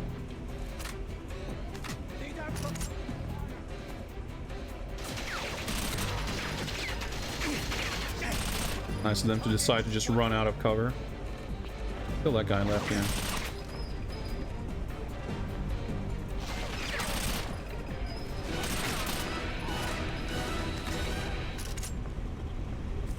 I think for this section, this side actually might be useful. It probably wasn't a good idea to swap to that when I did.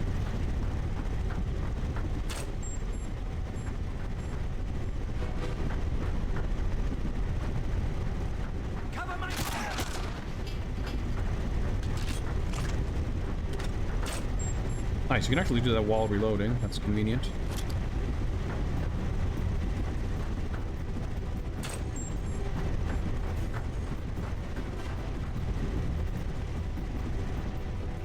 Try and get a little better vantage point here. Shot at from multiple flanks.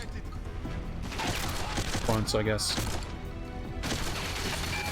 Not every direction is a flank. Okay. Not a good weapon.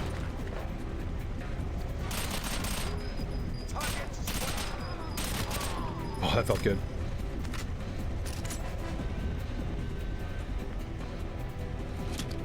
Do the exit.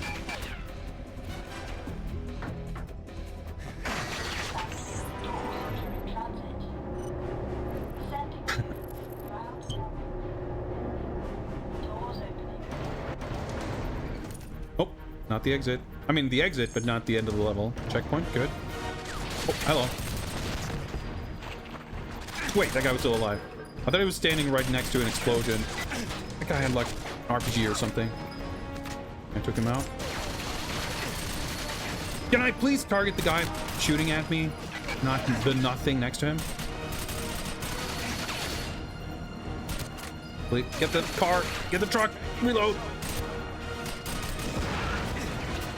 Survive. I'm taking cover behind some former crates.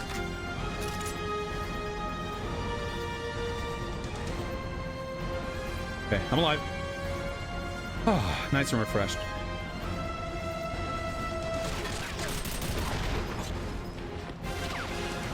Dude, when enemies go flying, it's always super satisfying. Just the way they... Like, they're not too floppy of a ragdoll. They're, like, just firm enough.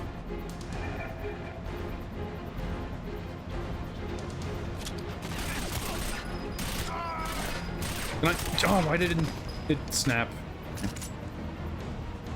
Rate of fire in this is like super high. I think, because I feel like I burned through the magazine faster than I expect. That's an RPG guy.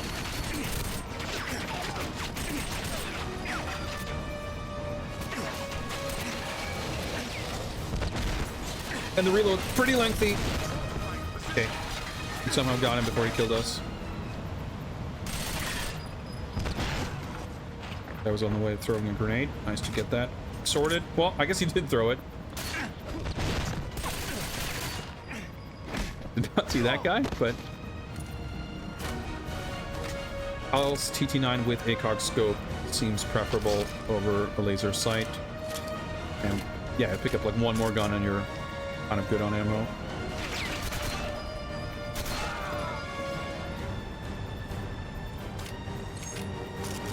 Yeah, that's a way faster reload. There's another rocket from there somewhere. I don't see where the guy is. Just there? Oh, no way. Did it say checkpoint or objective updated? Something, some text popped up in the corner of the screen. Find out, I guess. I was not the rocket guy.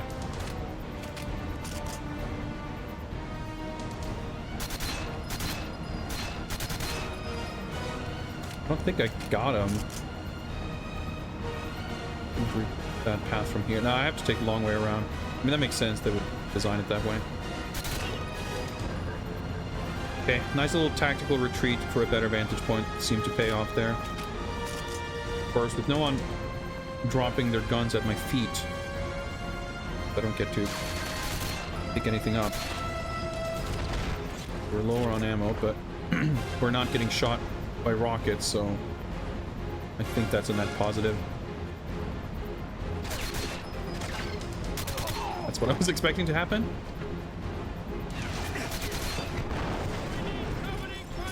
Yeah, trying to aim at the edge of the screen is more than a little awkward.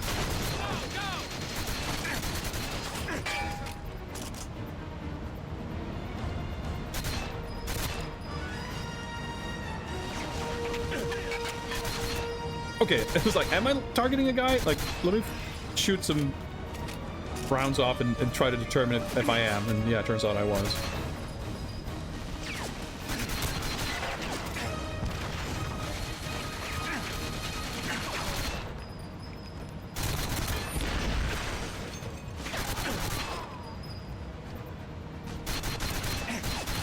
More guys might just spawn out of those doorways. Okay, that is where I'm going, though. I'm not meant to go up here, but... Oh, okay.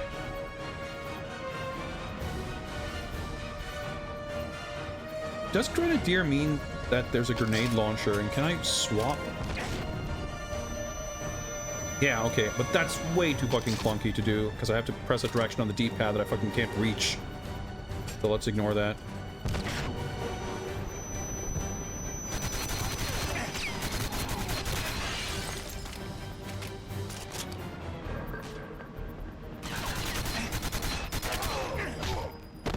Good to know that I'm not invincible when I'm meleeing, though. Cutscene. Drop the gun! Get your hands in the air! You're surrounded! Oh, he never confirmed. I was like, wait, wondering why that never exploded. Give me that!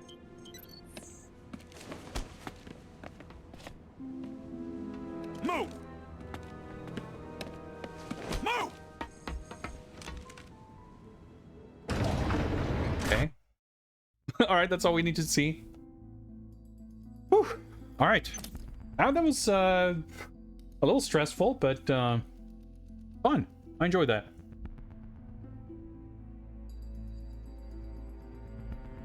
And yeah, we were never really inside any kind of hacker computer facility. I mean, I guess this version of the story severely de-emphasizes the whole computer hacking aspect, which I guess was super cool in 1995 and less so in 2010. I mean, it's not really less cool, but less of the time, let's say. And I feel like if we were gonna come across Boris, it would have been in that level. Unless he's in the Cradle. Now, I am curious, because Cradle is kind of a unique level in N64, right? It's basically a boss fight, and it's arguably one of the more scripted levels. Like, you know, it's a level that is entirely about the sequence of like hitting progression triggers, and like the whole fight is staged over all these different phases, so to speak. Fight slash chase, whatever you want to call it. And it feels basically, at least, like a very small level that's contained over in a very small area, but you do end up kind of running circles around it and everything. Just in the sense of how levels have been in this game, I'm basically just kind of wondering if we can expect it to be a shorter level. I don't expect it to play out really the same way. I figure it's gonna be a pretty... I mean, especially the way the fight with Trevelyan is in the movie. I expect something quite similar to the showdown with Onatop, with this kind of up close and personal QTE brawl, which I'll be happy with, but I expect we're gonna have some version of something similar to the N64 game, even if it's not based on that, but you know, some kind of puzzle shooting sequence leading up to the brawl. But basically, in the N64 game, it's very much the actual showdown, the fight with Trevelyan is the level. So I'm wondering if we're going to have like a 20-minute level, or a 40 or 50-minute level for that matter, leading up to it, like we had with the jungle level, ending with the on-top fight, or if it's just going to be the fight. But let's find out.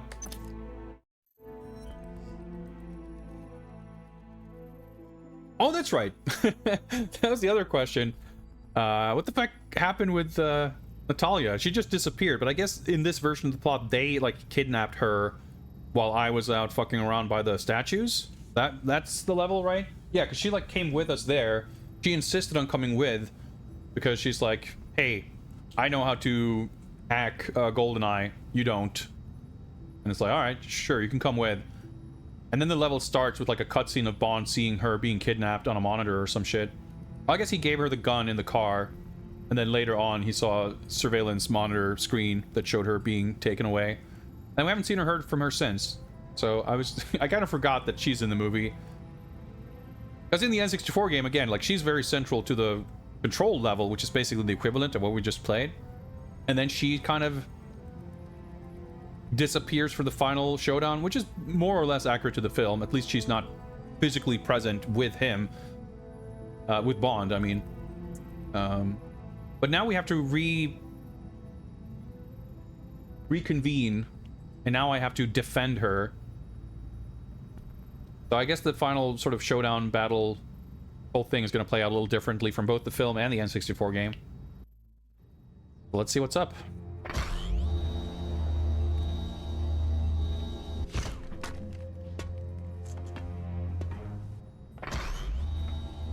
Expecting some explosions to go off pretty soon. Target alignment at 60%. Is that him? What's he wearing? Hello, James. You're just in time to watch. You've given me the perfect fall guy. We're going to use her fingerprint on the GoldenEye control to detonate the weapon. Get her in the chair. Interesting setup, Alec. They gave her like the you hack into the kind of banks, outfit from the. Oh, it's not the outfit from the movie, but electronically, erase your tracks with an EMP blast. It's not just the banks, James. It's everything the bank has touched. The stock market, financial records, every transaction on every computer in London, all gone in less than 4 minutes. It's nothing but a high-tech bank robbery. Give me a cell phone. What is it? Press his key to disarm the explosives? Or did you reprogram the buttons? How well do you know me, Alec? Press it. Didn't he set a 20-second timer 3 minutes ago? You lose, James. Use her finger to activate the weapon. I'm not really clear on what happened there. Focus the mirrors and send a signal. Or did he activate a 20-second timer now? 3 minutes, 15 seconds. Excellent. Hack into the banks and begin transferring the money. I still can't believe they didn't give him a scar. Yeah, there we go. Okay.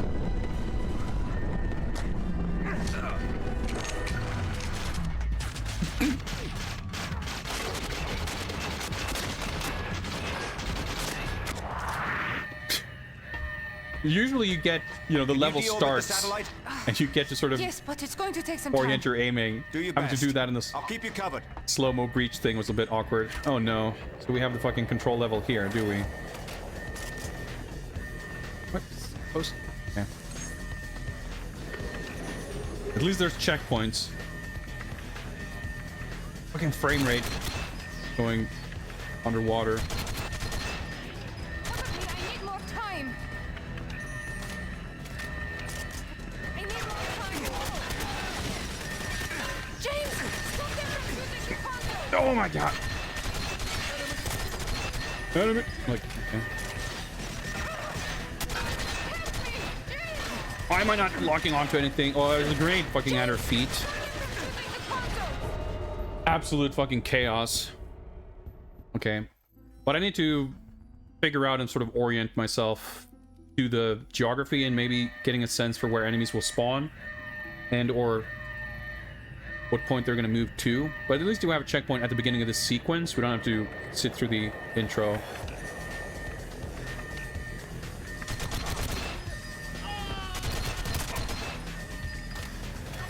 But like, where should I be standing is not clear at all.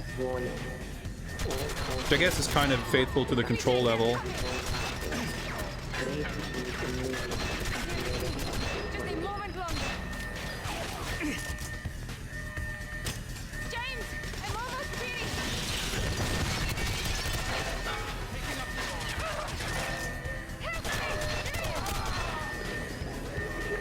Like, is that her life bar or the computer panel, or like, it's a little unclear. I just missed all those shots, by the way. She said she was almost done, so.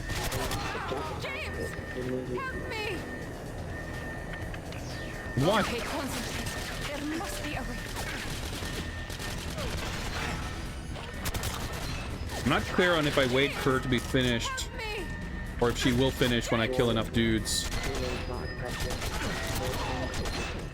Please reduce output immediately. I mean, there's somewhere.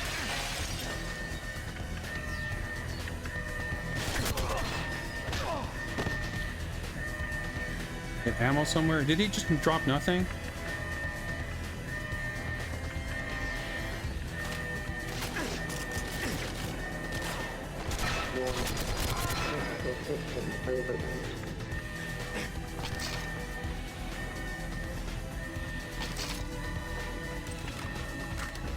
Oh, there she is. Okay. Let's hope she activates another checkpoint whenever she gets to where she needs to be. Probably won't. Doesn't look like it. Fuck.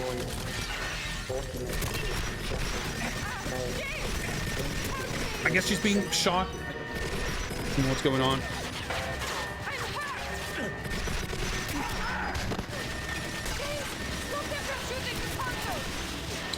Dude, I'm...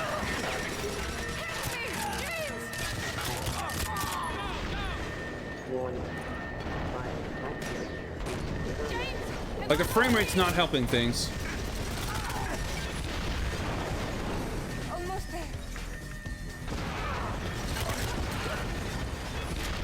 I feel like no one's fucking dropping ammo.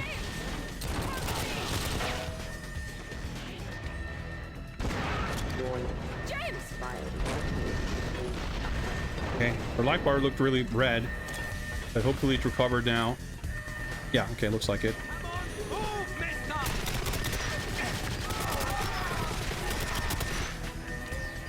I'm really nervous. I need more time.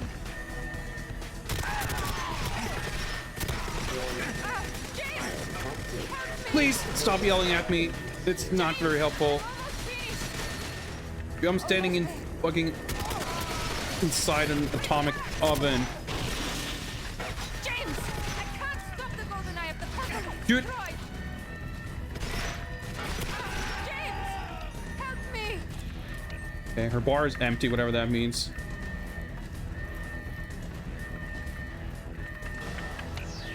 Damn!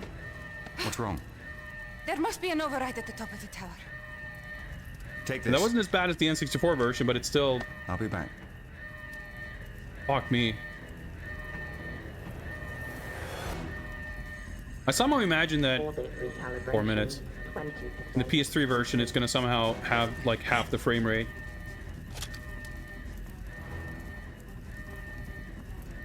I want to note that they didn't say checkpoint.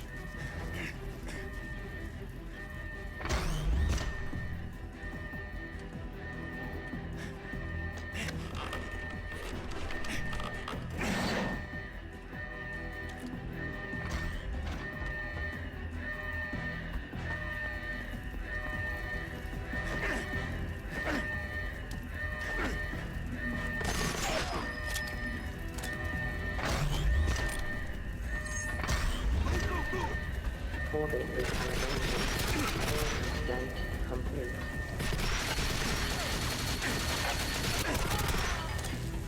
What the fuck? What killed me? There's like fire on the floor? I didn't see any red at the edge of my screen. And I think I have to redo... Oh, thank fuck. And I have the 4-minute timer here. Okay. Totally fine. Totally fine. Like, I was really anxious that I had to redo the entire Natalia thing. But this, like, should be fine. And it reset the timer to here anyway.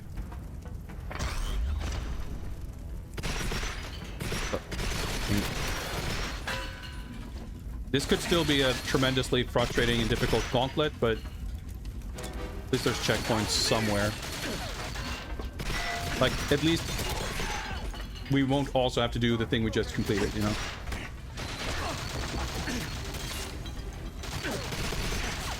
Oh, dude, they just, at least I saw there that there was red at the edge of my screen. But yeah, just aiming down sights and not locking on. The time it takes to go in and out of ADS is kind of what got me killed there. Yeah, was there ammo for this here? No. Oh, okay, I picked up ammo for something. What's my other weapon?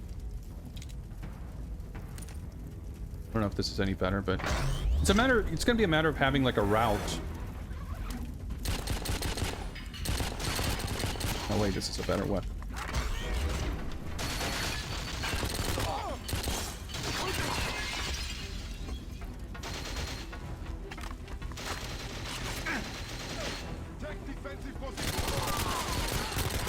Orbit recalibration 100% complete. Oh, see that? I don't know how ample the time is either. Try and not walk inside the fire. Fuck's sake. Like, just instant death triggers. Because there's like a little area with fire coming out of the floor. Like, I'm pretty sure that's what killed me the first time.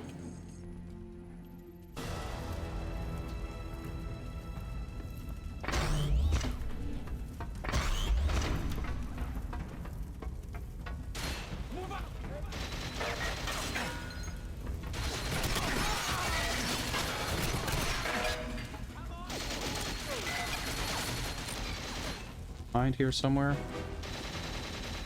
No? It's looking at the map. Like, carefully navigate which, like, patches of floor you can safely walk on without instantly dying. A bit weird. But that seemed to be what was happening, at least.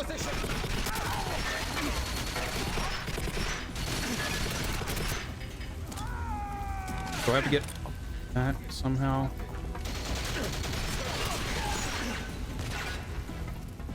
Die.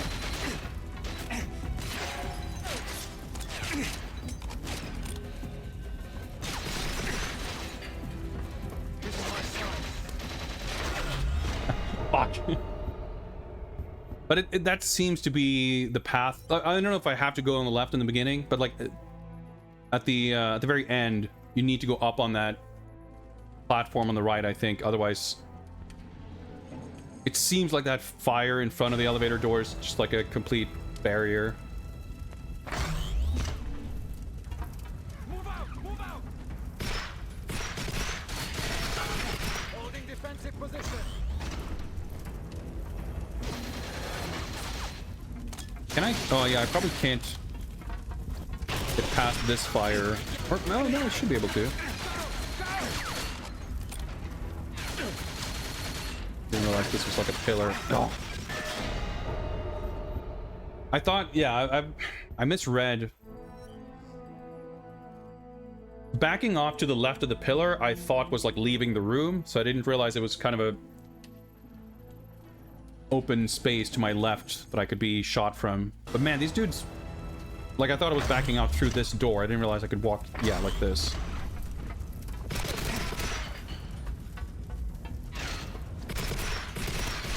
Okay, so that's not the same platform as the one at the other end of the room, I see. Enemy contact! Take defensive positions! Shoot to kill!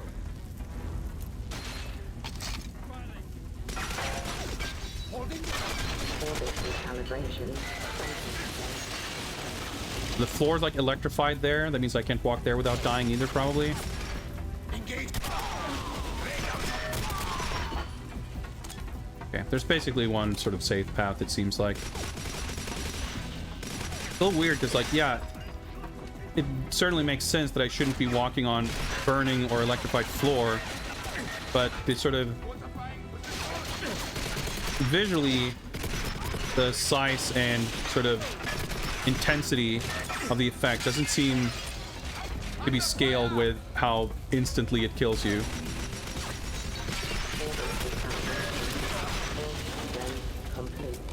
Took out more people and I'm not at like flashing red health.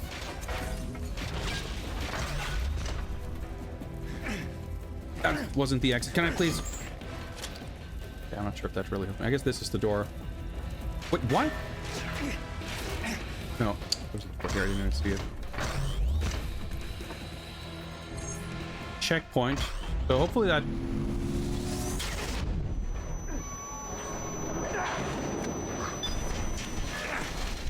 Hopefully the time is fine. Like, it shouldn't checkpoint me with an unwinnable time, I would hope.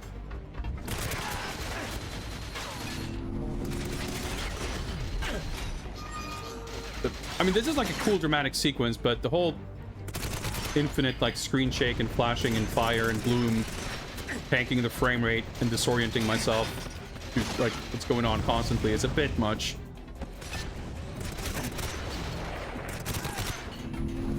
I probably don't want to stand there.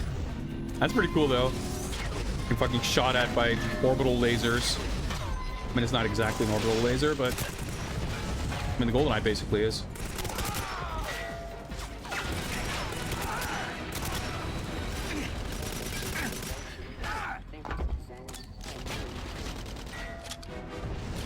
Think I could get up there?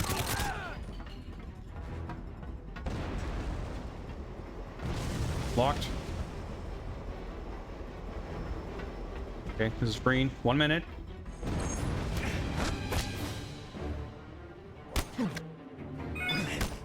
Nunchuck. Or Wiimote. Nunchuck.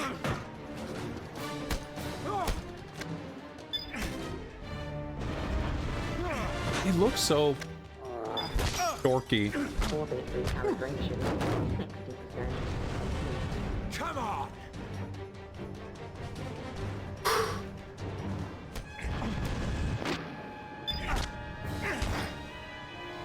Oh, you're gonna have to try harder than that, John. Axe looks promising. I guess he's gonna grab it. We're not gonna lodge a fire axe in his chest.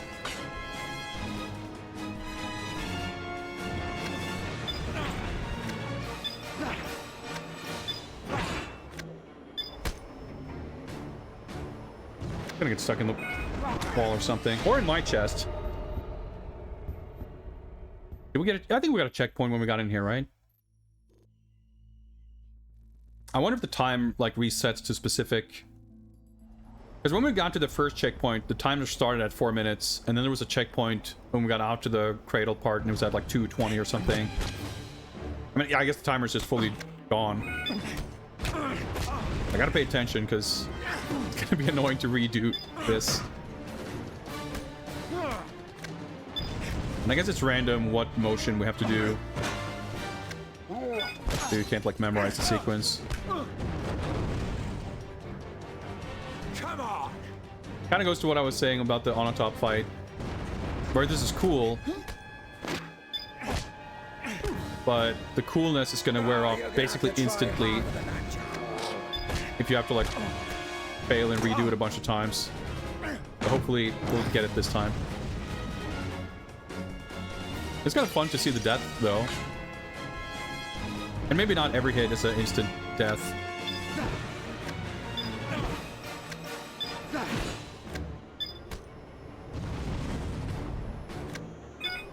What the? Oh, no, okay. The sound, it sounded like a fail sound.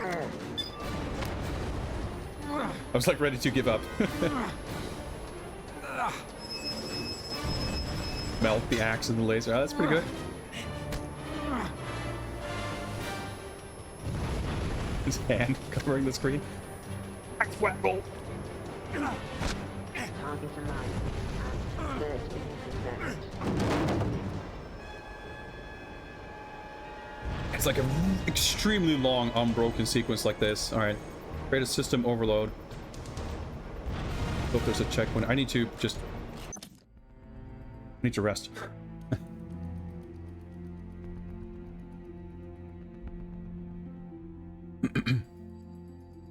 Novelty factor wears off quick. I mean, I think that's kind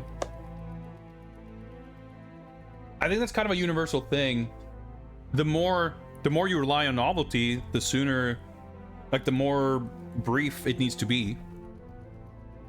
I mean, I think the waggle QTE thing is like, I think that kind of stuff can absolutely have its place. I think this entire fight could have been a cutscene. I would really not have minded, because, like, I understand wanting to not rob the player of agency in what's supposed to be the sort of climactic moment, but at the same time, is doing a little bit of Simon Says, like, that much more? Is how much agency are you really giving to the player doing that? And having a failure state in it and be like building up this resentment and frustration. Again, the end of PS2 Quantum of Solace is the perfect example. I mean, that wasn't a waggle QTE, but it might as well have been. It was like, you have to do this one very specific thing, and you have to basically do it perfectly, otherwise you just fail. And you have to sit through a load time, you have to sit through a cutscene, you have to play 2 to 3 minutes before you get to that point again. Like, after 3 attempts, I was furious. And that's supposed to be like the, you know, triumphant moment of the game. So I was just kind of pissed off and slightly relieved to be done with it by the time it was finished. And it's like, man, that is not the emotional state you want to leave the player in when they finish the game. So I think for sure, like, even though it makes sense on some level to have a high level of challenge to, you know, as a final sort of gauntlet, the final test, I think you kind of ought to, I shouldn't say need to, but, or should, but you ought to, I think, at least consider the experience the player might be having with, in terms of like frustration and doing something repeatedly and what that means. And I think it's totally, I feel like the best way to do it is to have a challenging sequence to get through, and then the triumphant moment can be, if there's risk and danger and tension, I think a lot of that can be implied, or it can be to a degree faked. Like, if the feeling of tension is conveyed, there doesn't actually have to be a real risk. Because if you get through that first try and you feel like you just barely, you know, you kind of got by the skin of your teeth and you just barely survived, and you go, oh fuck, that was close. You know, kind of the feeling I had from the Onatop fight, like, oh shit, it was dramatic and high stakes and exciting, it was cool to go through. This was already kind of undercut this time because I failed once, so you go, ugh, you've got to redo it. So it's like, it's a very brittle thing. Like, as soon as it doesn't play out the way it's supposed to, it kind of just shatters. And if someone wants to deliberately try and fail only to realize that you can't, so that, you know, if someone will only discover basically that the risk is fake if they try the limits and they don't play along, at which point they're kind of complicit in breaking that immersion. That isn't to say that, like, every game should have a final boss that's just a cutscene, but I mean, if it's standing between a cutscene and like very, you know, if standing between a cutscene and the fucking final section of Quantum of Solace PS2, I would much rather take a cutscene. I mean, that's something we can give credit to Rogue Agent for doing, even if it was by necessity and not by design, I don't know. But in that game, there is a final boss fight, basically, which is not a bad fight, and it's, you know, arguably one of the better parts of the game, which isn't saying that much, but, you know, it ends on a relatively high note. And there is a boss fight, after which you kind of face off against the actual big main villain of the game, and there's a big, like, villain speech and everything. That's a kind of cool moment. And then things are actually resolved essentially by the press of a button. Like, you don't have to do anything. It does tie in neatly with what actually is happening on screen. Like, I forget exactly, but it's basically you're like locked in this sort of room, and then you use your smartphone or your eyeball or whatever the fuck to hack something outside of it, and, you know, you kind of trap the villain. And that feels really satisfying. And I remember when we played it, I was like, please don't let me, like, don't force me into a tedious, like, shitty, difficult fight.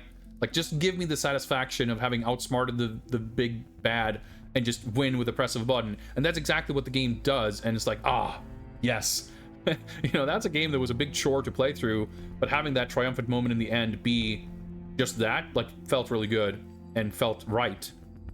And I feel like some games could stand to have a little more confidence and like willingness to do that kind of thing, and not abide by some sort of perceived convention of having to have a challenge if that challenge isn't satisfying and good and you know, adding to the experience.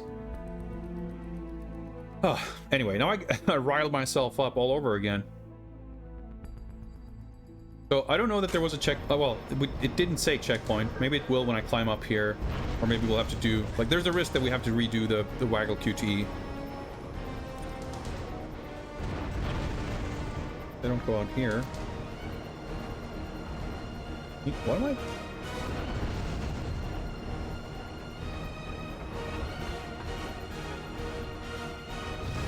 Around. Oh, there he is.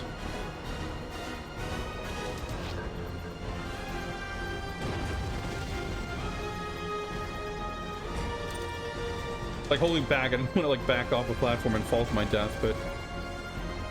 Oh. Do I go down?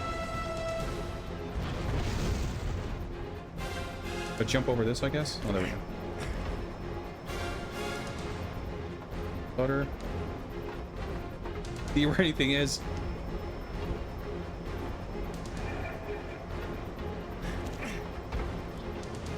It's like so cramped, and I have low FOV, so I can't, like, see anything. Okay, we're getting a bunch of new weapons here, which has me slightly concerned. Wait, what was my other weapon?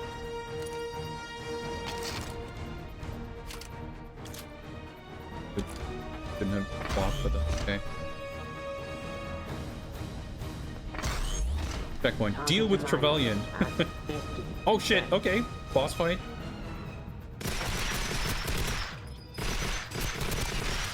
I mean, this is a bit stupid.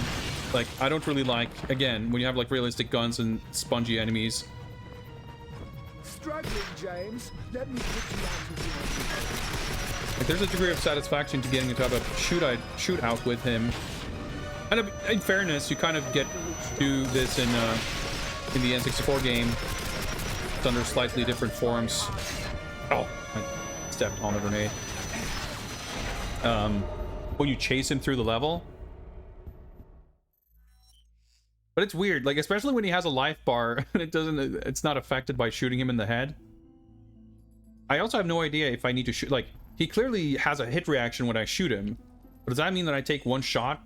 I don't know, I'm not gonna risk it. I'll keep shooting him. What was my other weapon here?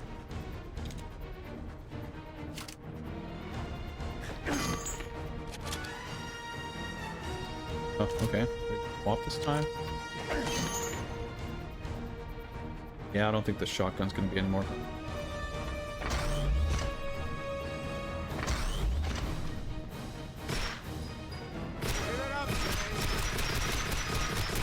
I Like, the life bar's not really moving, is it? Like, it's really hard to see where those grenades are and, like, how you might be able to avoid them. I guess the idea is, like, someone tosses a grenade. Like, at least he's wearing a vest, but it's still a little stupid.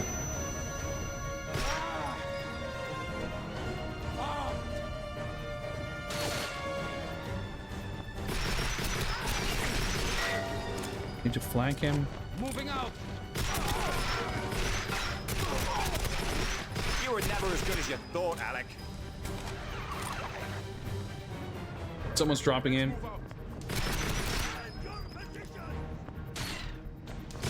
Oh, this doesn't, like... Let's have slowed down a little bit. I'm getting a little bit more of a handle on what's going on.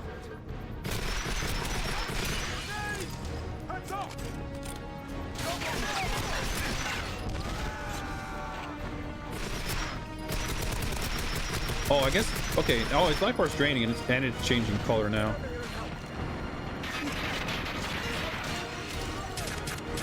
Cool.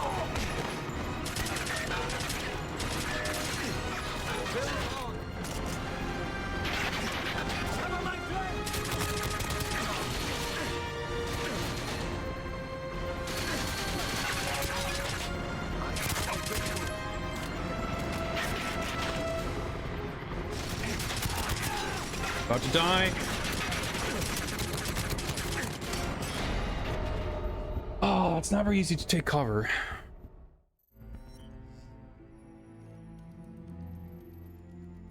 But it's not a terrible fight as far as these things go. But it would have been like, I would have preferred, again, it's usually with the case with these, you know, realistic firearms and everything. Where some kind of contrivance of this.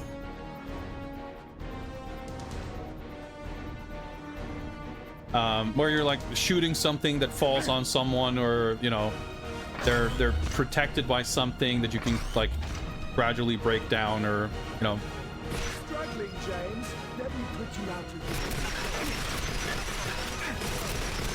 Yeah, okay, I didn't really realize, but as far as the life gauge goes, like it's sort of draining from both sides simultaneously, I think. It's just like becoming narrower.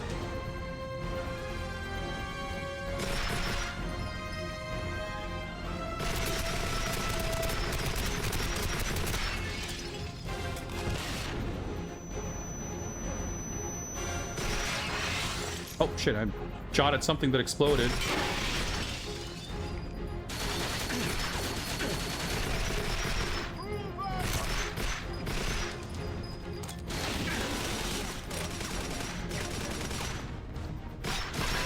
I feel like I don't want to go downstairs, but I'm not sure for a fact. Oh fuck, I thought he died.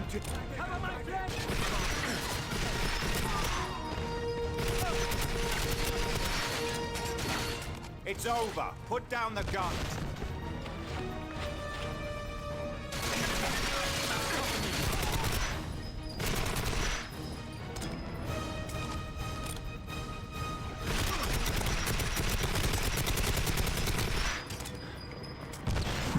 Okay.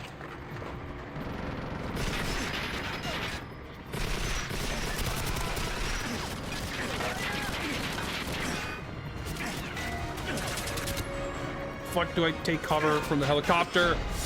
Not up there, I guess. Maybe you have to go down. Like, it's pretty manageable until the chopper shows up.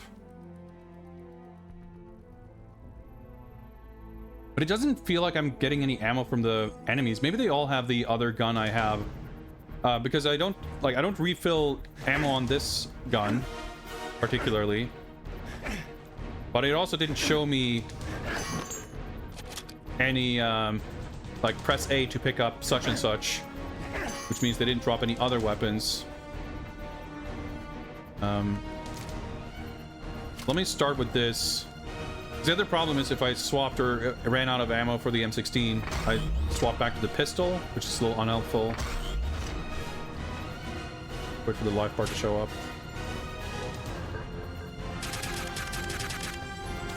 silenced. I don't know if that means it does less damage, but...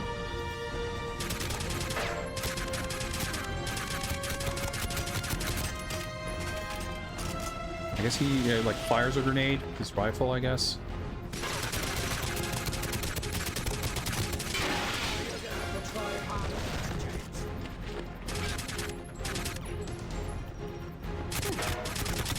Your bark was always worse than your bite.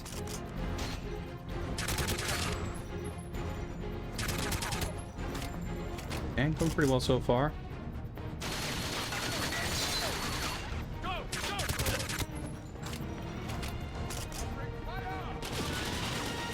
Pretty close to spawning the helicopter, I think.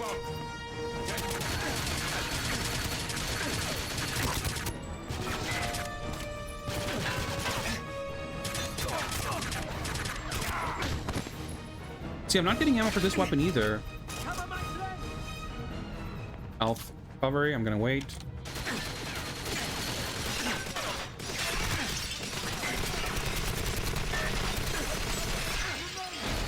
Okay. What's up, Mike?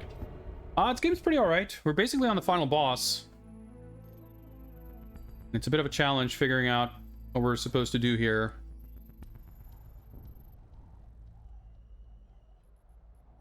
I mean, it makes sense that on that spot where I basically keep hanging out, there doesn't really appear to be much cover.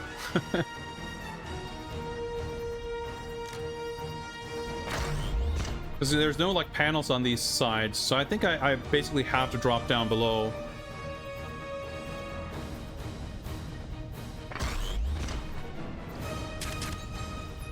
Fill it up, James.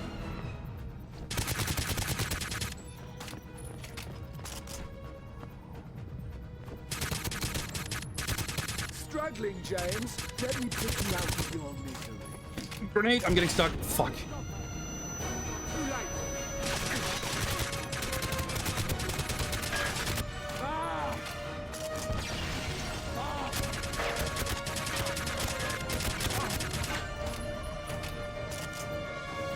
Kill Bond!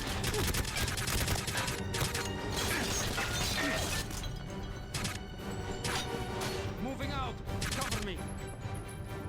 Oh, you're gonna have to try harder than that. A guy there somewhere. At least one? Turns out more than one.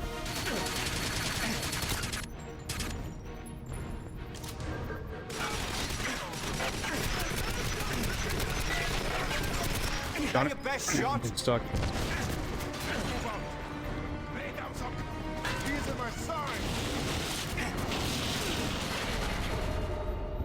Killed by electrified computer.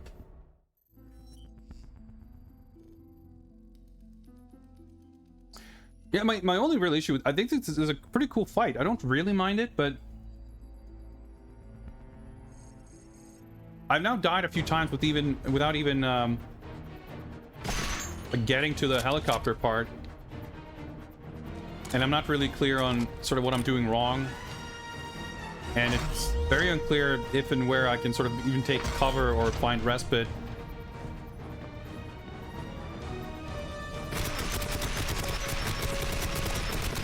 I guess getting close to him isn't a bad idea, because then he won't fire a grenade. Try for that, I suppose. Not so confident now, are we, 007? No, destroy more of those things so they don't explode right next to me as I'm trying to take cover down there.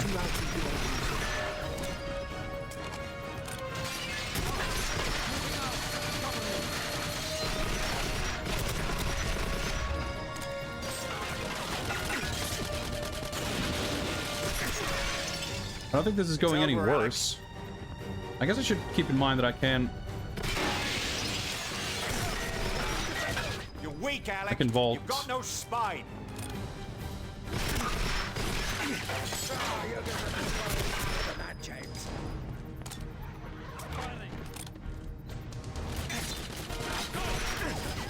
Like... Oh! Getting stuck! Oh, fuck, they kill you so quickly. So as soon as you have some kind of trouble with the aiming and you lock onto something you didn't mean to, or you lose Wiimote coverage, it's basically turning yourself into a sitting duck. And just doing that for like 1 second at the wrong moment, basically enough to get you killed.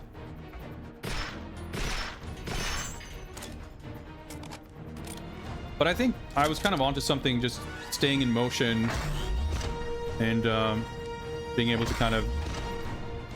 I still never did bother jumping down, but, you know, I could have. It's over. Put down the gun.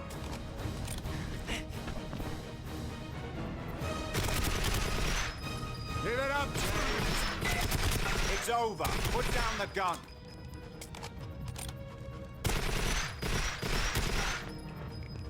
But it's really like the other dudes that are the real problem, because they spawn all over the place, and I mean, they shoot at you more than he does.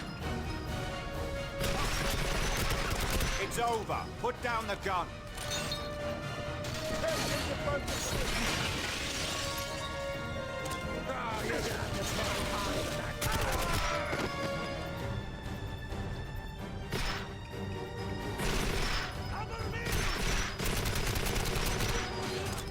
Grenade.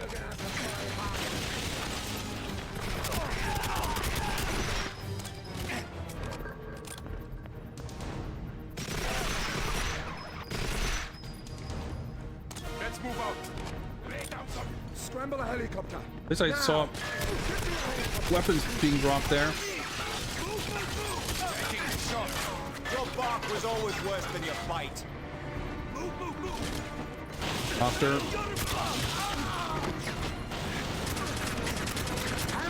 Helicopter.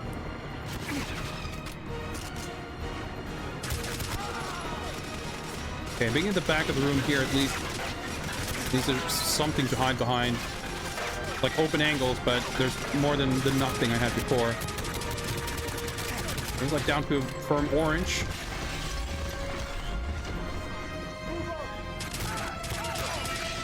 Fuck! Lock on properly, thank you.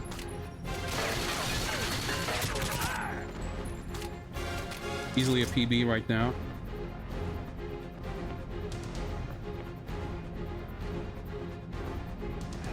And where he is. Oh, the door open. Oh, we finished this phase. Fuck out of here.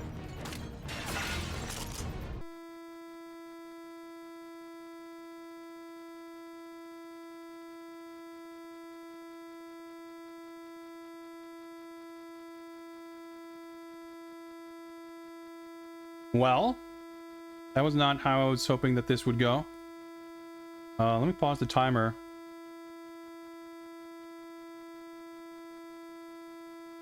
Well, I mean, that's one way to have a fight be less climactic. Now, I believe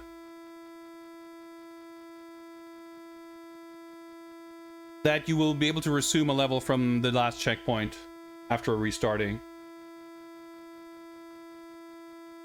I'm gonna turn off the console if I can.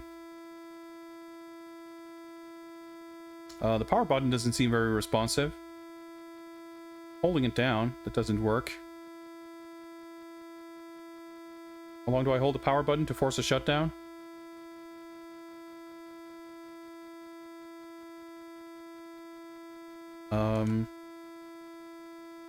Like, the disc's spinning, but what if I hit the eject button? Will it force the disc to stop spinning so it can eject? That make a difference? Yeah, it did.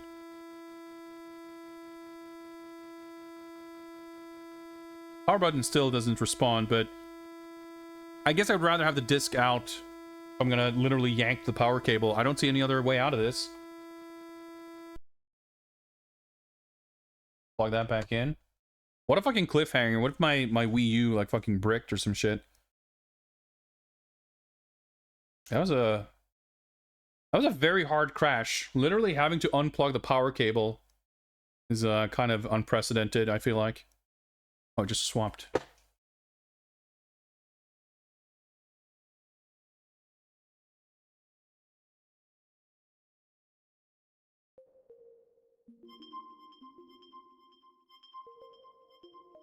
Well, let's see.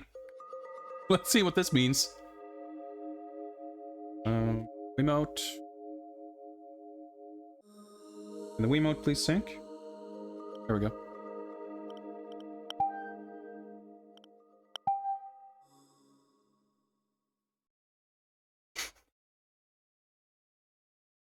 What a thing to happen, and what a time for it to happen, huh?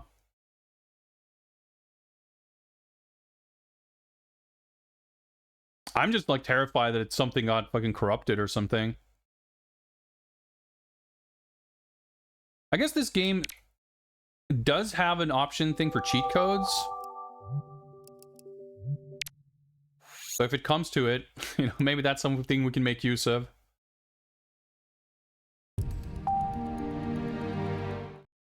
I reckon once you get like basically exactly where the game crashed, there was probably a checkpoint. But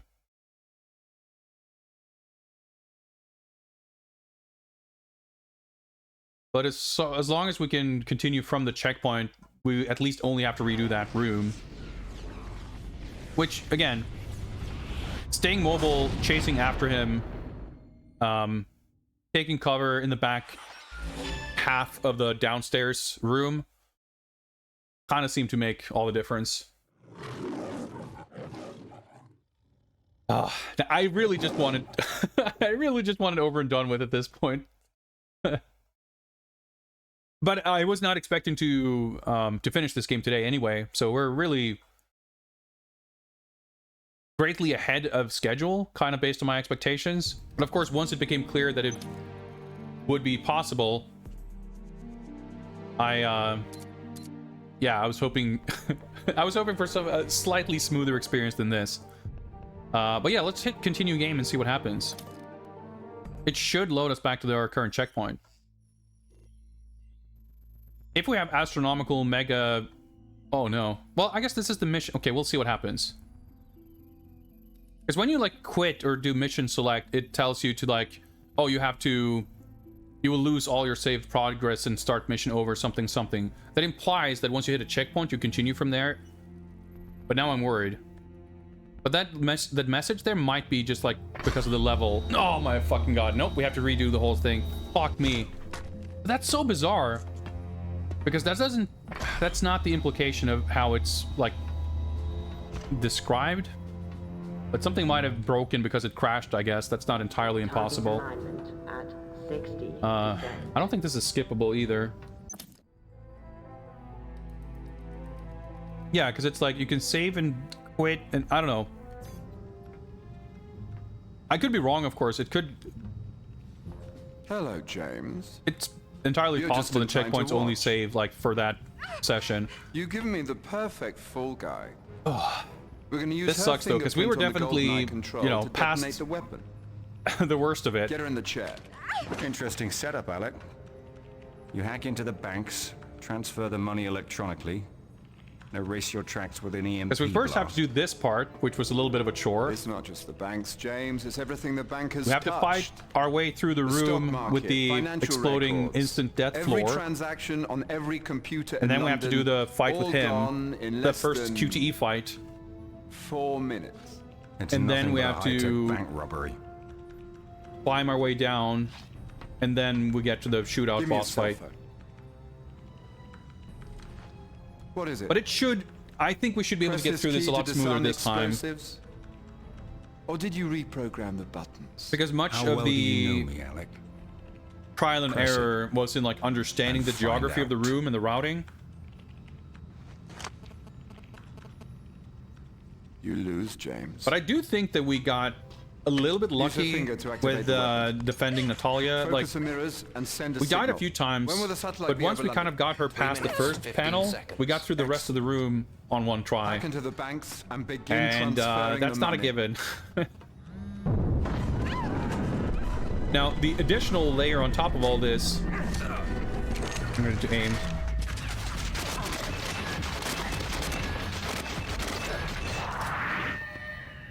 Is that now we are aware that the game can crash. Yes, but it's so now it's like, well, I wonder when it's going to crash next time. Best. It hasn't crashed for the previous 9 hours, 40 minutes, you know, so... Hopefully it won't crash, but I mean, you fucking never know, right?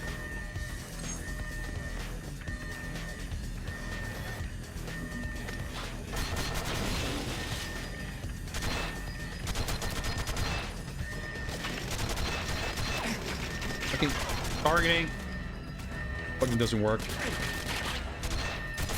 I need more time. I need more time. Quickly, James, they're coming. God, how shit the frame rate is in this section. Stuff hasn't even started exploding yet. Nearly finished. Just a moment longer.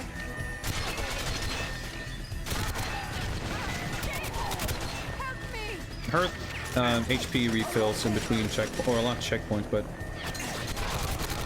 terminals.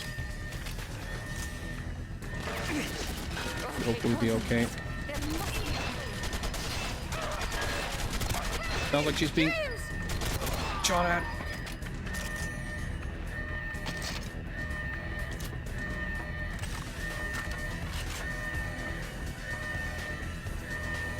Yep. Alright, she didn't mention that she's done. She only yells for me when she needs help.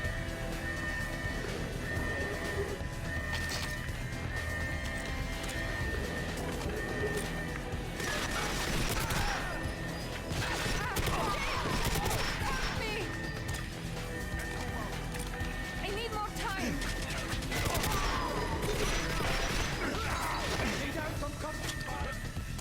Nearly finished. Just a moment longer.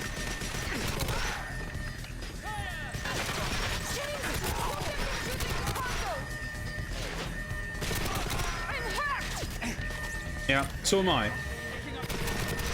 James!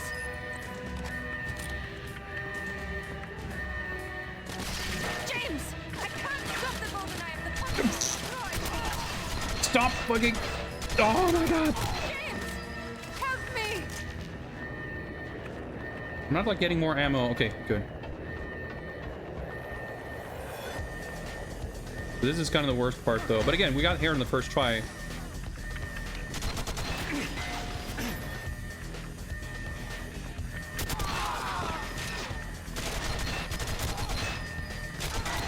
Cover me, I need more time. I need more time.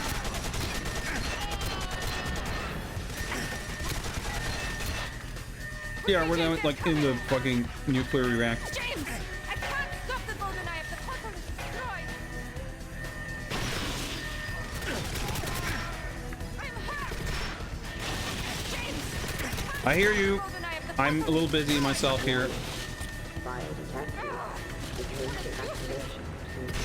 Okay, concentrate. There must be a... I'm basically looking at the map to see where enemies are because I can't see shit. James! Help me! She's almost dead. Okay, it's cooling down. I think we're... Yep. Damn! Okay. What's wrong? First try. There must be an override at the top of the tower. Take this. I'll be back.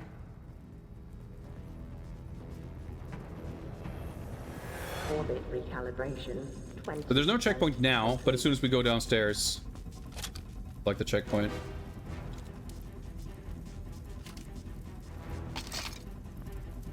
And the timer will kind of sort of reset. Because if we die at the next point, we'll start at the checkpoint with 4 minutes.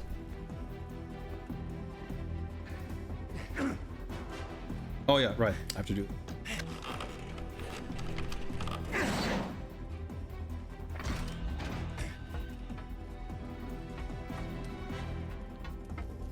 Orbit Start here. recalibration. 30% complete.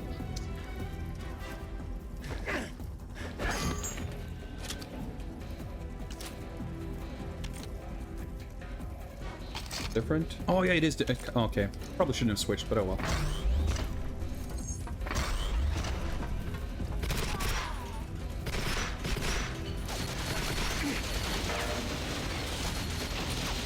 Figuring out how to navigate this room is a little tricky.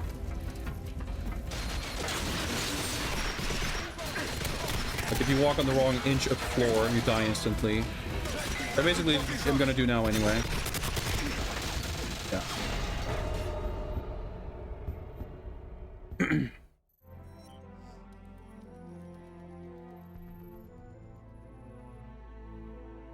There's not a super huge amount of enemies in this room, but they do kind of flank you, and you gotta take him out. Oh, I just keep the weapon after dying, huh?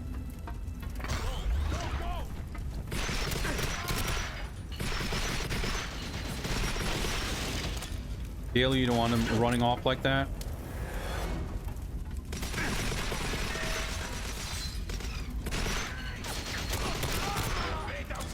The time isn't like a huge factor though.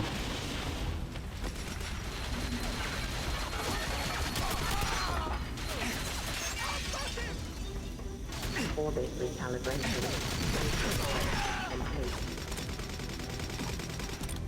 But you definitely can't just like try to run past everyone shooting at you. Map is a little bit of a help. Pose.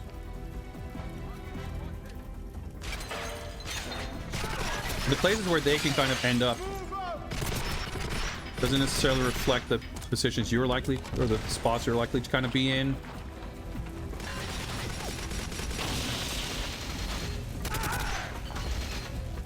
There's not many people left now. Now I think we can kind of book it.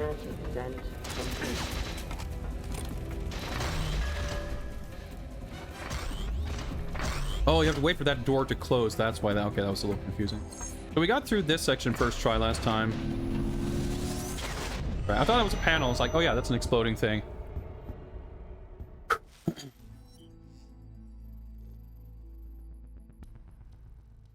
Yeah, or sort of the game has a lot of different control configurations. It supports the GameCube controller as well.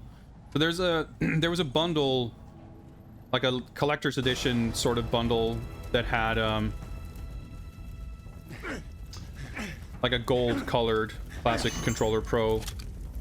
Boros, I don't know what it is.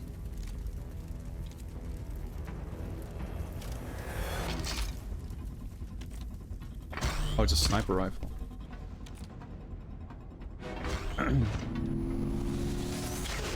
What the fuck? I was like, all right, let me run right. Because the orbital laser is going to shoot out the walkway to the left. Okay, I guess that's not what happened. Maybe you have to back off. Yeah, the load on respawn is maybe the biggest annoyance here.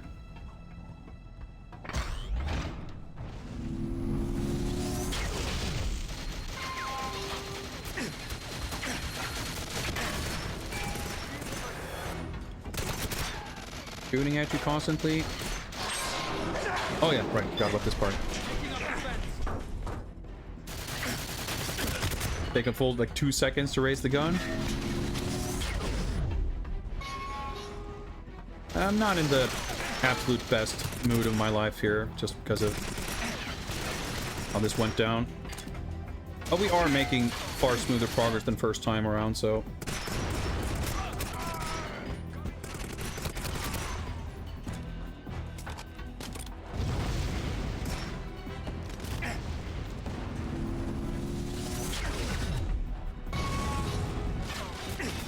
In all the chaos, it's like not even super easy to see where dudes are.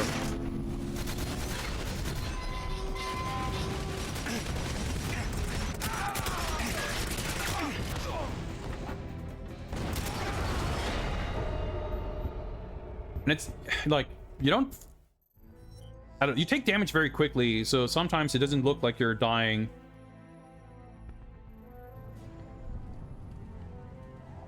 But I think as long as you make it to that door to trigger the waggle fight, that's really all the time you need.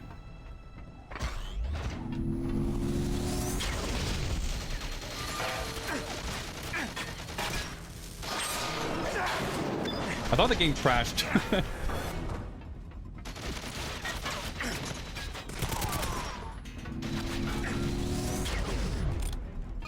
Because the like the game stutters like that when it's loading, like fairly frequently. But it just so happens that I was shooting the gun when that happened, So my Wiimote was like vibrating, and of course that makes like a noise. And the noise of my Wiimote rumble was similar to the noise that was happening when the game crashed last time. Okay, I think we took a slightly different route this time. Oh yeah, I guess that's supposed to be like, oh shit, I have to... Okay. Fucked up by taking the intended route. Go this way? No, we cannot.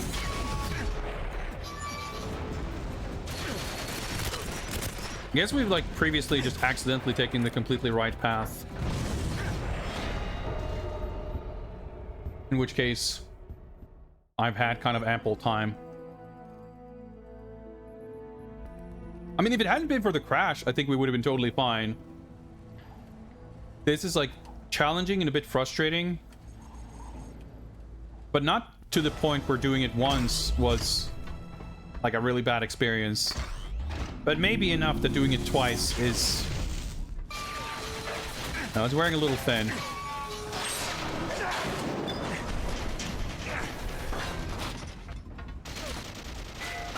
Again, the enemies are just a little too potent for what the game's asking of us here, I feel like.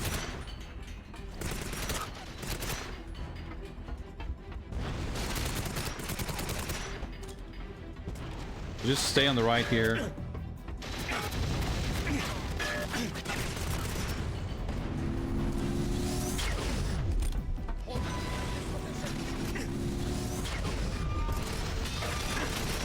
Like, good luck fucking aiming.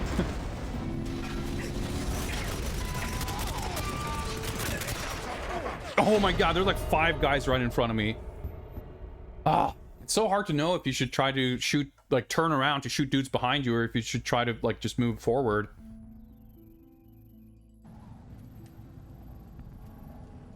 Try switching to the other weapon at least sooner, because I'm not getting more ammo for the M16.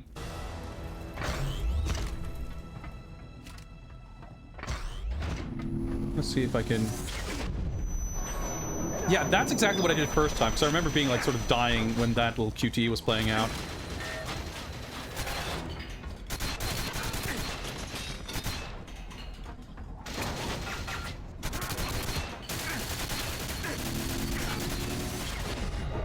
You accidentally zoom in once, and it's just like that 0.7 seconds it takes to zoom in and zoom out is enough to get you killed. Oh, we must have gotten fucking real lucky. I mean, we didn't do this first try last time by any stretch. But I feel like we weren't quite struggling this much.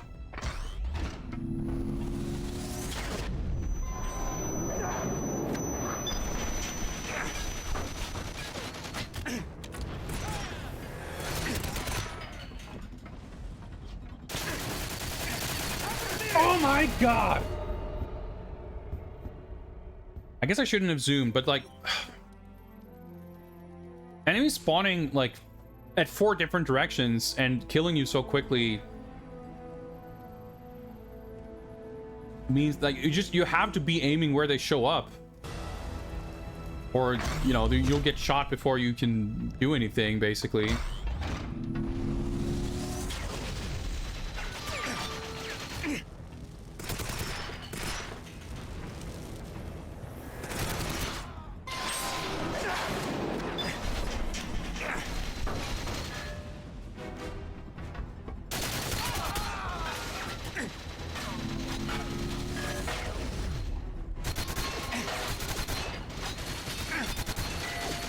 How precise do I have to be?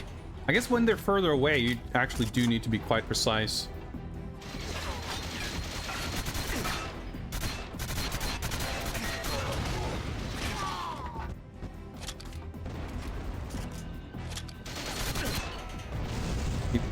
Stay on the right.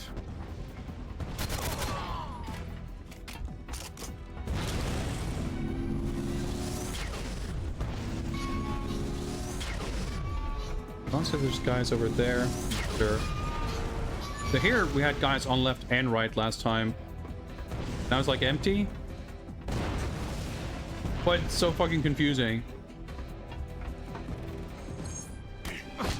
So they're like the 5 guys that spawned simultaneously killing us last time. They just didn't show up. That's probably what happened the first time.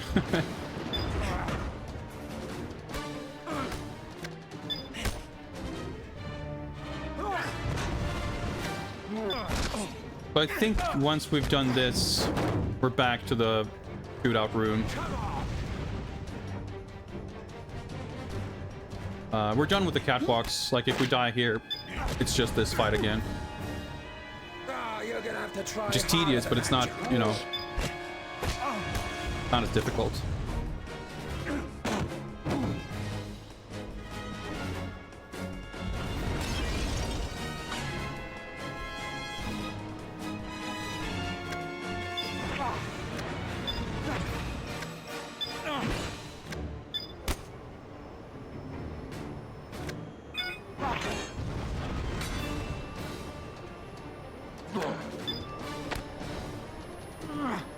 The last, I think it might be, I forget. Maybe there's one more.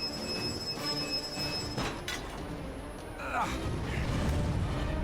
I think we got the Mega Waggle. Target alignment. Yeah.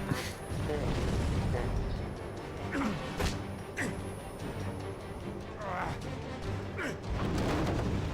I think we did it. Man, it's make matters worse, like I kind of need to go to the bathroom too, and I was sort of figuring where we were before the crash. It's like, yeah, I'll just, you know, kind of get through this. But now we have to redo the entire level.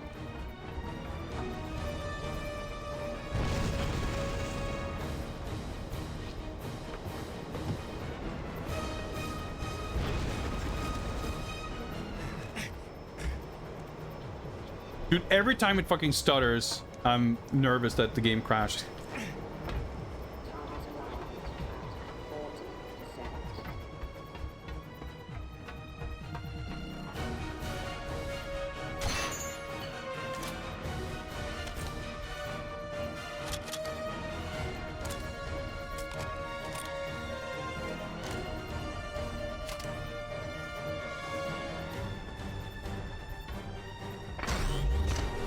What we remember of this. Chase after him.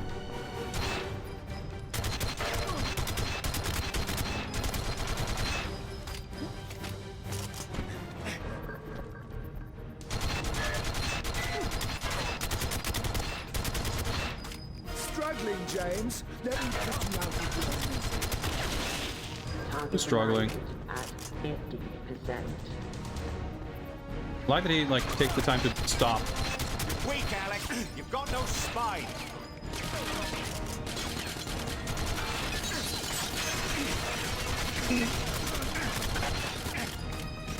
Well, oh my god, he's just sticking around, huh?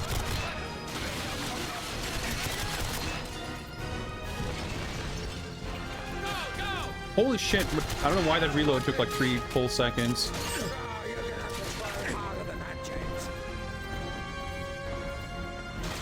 I never fucking swapped weapons like I wanted to. There we go.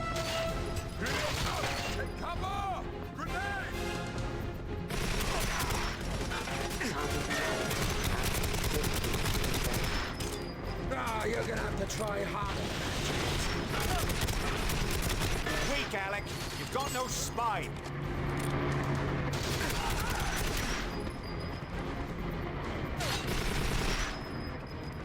Holding position.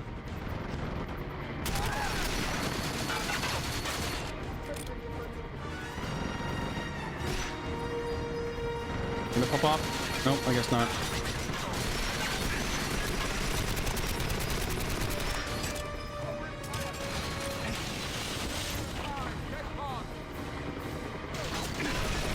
What the fuck am I hitting? Move on. Target alignment. 70%.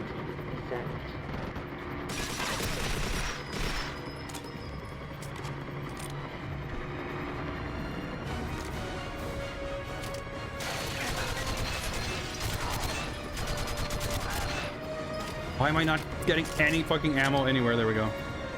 Okay, he left. Dang, that wasn't so bad. Okay, let's see if the game crashes. If it does, I'm not going to continue playing. Not yet. What do I do? I've got to... I tried waggling that thing and it didn't work, but... It stutters.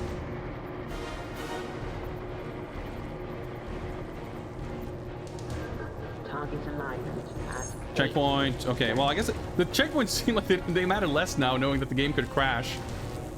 Detonate. Wait, am I supposed to detonate? Oh, whatever.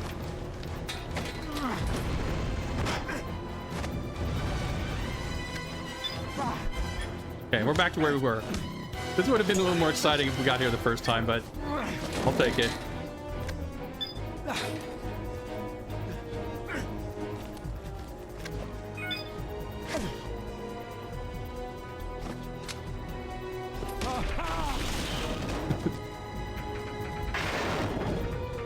Oh man, it would be kind of satisfying to do one last like slow-mo breach shot to kill him. Even if it's a little bit silly after shooting him 800 times.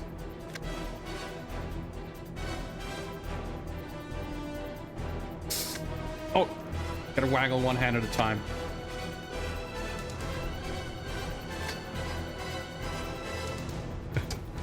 Did you register the Wiimote waggles a lot less reliably than the nunchuck?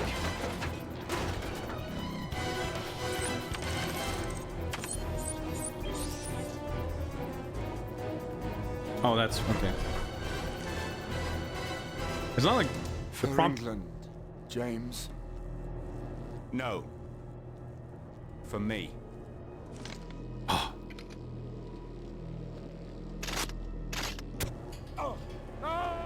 They did do it. That's pretty good.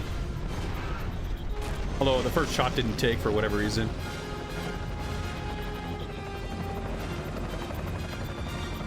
Overall, good escalation. Final waggle? No, just a cutscene. Good.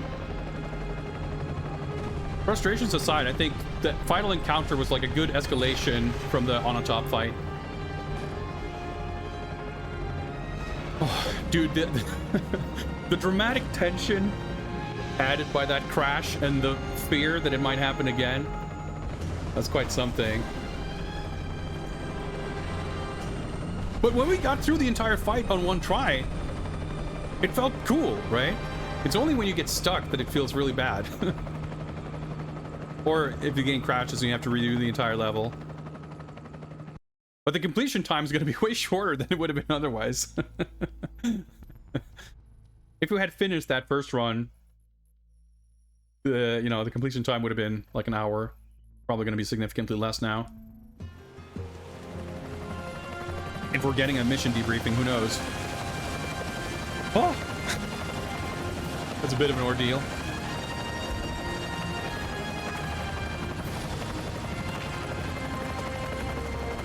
Stoic, emotionless Daniel Craig. Oh, they gotta make out in the jungle like in the N64 game? You alright? Now? Yes. Hold that thought. Bond here. Well done, 007. We've received confirmation that the GoldenEye satellite was destroyed, and we've been in touch with the Prime Minister and the Russian ambassador about both Orumov and Trevelyan. I'd like a full and detailed report on my desk by Monday next, complete with all operational specifics and a full list of recommendations. Em? I've instructed Mr. Are you Tanner there? to offer you his complete assistance. I think you're breaking up. Thank you. I could have done that myself. The Daniel Craig jump scare? Hey, they are making out in the jungle. Kind of. Yeah, 24 minutes? Took a bit longer than that. Data has been saved successfully. In fact, we're not getting like a proper movie ending staff. Like, I hate this shit. Well, we'll see. It's just a load screen so far. Okay. pacing of it becomes a little weird when it is handled like that, but that's time. 10 hours, 14 minutes. Whew. I had a good time though. That was still mostly fun.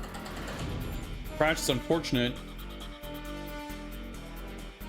but it was very satisfying to overcome the challenge and obstacles. What's up, Dude Noob? For the GGs. I need a bit of rest after this. But still, 6 hours of stream to get this all done. That's, you know, we were energized, and at a certain point, it was just like, we gotta finish it. But, yeah, I was not ready or expecting that we would necessarily finish it. And, obviously, if it hadn't been for the crash, like, that added a 30 minutes or so to it, you know?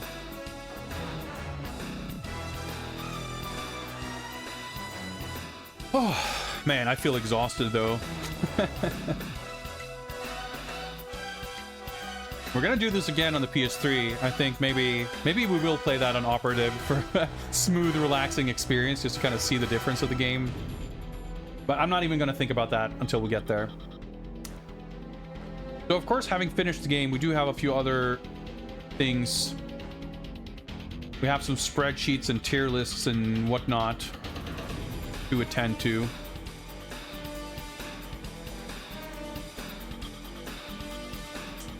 So we should get that out of the way today, so we have it. Like, I could easily just say, oh fuck it, I need to lie down for a bit, so we're gonna wrap the stream up here. But I kind of don't want to leave that hanging. So we'll sit through the credits and see if there's something at the end. We'll see if they promise the return of James Bond, which the N64 game does do, if I recall.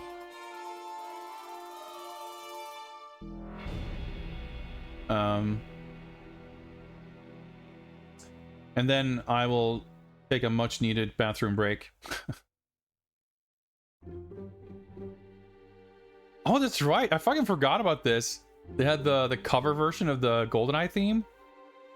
That was 10 hours ago. I totally forgot about that.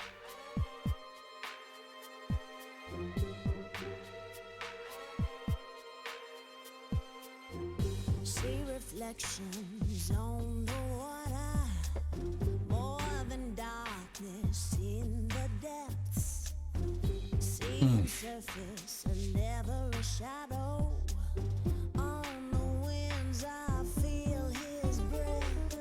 Yeah, I think it's an odd one because it's a pretty good game. It's like perfectly solid. There's been far more weak and uneven 3D action Bond games, but I wouldn't even say that it's unfortunate because the N64 game is so good that it becomes an unfair comparison or whatever. It's not necessarily a matter of quote-unquote objective quality, but it's a little odd for a game like this to have to exist so, like, in relation. Like, the game is defined by how it differs from the other GoldenEye game. It becomes difficult to judge this sort of on its own merits.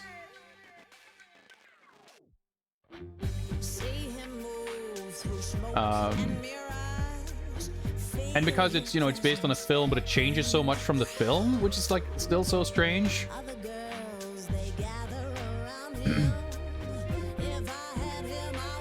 Yeah, Tina Turner is the original version, or performed it. It's like written by U2, I think. I remember seeing that in the credits when we watched the movie. It's like, man, I had no memory of that.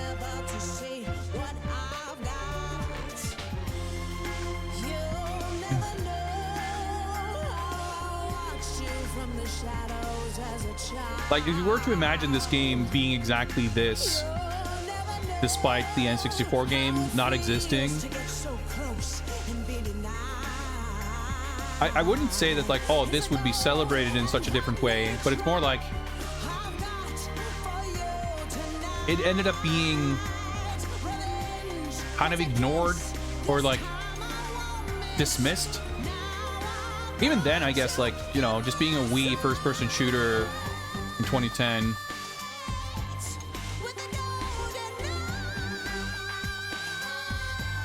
You know,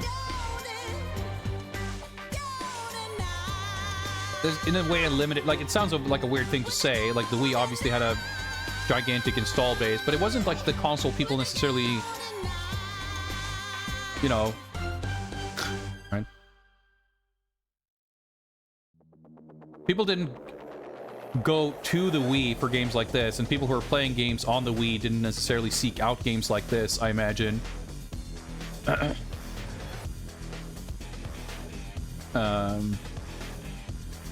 Which, I mean, it's probably why they ended up porting it to the other consoles. Because it probably didn't do super duper well in terms of what, you know. Like, keep in mind, this is the follow-up to Quantum of Solace from Activision. Not the same developers, but, you know, they had... This is not their first Bond game. Or last. Just kind of curious how it all came about, because it's like, I guess, you know, on some level, obviously, there's the Nintendo sort of connection. Maybe they expected more GoldenEye fans to be Wii owners, but Nintendo themselves weren't, you know, they weren't involved in this. So it's not like, I mean, to my knowledge, I guess there were some, like, special thanks to Nintendo people, but that doesn't really mean anything.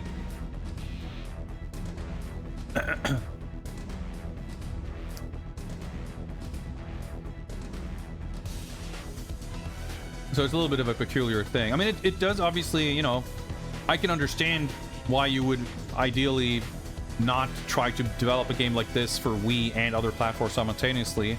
Like, Quantum of Solace had a Wii version, but that was developed by Beanox. I kept wanting to say Zeebo. I think Beanox developed that one, but it's like, we didn't play it because it's still like 99% the same game from the footage I've seen. And that, I mean, that does have, like, Wiimote aiming and everything.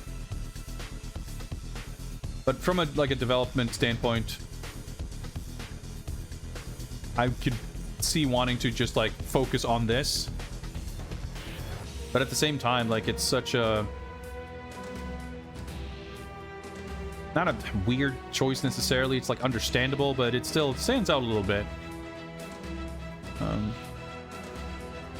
Or maybe the idea was always that they would do it for all the consoles that just ended up at some point in development deciding to focus on the Wii version first. I actually don't know off the top of my head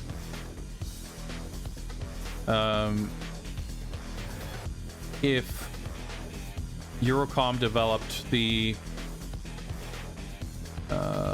other versions, or if that was handled by someone else.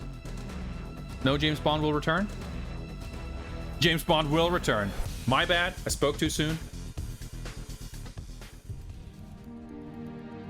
And back to the menu. Oh. I'm exhausted. So,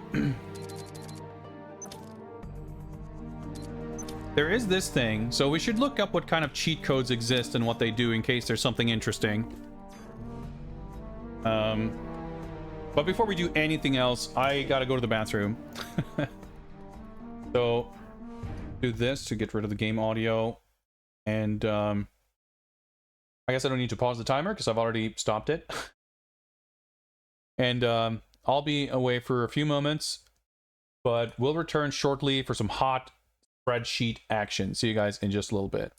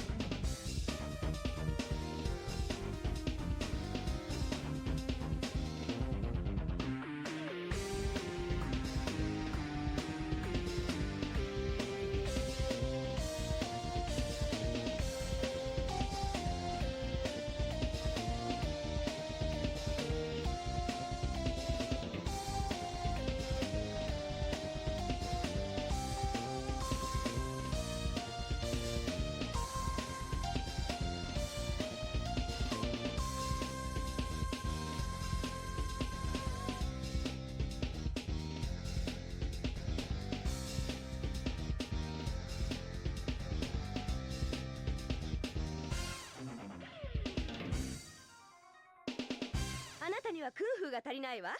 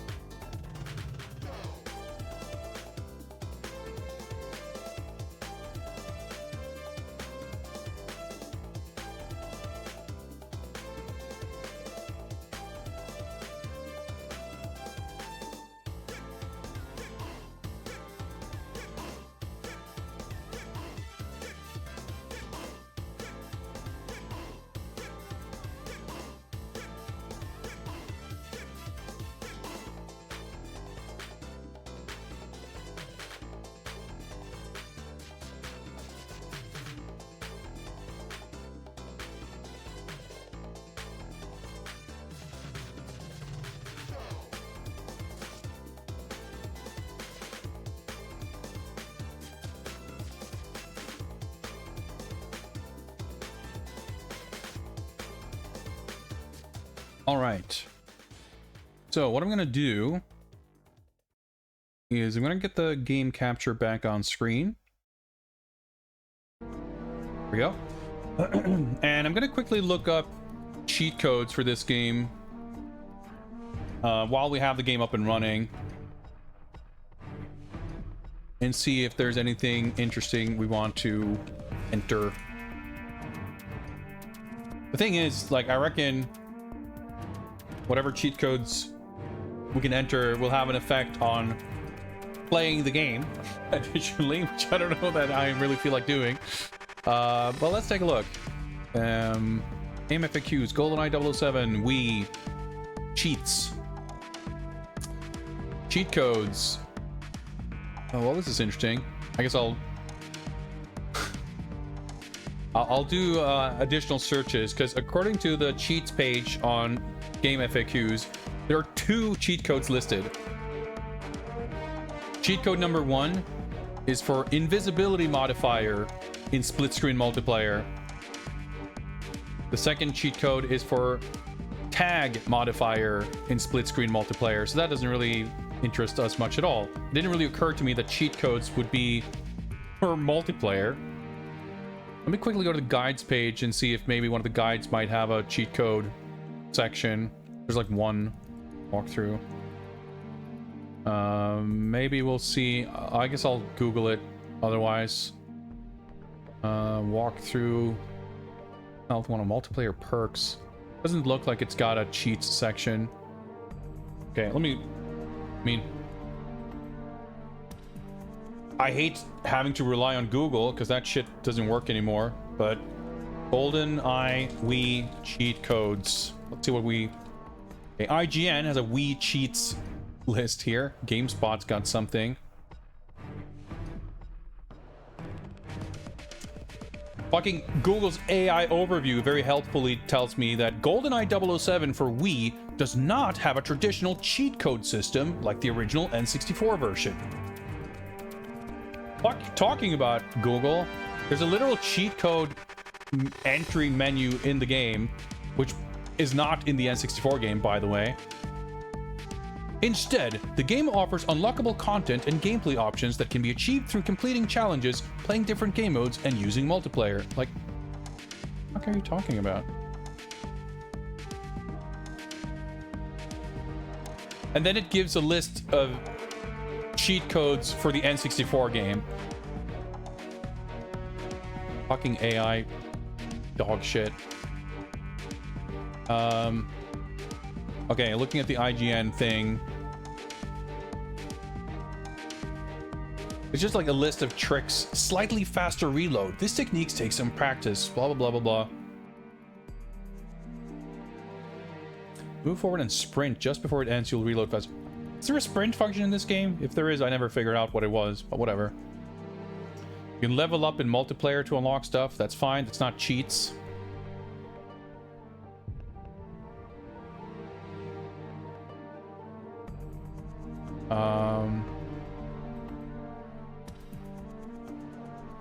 Okay, there's a cheat code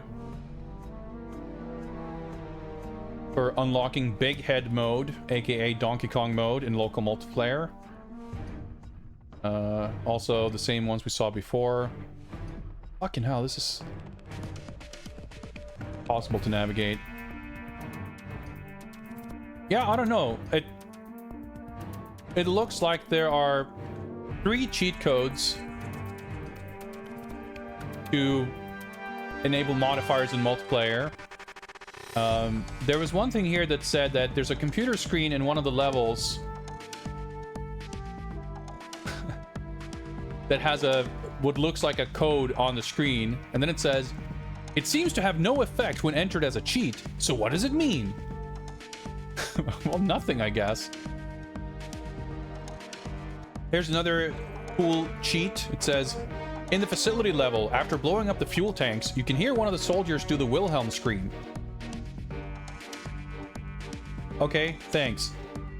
I think we can safely conclude that the cheat code menu is not going to offer us anything interesting. Okay, well, it's a little bit disappointing given the tantalizing nature of having it just visible on the menu. But I guess that is what it is. Before we quit out of the game and head to the spreadsheet zone, I do, however, very quickly want to look at this. So I'm curious if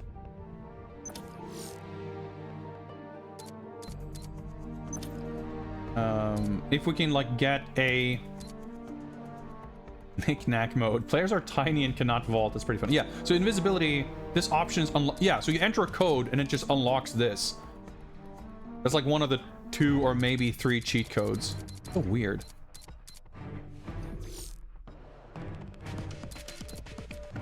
There's like no bots or anything. I'm just curious if I can get to like a character select screen. Oh yeah, here we go. Oh yeah, I think we did look at this for 2 seconds at the very beginning. So we have Scaramanga, who I'm assuming they didn't get the actual actor likeness rights. I mean, they didn't get him for this, for GoldenEye. Would they have gotten them for the other ones? But like the fidelity is low enough that it still looks like the character. Yeah, so there's Scaramanga, Dr. No, Baron Samedi, Pleb from Russia with Love. I was just about to say, it's weird that they would pick her and not Red, but no, they're both in it. Bond, so that's Daniel Craig in a tux. Natalia has her army fatigues. Trevelyan, yeah, and it's weird, like, going to watch the local football team embarrass themselves outfit. Oh, man, this outfit looks so shit. Orumov. So weird that he's in blue and not in... Even if it was just wearing green instead of blue, he would feel at least somewhat like the guy from the movie. Fucking Zukovsky, the fact that they replaced jovial Robert Coltrane with this fucking dude. Yeah, yeah, this is the guy who shows up in 2 seconds in one scene. I guess he's only in the movie in one scene, but it's funny that he's a multiplayer character. I mean, they made the character model, so of course, why not? And that's it, yeah. Fucking Boris is not in this game. Oh yeah, this is the guy at the Dubai weapons fair. Then it's all like generic enemy thugs. Jones. Smith. I guess these... I'm trying to remember if we fought these... I don't know who these guys are, what they would have been in the story. U2. I guess they were enemies. I don't remember seeing them. Oh, the D-pad. Yeah, these guys were like at the club, I think. Odd Job, Jaws, Blofeld. Like, all the classic characters look pretty good. But, whatever. I think we're done with this game. The Reloaded version does have, like, some kind of multiplayer, like, co-op mission-based thing that I think you can still play solo. We're gonna have to check that out when we get there. But there you have it. Let me go to the Wii menu.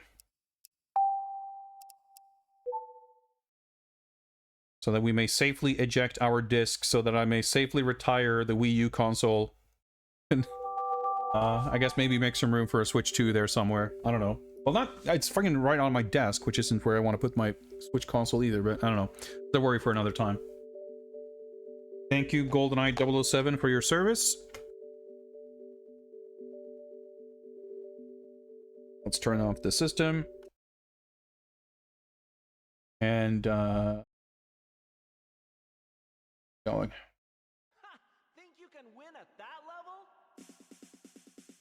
And something doing? Yeah, it was not a bad game. I don't know how I would place it on a tier list, but we're about to find out. Let's see here. Let me get the spreadsheet up here.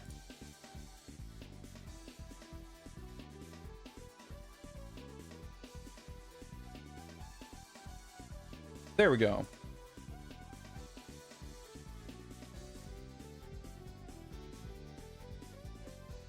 We can see what we're doing here.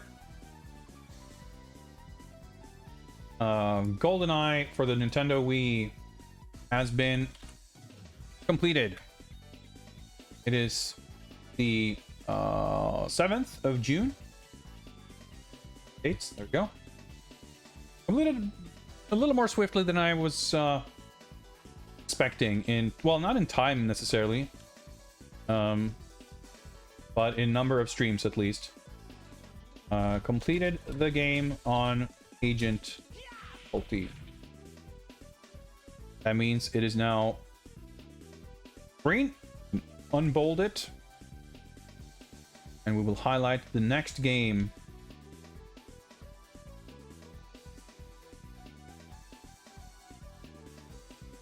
Is of course GoldenEye 007 for the Nintendo DS. So we're kind of in the home stretch here. Oh, I didn't update this yet. I guess I should do that. Secret Mission 007 is GoldenEye 007. I guess I'll type Xbox Live Arcade. Is exactly where and how we're going to be playing it. If the funding is successful, we will add that. Well, because it's technically on the list right now, but we will be playing it. We'll add it to the agenda. But yeah, that's the list of games left there. Otherwise, the DS version of GoldenEye. Then we've got the 2 versions of Bloodstone, which I'm very excited about because I really know nothing about it.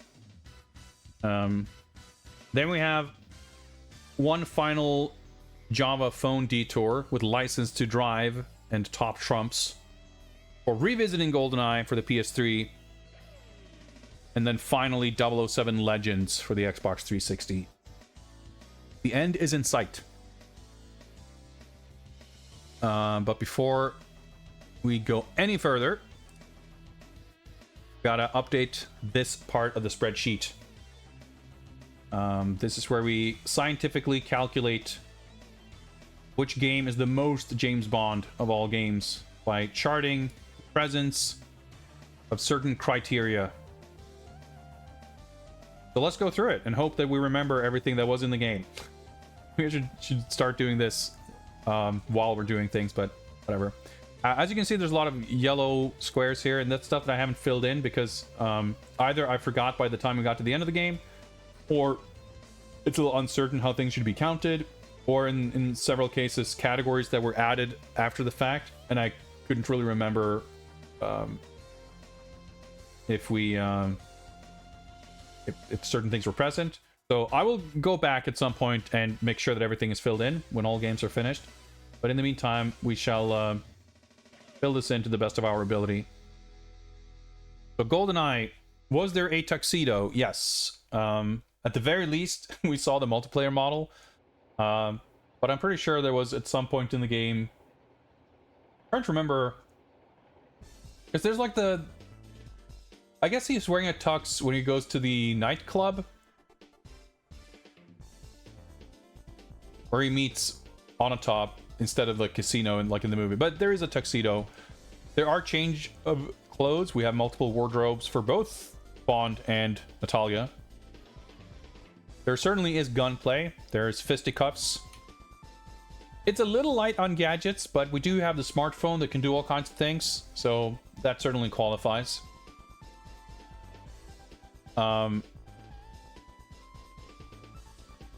Driving car. I'm trying to remember. There's no driving. Well, I was gonna say there's no driving levels in the game. That's not true. There's a driving a tank level in the game. We definitely see Bond drive on occasion. Like there's a thing where they, they arrive at the memorial level by car. I want to say that there's some. I vaguely recall pointing out at some point in the game, there's oh yeah, there's the driving thing, but I don't actually remember what it was. I feel like I need to leave this blank because I need to actually confirm. I'm not sure I would count whatever we saw at the intro of the memorial level, because this is kind of about showcasing Bond's aptitude as a skilled stunt driver or whatever. It's not necessarily did he travel by car, or for that matter, is there a driving level in the game. So honestly, I don't recall confidently enough to fill it out. So I'll just make this yellow for now, and I'll double check the records. Driving other, however, is definitely in the game. Not only do you have the tank level, there's the part leading to the jungle where he's flying a plane. I want to say that did he get in a plane on that airfield level? Is that how you... Because in the movie, of course, he skydives, sort of, right? Into the plane and takes off. But that's not exactly how it works in the game. In either of the games. But driving other, that's a rock solid one. I don't think there's any car gadgets, because there's definitely not... in the movie, they didn't have the car ready or whatever, so there's the Q branch lab scene. But the car itself isn't really part of the action. But that aspect really wasn't here either. So I'd have to double check, but I'm almost positive that that's a 0. No car gadgets. Charm smarm aspect, I feel like is hard to judge. But there's a little bit of, we get the sort of sarcastic know-it-all Bond when he's pointing out the counterfeit vodka brand to Onatop and stuff like that. There's a little bit of back and forth with him and Natalia that isn't necessarily super charismatic, but there's some attempts to it, and the dialogue is for the most part kind of taken directly from the film. Yeah, he's yeah, it's talking a little bit about Zukovsky. I don't know. I think this is a difficult one to judge because it's also... This aspect, I think, is largely... I don't want to say absent in Craig's version of Bond, but he has a very different... Roger Moore's Bond is fucking smarm personified, whereas Daniel Craig has a much more kind of stoic, not sarcastic, but like, you know, he's got a different kind of vibe and tone to him. But if you think of it in terms of like, does it feel like Bond in his character? Does it have any of that? Like a little bit, you know. There's not an actual huge amount of dialogue from Bond in the game. You see these cutscenes of characters interacting. It's kind of like reenacting some of the scenes from the film, and in some case with the same exact dialogue.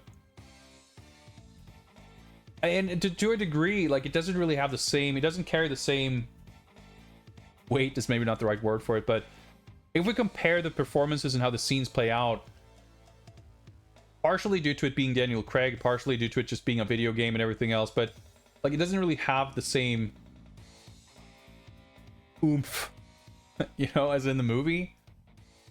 Like, toned down a little bit, I guess. It's like a weird one to judge, honestly. But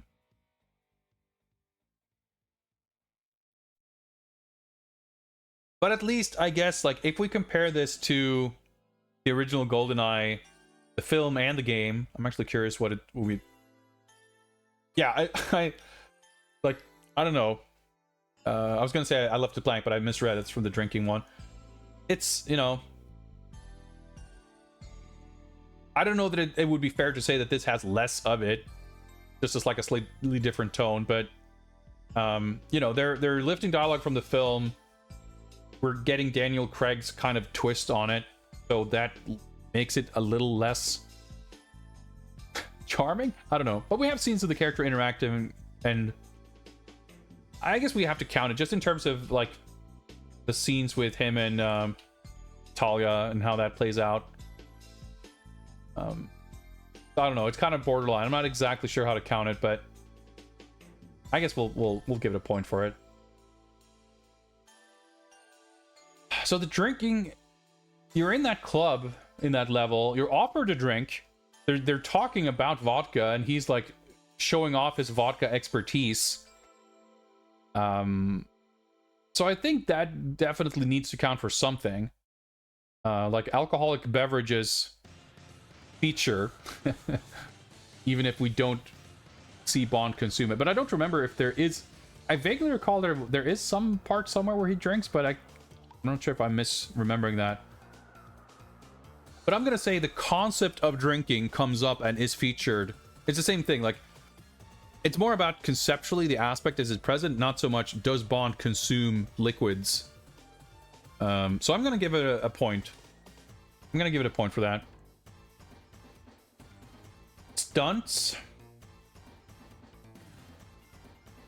I mean, there's like a parachute thing in place of the bungee jump, like some sort of a base jump type thing. I don't remember how that works out, because he triggers the parachute and then he jumps down without it. It was like in the opening level. That was a long time ago, so I don't remember how it exactly plays out. But there's some, I don't know, dramatic jumping and climbing, the little set piece bits in the final level. Yeah, at the very end. So I think we can count that for sure. Like, there's definitely action moments that aren't just like jumping between platforms or something, that feels not just the equivalent of something that would be a dramatic stunt in the movie, but also something that's like the way it's presented in the game is made more meaningful and dramatic. So I think that's fair. Yeah, I think that was a thing, Mudbound Dragon. Again, I don't remember exactly how it played out, but I think, because that part of the movie was in the game, yeah.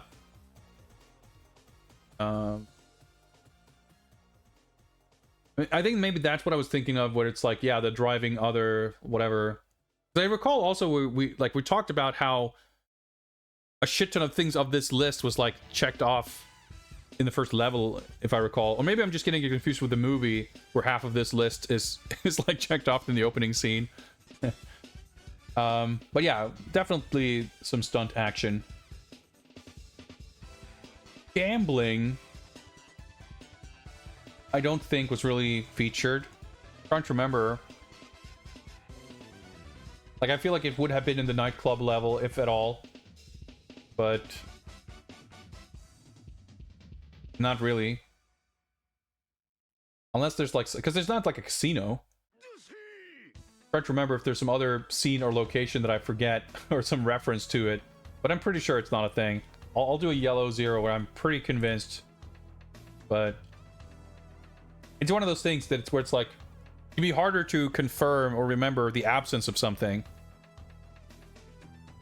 Definitely globetrotting. We're going to all kinds of new locations never previously seen in a GoldenEye. We do certainly get some M briefings. There's no Q or Q briefings. We get instructions about our cell phone, but it's like game tutorial messages. I guess, what's his name? Tanner? Lets us know that we can hack things on our cell phone or whatever. I want to say that whenever that happens in the beginning, there are some, you know, kind of diegetic, like in the game, in the story. It's not just like a tutorial message to the player, but like Tanner radios Bond to let him know that he can do shit on his phone or whatever. I think that's the case, in which case I can give it at least a 0.5. Because you're getting light instructions on how to use what is barely a gadget. Because we've definitely given points for Q briefing that either didn't come from Q, because the character wasn't like really featured, or it, you know, taking slightly different form. But certainly we didn't go to Q branch to get a demonstration of gadgets. So that's a 0. I think, like, I don't know, I'm second guessing myself, but there was really no like, you know, MI6 office sequence. Because that's the thing. The movie, of course, has this, but because it's like Daniel Craig Bond in 2010, there's no Q. And also, by extension, sort of, or similarly, there's no Moneypenny. I don't remember when he says Bond, James Bond, but surely he does. Maybe he introduces himself to the gun fair American guy. That seems likely. I'm just gonna assume he doesn't put a 1 here. You don't do a Bond game full with little story bits and dialogue and you get Daniel Craig and you don't have him say Bond James. I'm just like, there has to be a 1, even if I can't remember when it happens. The Bond theme, I want to say, played... they didn't use it very prominently, but I'm pretty sure the Bond theme plays. We do have a theme song, the theme song from the film, playing over the opening credits. Pretty good. And I'm sure there was some gun barrel that led into the opening credits. I vaguely recall it being one of those things where it's handled a little bit... like it happened at the end of the first mission or something. Like it didn't... if I recall, like there's the cutscene that ends the level transition, like ends with this kind of... that's what they did in Quantum of Solace.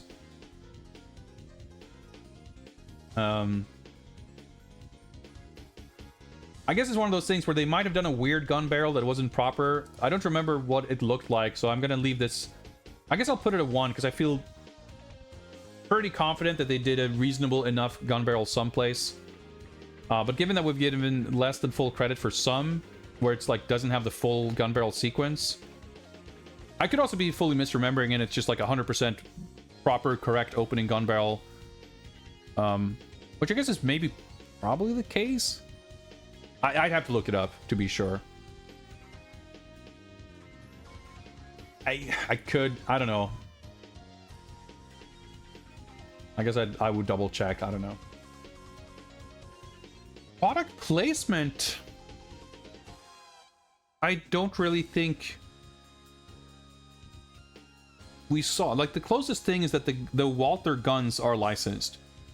Because the Walther guns have their correct model names, the P99 and the WA2000. But they don't say Walther anywhere. And they're not featured to the point where you could really call it product placement.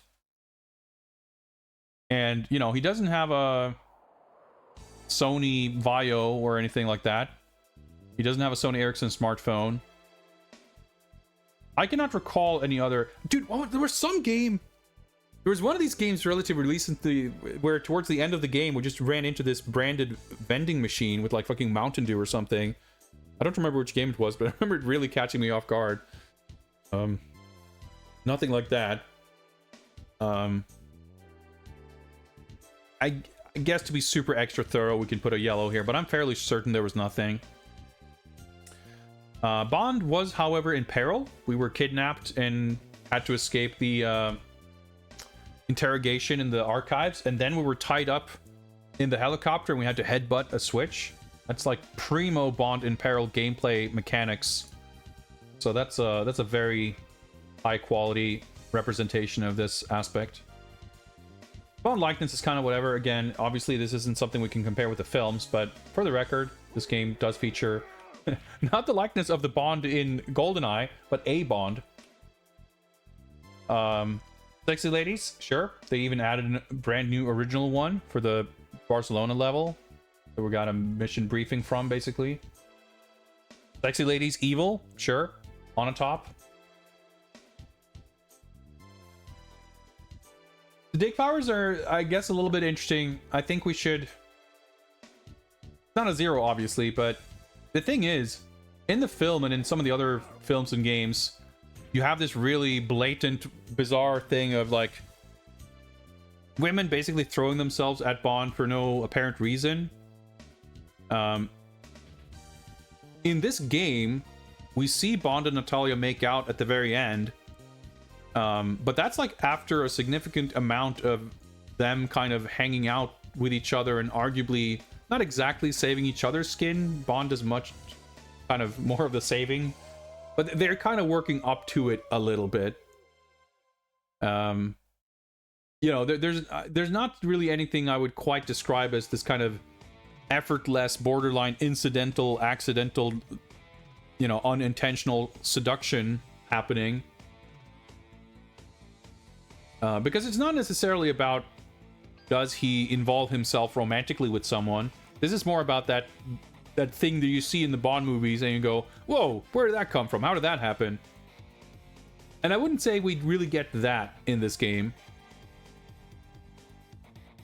You could argue that that's just being faithful to the film, in which case, fair enough, then we would probably rate the film similarly. Out of curiosity, let me see. Yeah, so even the original GoldenEye game for N64, I gave this a half point, which is what I was going to do here. So that's consistent with that, so I think that's entirely fair. There's like a little bit of mild dick powers happening here, but nothing quite up to the full traditional Bond standard. I think that's only fair. Henchman, yeah, on a top clearly qualifies as a powerful henchman type. I mean, she's kind of the henchman turned, well, I was gonna say final, like, main villain. Not really. She kind of outmaneuvers Oromov, but of course we got Trevelyan as the iconic villain at the very end. Even though he kind of, oh man, I can't believe they didn't give him a scar and just gave him the shittiest casual, cocky outfit at the end. Whatever. There's a headquarters of sorts, and the whole cradle level is kind of expanded in terms of dramatic nature, and we have the power plant aspect and everything, but it's not really a lair. I mean, it's more of a lair than in the film or the N64 game in some ways. I like that in the final level, the very beginning of the final level, where they, you know, you see the computer screens, they're doing the shit, they have the fucking evil Janus operating system and, you know, the red monitors. But it's more like a base of operations and a facility that they happen to be in, more so than like a headquarters and a lair. And if we didn't give credit for this, actually, let me see what we did. Yeah, there's a 0 for GoldenEye N64. I'm not saying we must follow the exact same ratings, But like, if I had given a 1 to that game, it would be weird to give a 0 here. But I think it's fair to still give a 0. And the thing is, like, the lair for sure is something you think of as an iconic thing. But I'm willing to bet that statistically, most of the Bond films don't actually feature a villain lair. What's up, Rage for Kiwi? Greetings. We did, however, I want to say, get some villain speeches. What I meant to say. You know, we get some scenes where you're interacting with Trevelyan. He's kind of speaking to you about the, you know, you have the memorial level where he reveals himself and everything. That's, you know, kind of all you can ask for. And then you get a little bit of speech there at the end too. So I think they captured that part. And I mean, they kind of featured those scenes from the film and recreated them. So they definitely didn't sort of skimp on that aspect in general. So that's worth a point for sure. And James Bond will return. No Bond is a exclusive special category for a very small handful of games where no depiction of the character James Bond features in the game. So it's not really like, it's not a category where we can gain points, but we can deduct points for not even featuring James Bond. Let's, yeah, that seems, so with that filled in, GoldenEye 007 for the Wii achieves a raw Bond quotient of 25. Not bad at all, not bad at all. It's not really hanging with the absolute heavyweights like Everything or Nothing with 29. The original GoldenEye had 24, so it's doing a little bit better there. But there's a few in like the mid to high 20s, I think. Actually, I might be mistaken. Well, there's Nightfire with a 26.5, and that might have some categories unaccounted for, of course. So it might not be final. Yeah, on closer inspection, I guess it is actually quite up there. Interesting. I wasn't necessarily fully expecting that. I mean, it makes sense. Oh, it's easily in the top 10. It's probably in the top 5, maybe the top 3. But all of these numbers are subject to change because I'm not sure. There's some categories that aren't accounted for every game because I need to double check and verify. Like the tuxedo and change of clothes were categories I added quite recently, and some of them I just happen to know offhand. Some of them I'm a little bit unsure, so that could easily be. Like Nightfire almost certainly will have, not the GBA one probably, but the console game. Because I don't remember confidently, I didn't want to fill it in. So some things will change.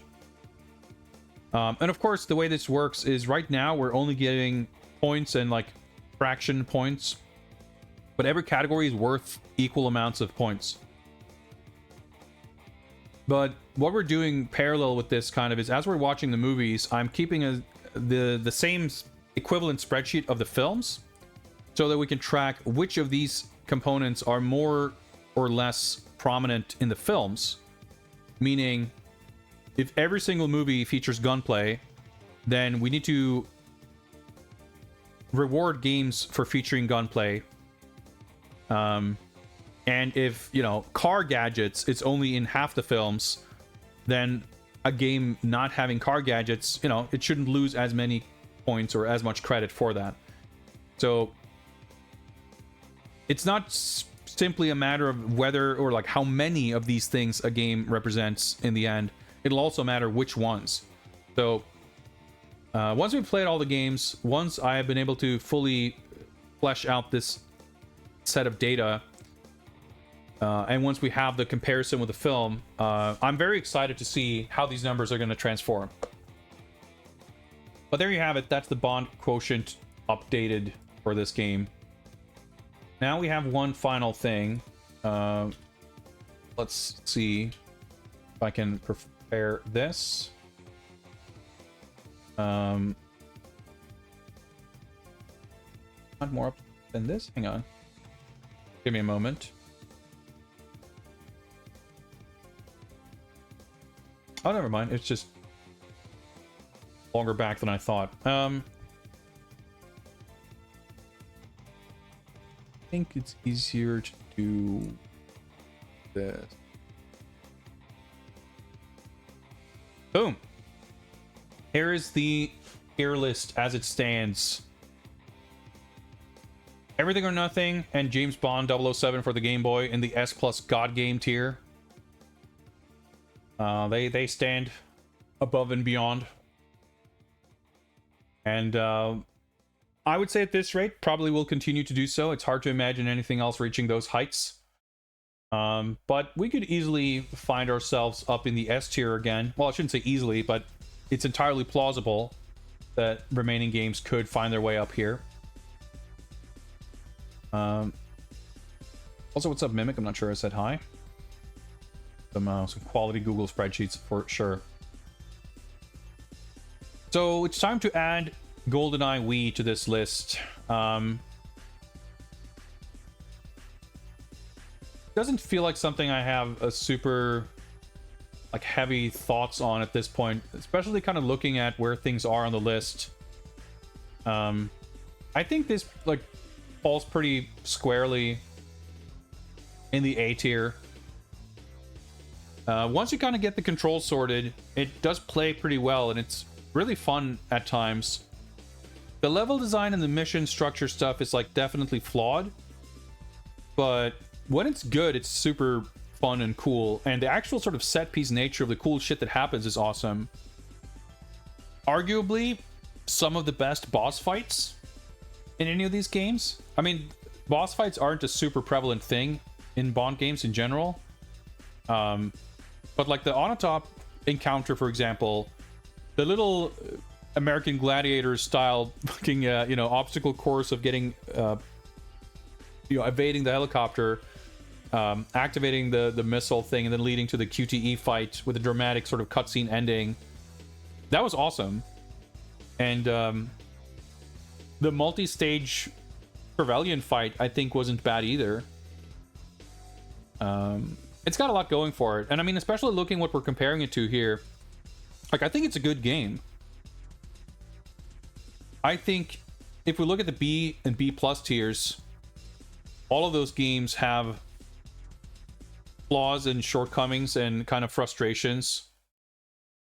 I think it seems reasonable to compare this to the World's Not Enough games. I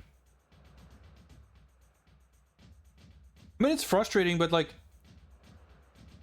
you don't think I got 50 times more pissed off playing GoldenEye on the N64? I don't know if you remember, but I do. All of the A-tier games had moments of extreme frustrations. Some of the S-tier games did too. I mean, Console Nightfire have the fucking underwater stage, like... But I don't think those moments define the games. Or if I feel that that's what they did... I mean, that's arguably kind of the case with the Rogue Agent games. I mean, that's not really true, because those are just boring and generic and bland and fuck all happening for the most part, but they were also quite frustrating. But in GoldenEye, it was more moments like those aren't the memories that I kind of take with me from the game. I think it's a cool game. I just think, like, depending on, like, I could conceivably place it in B plus.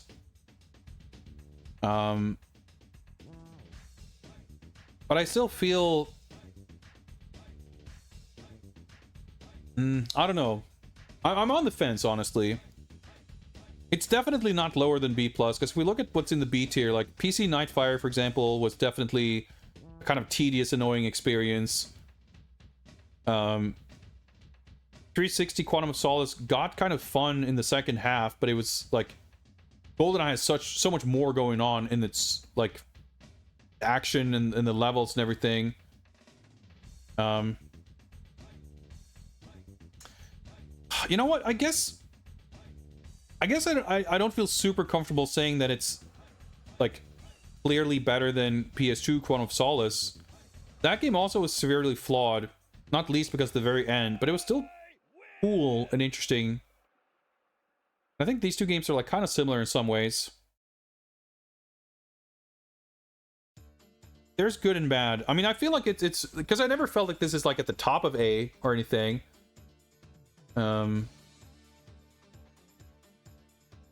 I feel like I would probably be more inclined to want to revisit the N64 World's Not Enough, for example. I think arguments could be made, and that's the thing too, like, this is not necessarily final. Things can shift around as we kind of see how we feel about certain things. Like, the mobile Quantum of Solace was fun because it was a brief experience that didn't overstay its welcome. There wasn't a lot to it, but it wasn't, like, super egregiously tedious or grindy, or, you know, it was pretty varied and had some, like, really cool moments based on sort of the technology, and a surprisingly good amount of variety in stages. And it's just, like, one of the recent games, that's why I'm comparing them. So I can see, like, I'm just trying to, like, sort of think of how I rated these games and what justified the placing for each of them. But I'm torn. Like, if I had a A- tier, I think this would go there.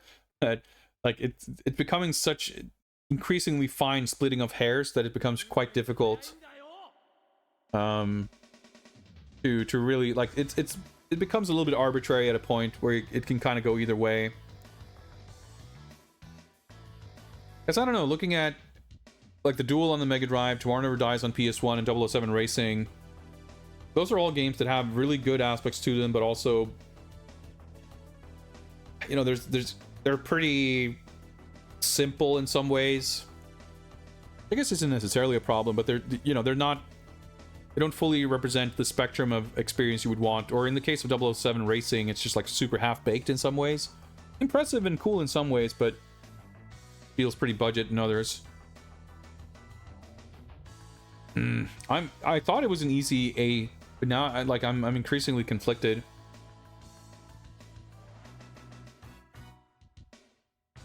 But I guess, again, comparing it to something like Quantum of Solace on the PS2, like, yeah, I could see it, and it's, I don't know, but that one was also, like, it seemed really good in the beginning, and then it was just, like, missing a good chunk. GoldenEye, I think, had all the levels you wanted, and, you know, it skipped out on some of the stuff we could have had, like the caves, which I'm glad to miss. I guess we could, if we wanted to, we could justify bringing it down a little bit based on the weirdness factor of the 2010 setting and the replacing all the characters and actors. No Boris being a little bit weird. I mean, I don't really like him, but it's weird that he's not in it. Yeah, I think we'll leave it at B+ for now, and once we have all the games up here, if it feels wrong to have it there, I mean, we're playing the DS version next, and I think it's going to be easier to feel which one we prefer out of those, which might help kind of nudge one of them in either direction. Game crash, I mean, but you know, I don't know that it seems, I mean, the game had one crash, but that could have been for any reason. Maybe my Wii U was in a bad mood. I have no idea what caused it, so it doesn't seem fair to me. If we think of it as like judging this game in like in terms of would you recommend it, what's interesting about this game, like, well, it crashed for me once. It's the kind of thing that would necessarily, I mean, I can't quantify that.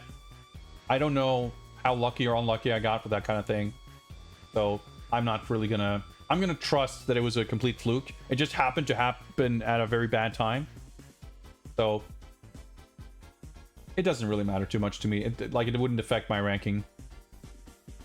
Yeah, the DS games, the handheld games in general, have been like super all over the place. Like the GBC World's Not Enough was like fucking atrocious in so many ways, and the original Game Boy one is like the ultimate god game.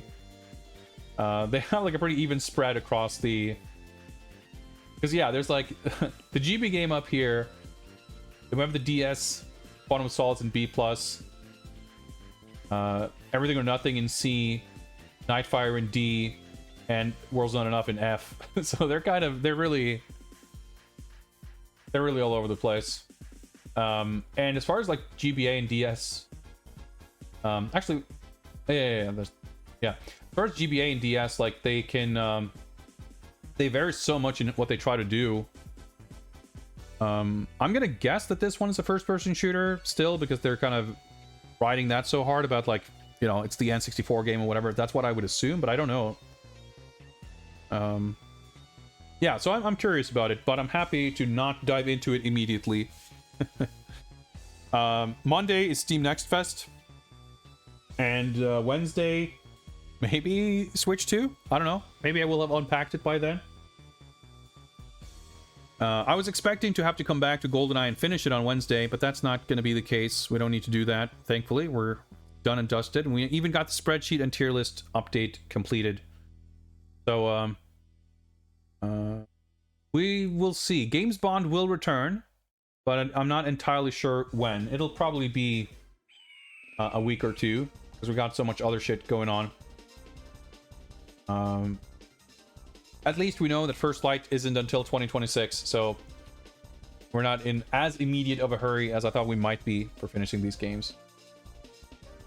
June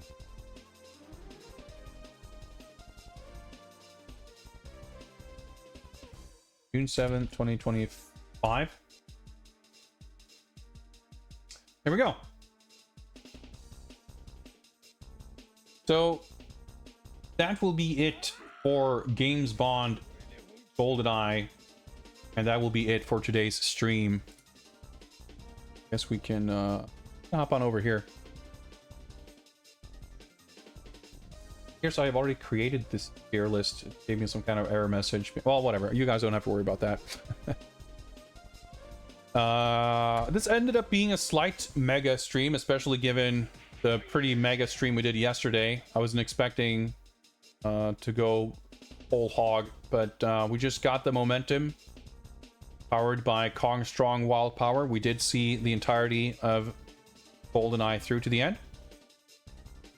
So I am very ready to go have some kind of dinner. Actually, what time is it? It's 8 p.m. Jesus Christ. I guess that makes sense. I started around 1. That's how time works. I didn't realize it was that late.